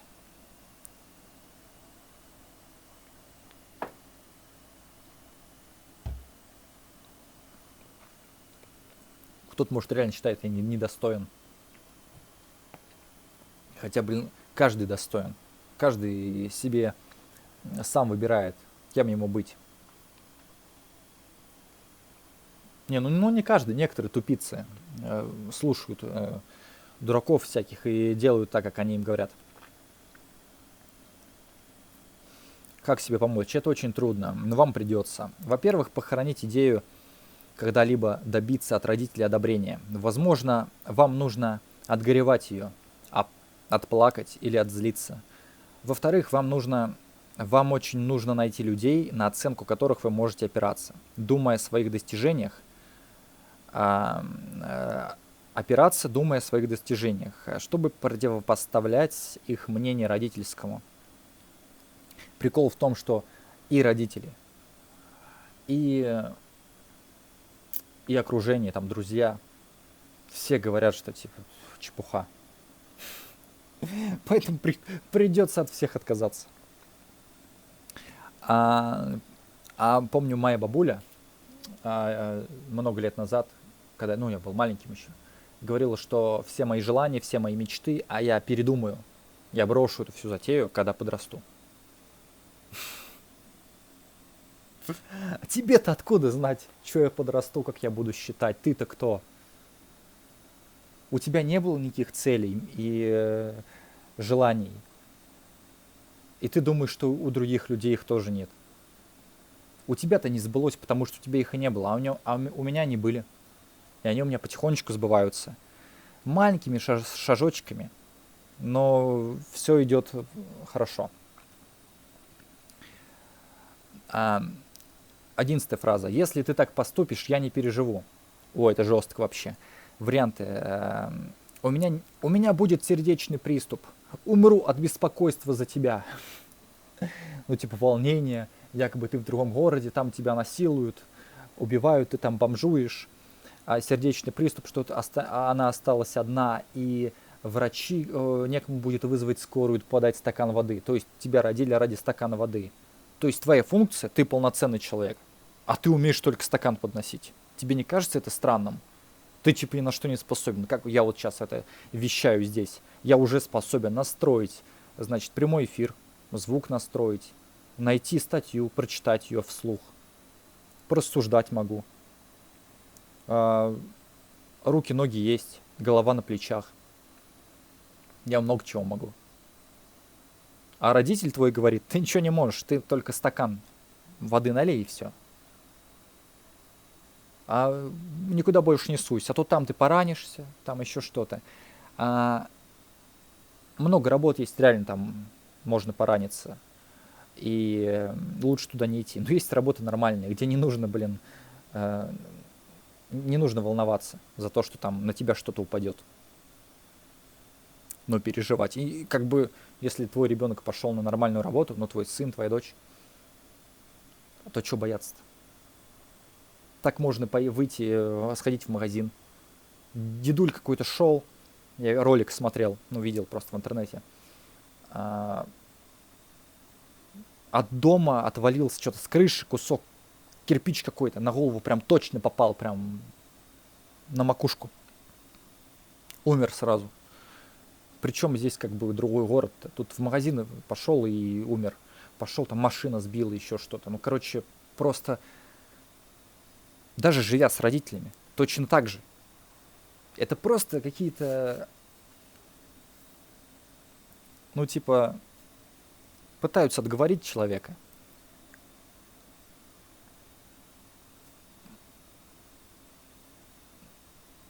Они думают, что только если он уедет, что-то случится, а когда вот он с ними, ничего не случится. А наоборот, когда вместе с родителями живешь, случается больше конфликтов, больше проблем, больше ссор и прочее. А некоторые даже родители доводят детей до самоубийства. Вот. Или в школе доводят до самоубийства. Я говорю, блин, ужас. А перевод. Ты отвечаешь за мои чувства. Если мне плохо, это твоя вина. То есть, понимаете, могут, короче, приписать вам, что из-за вас, ну, вы виноваты в головной боли родителя. Ну, просто так. Хотя на самом деле виновата погода. Или он что-то съел, отравился. Из-за вас болит голова. Не выспался родитель. Мама не выспалась. Ты виноват. Ну, типа, нет, она-то думает, что голова болит не из-за того, что она не выспалась, а из-за того, что ты что-то сказал. Ты там не убрал тарелку, там что-то, мусор не выбросил. Такой бред вообще. Хрен ли я вообще тут сижу, распинаюсь на тему этой психологии, там, отношений, токсичные родители, там, абьюз, вот это. Нахер мне это нужно? Получается, я матюкнул сейчас. Но один раз не страшно. Ну, вырвалось, типа того. Ну, нахрен. Нафиг. Ну, то есть... Я еще сука говорил слово. Это тоже как бы мат. 2 слова, ну... Мне можно. Я в интернете. Если что, могу, типа, запикать, перезалить. Но у меня просто... Я говорю, какие-то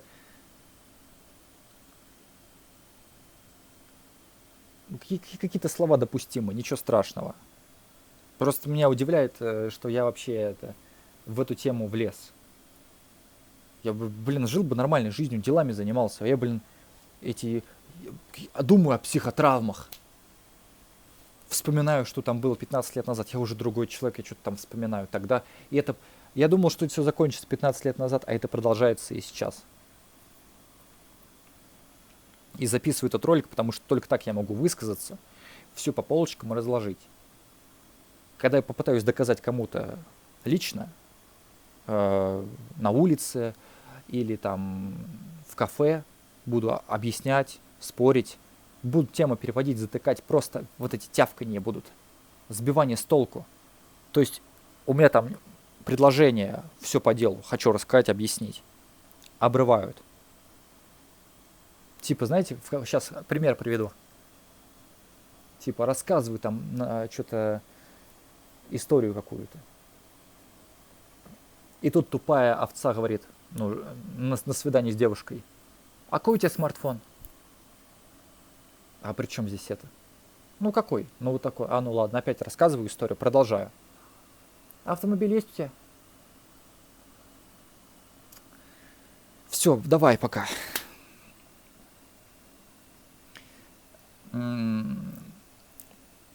Что в голове у родителя? В моем детстве на меня обращали внимание только когда мне было плохо.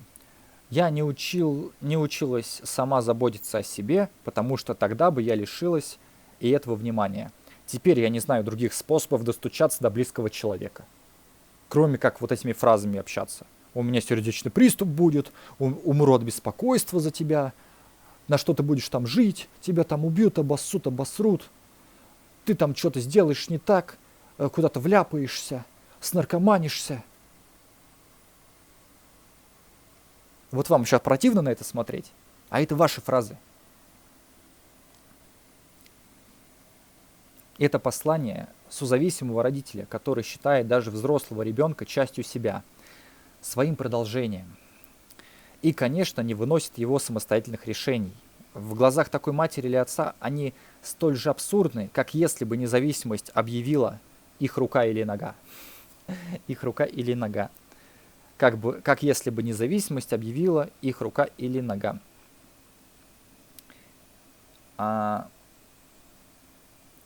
Ну, я лично не хотел бы себя считать частью, допустим, проститутки или частью уборщицы. Типа, я ее продолжение, я ее рука или нога, мы одно целое. Или я бы не хотел, чтобы мой ребенок, который живет своей жизнью, общается с разными людьми, работает на какой-то работе, был моей частью. Типа, как это так? Ну, типа, у меня свой вкус, свои интересы. Мы с ним не похожи. Ну, может быть, внешностью немножко похожи. А так-то ничем. Ничего нас не связывает.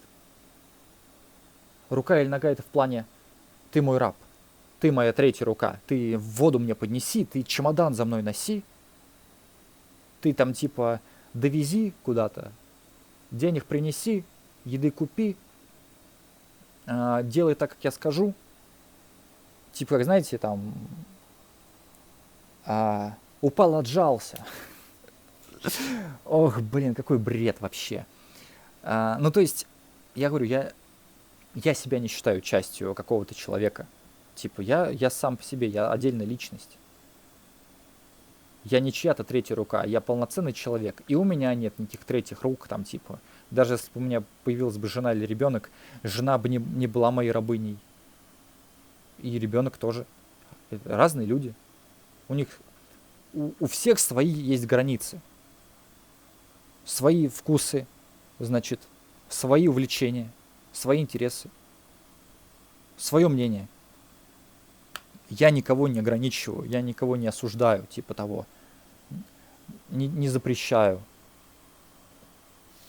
Просто есть какие-то отношения, которые только, есть какие-то правила, которые только тебе нравятся, а есть правила, которые в обществе. Ну, а в обществе, как принято, там, едешь по дороге и там, значит, соблюдай правила дорожного движения. Так и здесь в отношениях. Обращайся с ребенком нормально, чтобы он тебя уважал. Если обращаешься плохо, значит, ты не выучил ПДД. Вот. Также ничего не знаешь, как обращаться с ребенком. С автомобилем знаешь, как обращаться? Там, повернуть, как там, переключить что-то. Куда ехать, какой знак или что. А тут, если ребенок как-то выражает эмоцию, значит, это какой-то знак. В списке знаков написано, что это значит. Ты просто даже список не открывала. Созависимые родители склонны жестко контролировать своих детей и постоянно находят поводы для беспокойства за них. Некоторые родители готовы даже специально вредить своему здоровью. Например, отказываться от помощи врачей, пропускать прием лекарств, чтобы продемонстрировать, как они страдают из-за вас. Я вот знаете, что еще вспомнил? Типа думаю, вот родители беспокоят за ребенка, да, типа вот, а мало ли он там сопьется, скурится, поранится. Вот я сейчас провожу этот стрим, а моих родителей ведь нет рядом, бабушек, дедушек, друзей, я один в комнате нахожусь, да? Почему я именно в это время не могу сейчас что-то плохое сделать? Там, не знаю, наложить на себя руки, что-то там употребить, какой-то там напиток, что-то там сделать плохое, дурацкое, как-то пораниться, да? Никого же нет рядом. Почему-то вот думают, когда человек дома, значит, типа он не может ничего. Ничего не случится. То есть зачем кого-то спрашивать, кого-то предупреждать, звонить и говорить, я вот хочу вот это сделать. Человек молча возьмет и сделает то, что ему надо, независимо от того, кто-то находится рядом или нет. То есть вы уже как бы родители не можете контролировать своих детей, когда они в школе, когда они вот даже дома, когда вы на работе. Может произойти что угодно. Они устроят вечеринку, подерутся, или там что-то, короче, взорвется, что-то, короче, сгорит. Вы об этом не думаете. Вы наперед, короче, не смотрите, вы не предусмотрительны.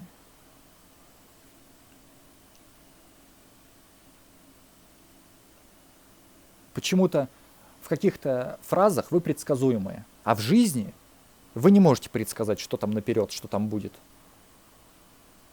Вы, даже не помните, что было в прошлом году. У вас, с головой проблемы. Вы не высыпаетесь, вы плохо питаетесь, вы нервничаете. У вас проблемы. Вы себя убиваете. И у вас с головой, короче, все беда с башкой уже давным-давно.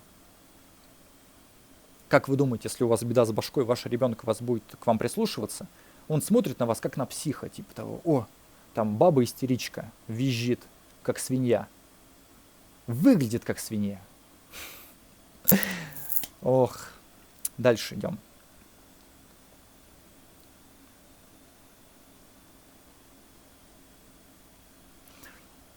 Избавиться от их контроля очень трудно с моральной точки зрения, поскольку их беспокойство выдается за доказательство любви.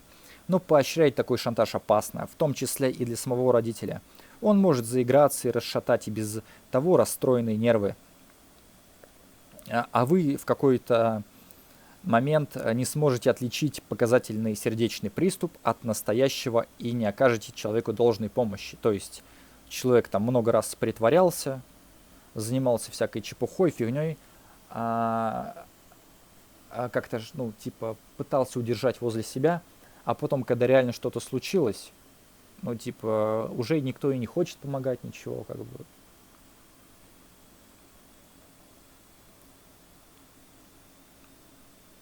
Потому что, ну, сколько можно было прикидываться, притворяться, обманывать ребенка. То есть вы обманывали всю жизнь ребенка, говорили, подменяли, то есть называли хорошее плохим, а плохое хорошим.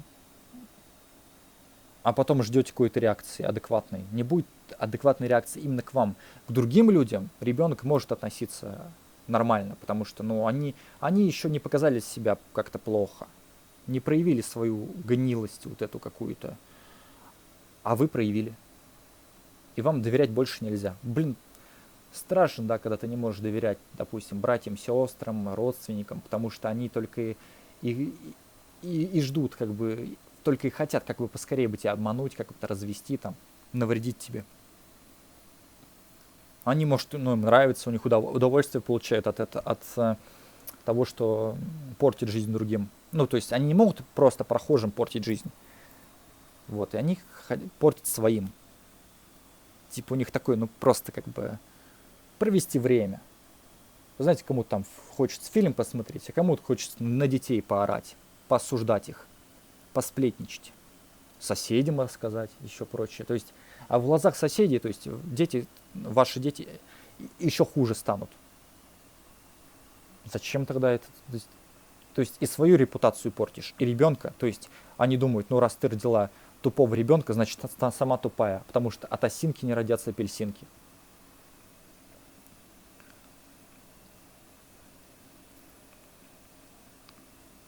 Чтобы избавиться, так,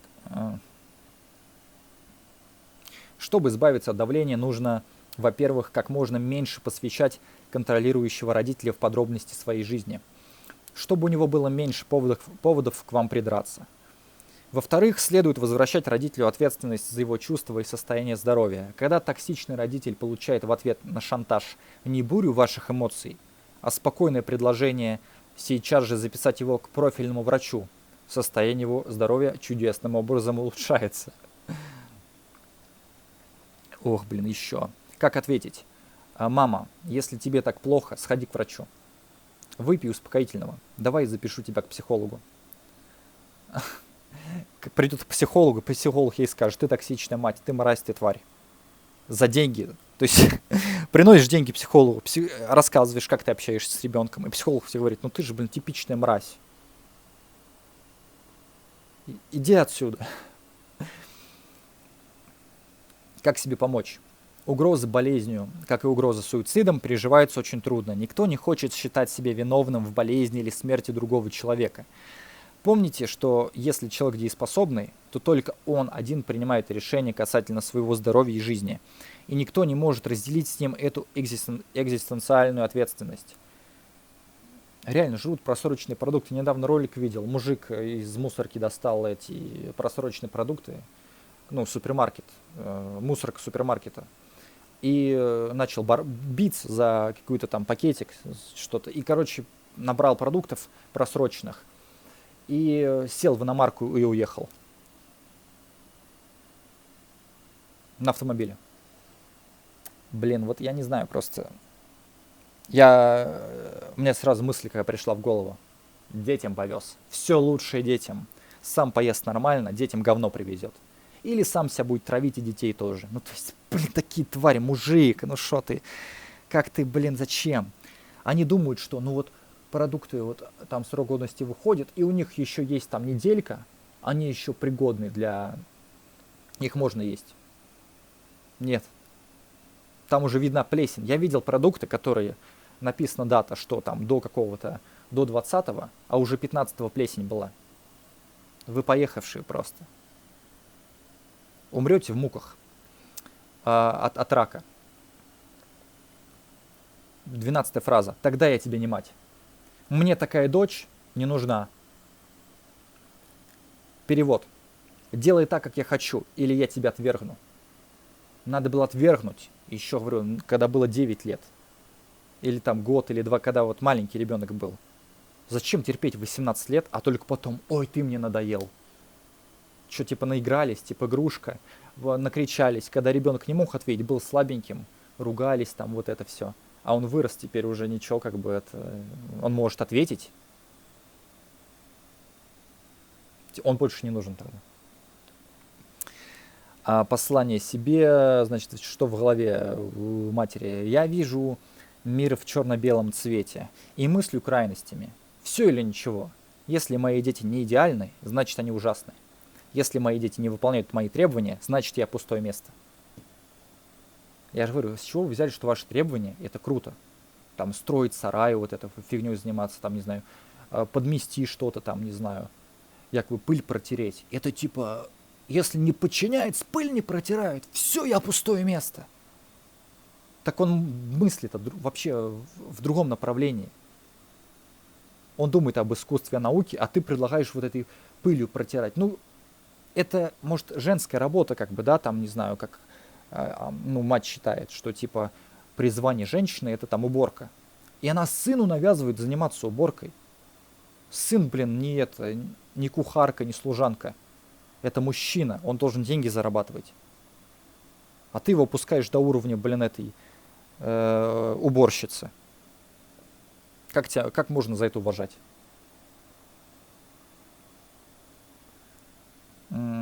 Так.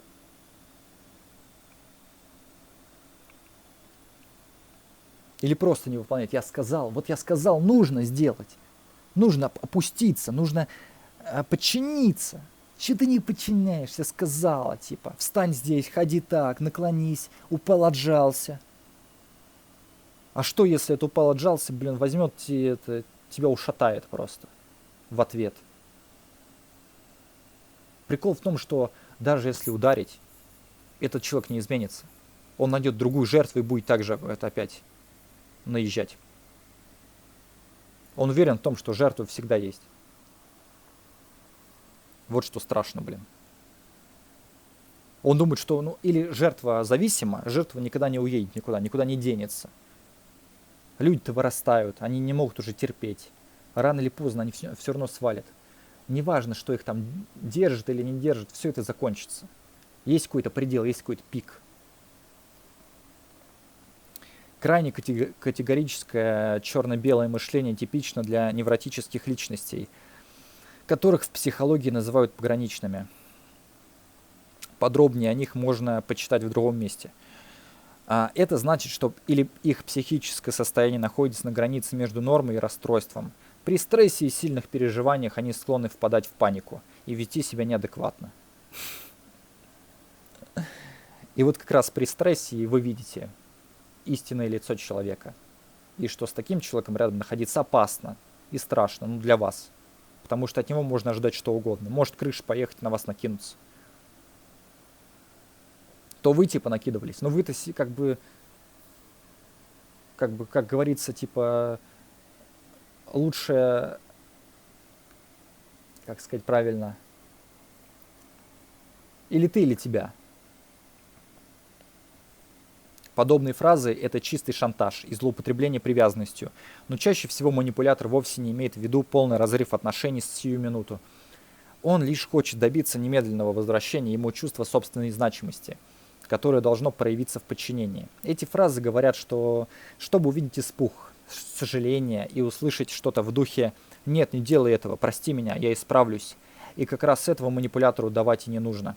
Можно, напротив, невозмутимо согласиться и реагировать со всей серьезностью. Если прогоняют, уходить. Это подействует отрезвляюще. Либо же просто проигнорировать. Варианты ответа. Реакция, которую не ожидает манипулятор, это спокойное согласие и возвращение ему ответственности за его слова.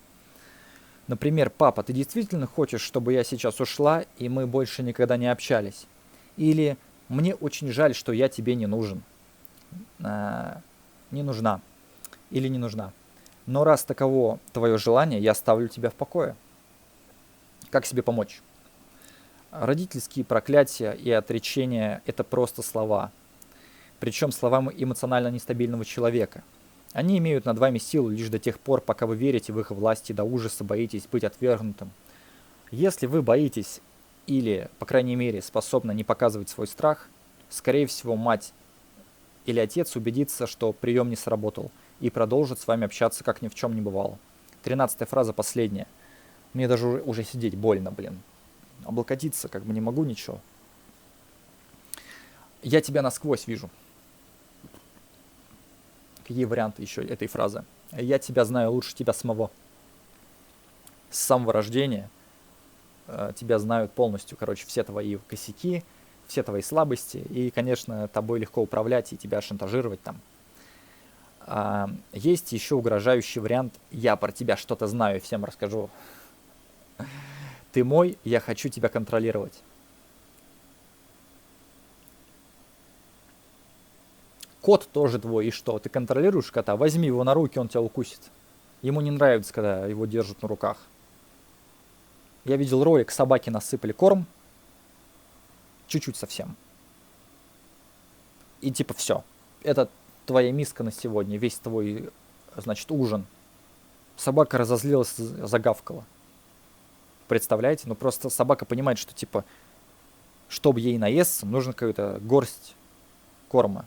А ей насыпали одну штучку всего лишь. Послание себе. Я не доверяю людям и даже боюсь их. Безопасны для меня лишь те, кого я могу полностью контролировать, мои дети. Ну да, я говорю, другой какой-то прохожий, не знаешь, как он отреагирует. А твой ребенок, если никогда ничего плохого не делал, он и не сделает. Любые слова говори ему, он ничего не сделает. В какой-то момент сорвется. И этот момент может быть последним. Так что держите язык за зубами. Каких-то вещей нельзя говорить ни детям, ни прохожим. Реакция будет одинаковая. Даже про 10-летнего ребенка мама и папа знают не все. И, конечно, никто не обладает способностью видеть других насквозь. И тем более уж не знают, как э, типа человек смотрит на мир глазами своими. Я вижу только своими глазами. Другой человек видит уже другими глазами. Мы по-разному смотрим на мир. А обращенные ко взрослым мужчинам и женщинам такие высказывания и вовсе абсурдные. Но это не снижает их действенности. Вы привычно напрягаетесь и начинаете нервно гадать. Что же такого нехорошего узнали про вас родители и чем это вам грозит? На самом деле это прикол. Ничего они не знают. Это просто так, типа, вякнуть, тявкнуть. Ну, типа, у вас нет никаких косяков. Типа, и они это придумали.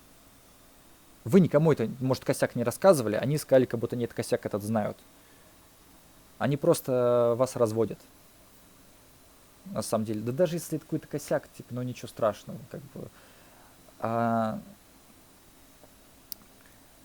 на самом деле это только способ родителей заявить о своей неоспоримой власти и праве контролировать ребенка. Проявляя страх и тревогу, вы подтверждаете эту власть. Так. Так что эффективнее всего показывать, что вы не воспринимаете эти заявления всерьез. Ну, то есть, я говорю, даже если знают, пытаются что-то как-то контролировать, что-то там угрожать, а бывает такое, что и не знают. А просто, типа, для вида что-то сказать, как будто что-то они там такие, что-то там раздобыли инфу. Вы, блин, не можете человека по фотографии найти в интернете. Достаточно просто фотку взять, найти его в социальной сети. Они ищут по имени. Да, вот я буду, блин, писать свое имя, фамилия, в свой адрес, в свой город. Да, буду вот я так сидеть в социальных сетях. Вот мне делать нечего. У меня все, другой город, другое имя, другая фамилия, все у меня разное абсолютно. Разные цифры, разные страницы.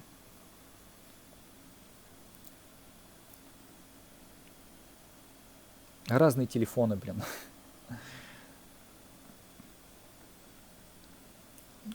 То есть они не смогли найти по фотографии, не смогут и ничего другого найти.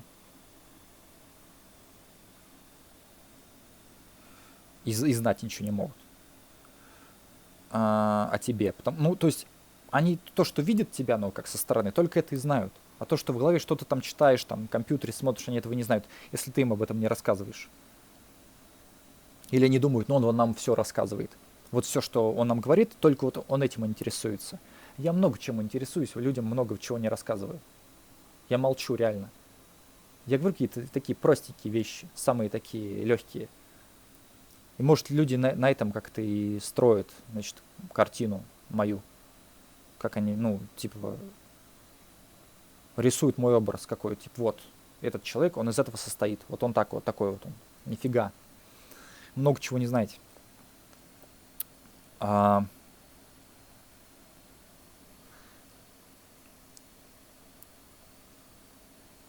что эффективнее всего показать, что вы не воспринимаете эти заявления всерьез. Угрозы разоблачением перед мужем, друзьями, коллегами говорят прежде всего о том, что такой родитель глубоко стыдится какого-то своего реального или мнимого недостатка и боится оказаться разоблаченным. Подвох в том, что чаще всего так ведут себя родители, которые на самом деле совсем не знают своих взрослых детей. Они создали в воображении некий фантастический образ ребенка, а к его реальным переживаниям остаются слепы и глухи. Ребенок подходит, пытается поделиться, что-то поддержку какую-то требует, а все мимо ушей. Не вижу, не слышу. Как ответить? Вариант ответа. Раз ты видишь меня насквозь, угадай, чего бы я хотел сейчас. Как экстрасенсу сказать. Что я сделаю через 5 секунд? Экстрасенс такой, ну вы сделаете. И в этот момент интервьюер бьет по лицу, вот так по щеке, леща дает. Че, не предугадал? А че биткоин не купил? Ты же знал, что он какой будет курс биткоина. Че же не купил-то, раз такой экстрасенс?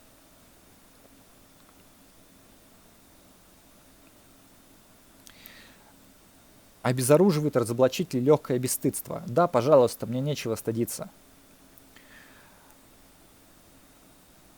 А нет, типа, да пожалуйста, мне нечего стыдиться, типа, а вот там соседи что-то подумают, или думают тебя, что ты дурак, или ты там какой-то этот наркоман, или ты этот, у тебя какая-то нетрадиционная ориентация. Да пусть думают, что хотят. Где подтверждение? Где хоть я что-то такого делал, наркоманил, там, не знаю, покажите. Я дома сижу, у меня даже денег на наркотики нет. Какие, блин, какая наркомания? Или я тупой, а что я не в психушке? Давайте, что там это, пусть я могу пойти провериться, подтвердить, что вот у меня все в порядке со мной.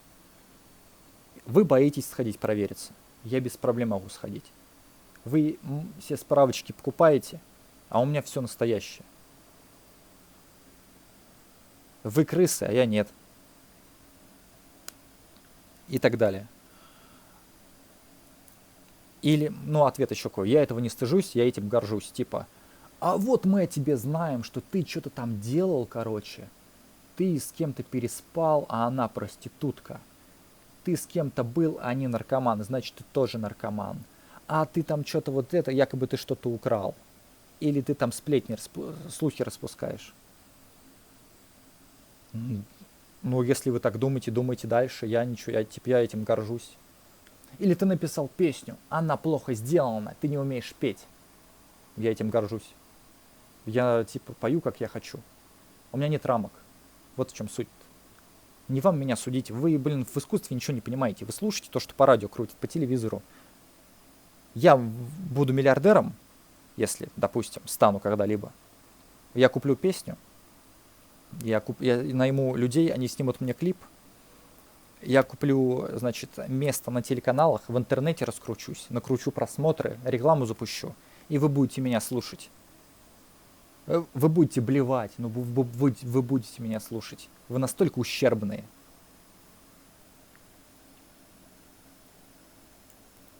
Так. Как себе помочь? Чтобы не бояться разоблачения, придется принять все свои склонности и увлечения и найти в них свои достоинства. Думайте о том, что сделали свой выбор и вам он нравится.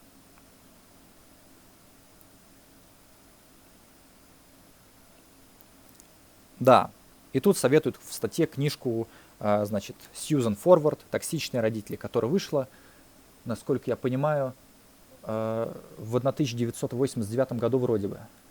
У меня уже был подкаст еще летом, в прошлом году, в августе. Я уже на эту тему разговаривал, просто еще раз, разговариваю. Тут вот какие-то психологи в комментариях якобы. И психолог пишет, что интересная статья. Вот. Так.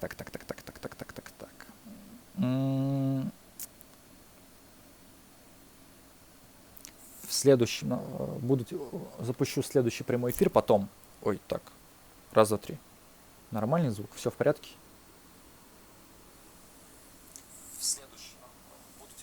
Запущу следующий прямой эфир потом. Ой, так. Раз, два, три. Нормально? Там будет уже другая тема, там будет что-то про внешность, короче, 2 статьи короткие.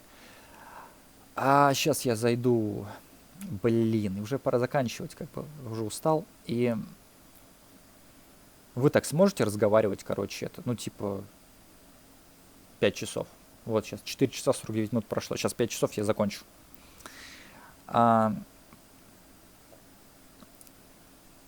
Сможете так все нормально, подробно, все стороны, короче, затронуть?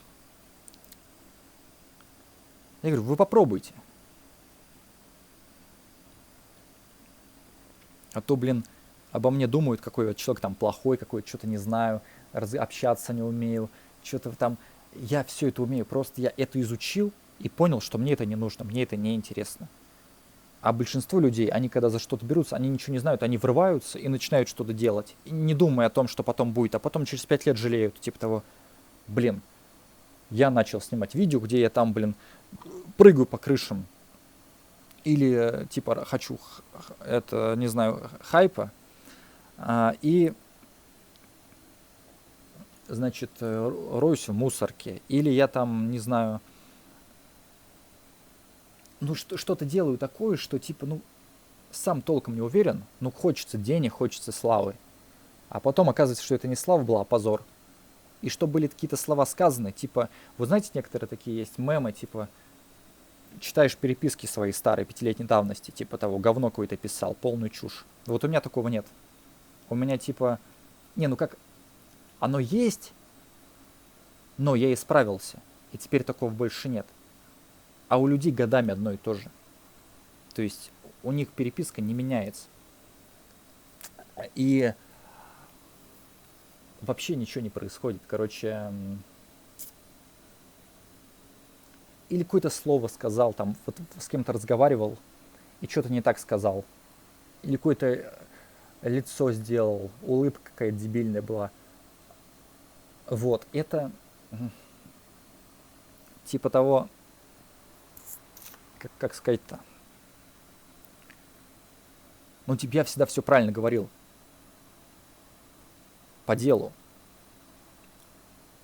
Но люди, которые со мной там, допустим, общались, они почему-то думают, мне кажется, до сих пор, что я нес чушь. Что типа я дурак, а они умны.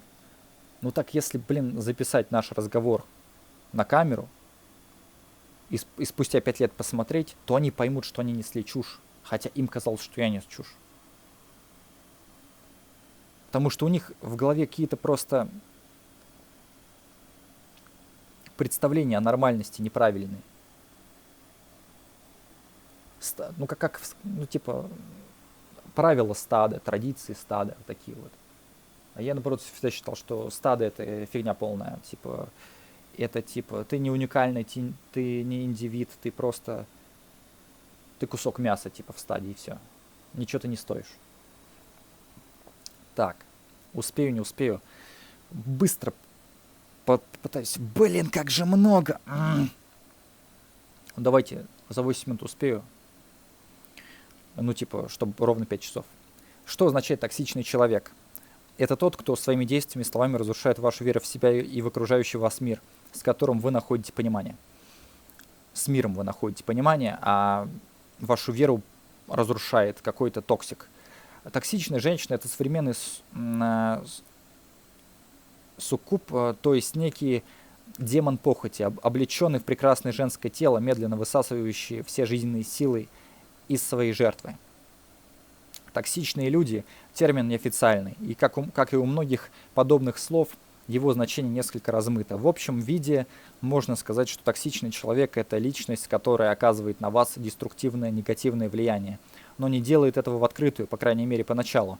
Как правило, токсичными называют людей, после общения с которыми остается неприятное послевкусие, портится настроение, появляется тяжесть, раздражительность и усталость. Хотя само общение может быть вполне милым. Принято считать, что токсичные отношения те, в которых партнер игнорирует ваши желания и потребности и ломает вас под себя. Но на самом деле это лишь один из вариантов нездоровых отношений. Кроме очевидных физических опасностей в случае агрессии и потери самооценки из-за психологического давления, токсичность может пожирать энергию человека, которую можно было бы использовать на самореализацию, самосовершенствование и тому подобное.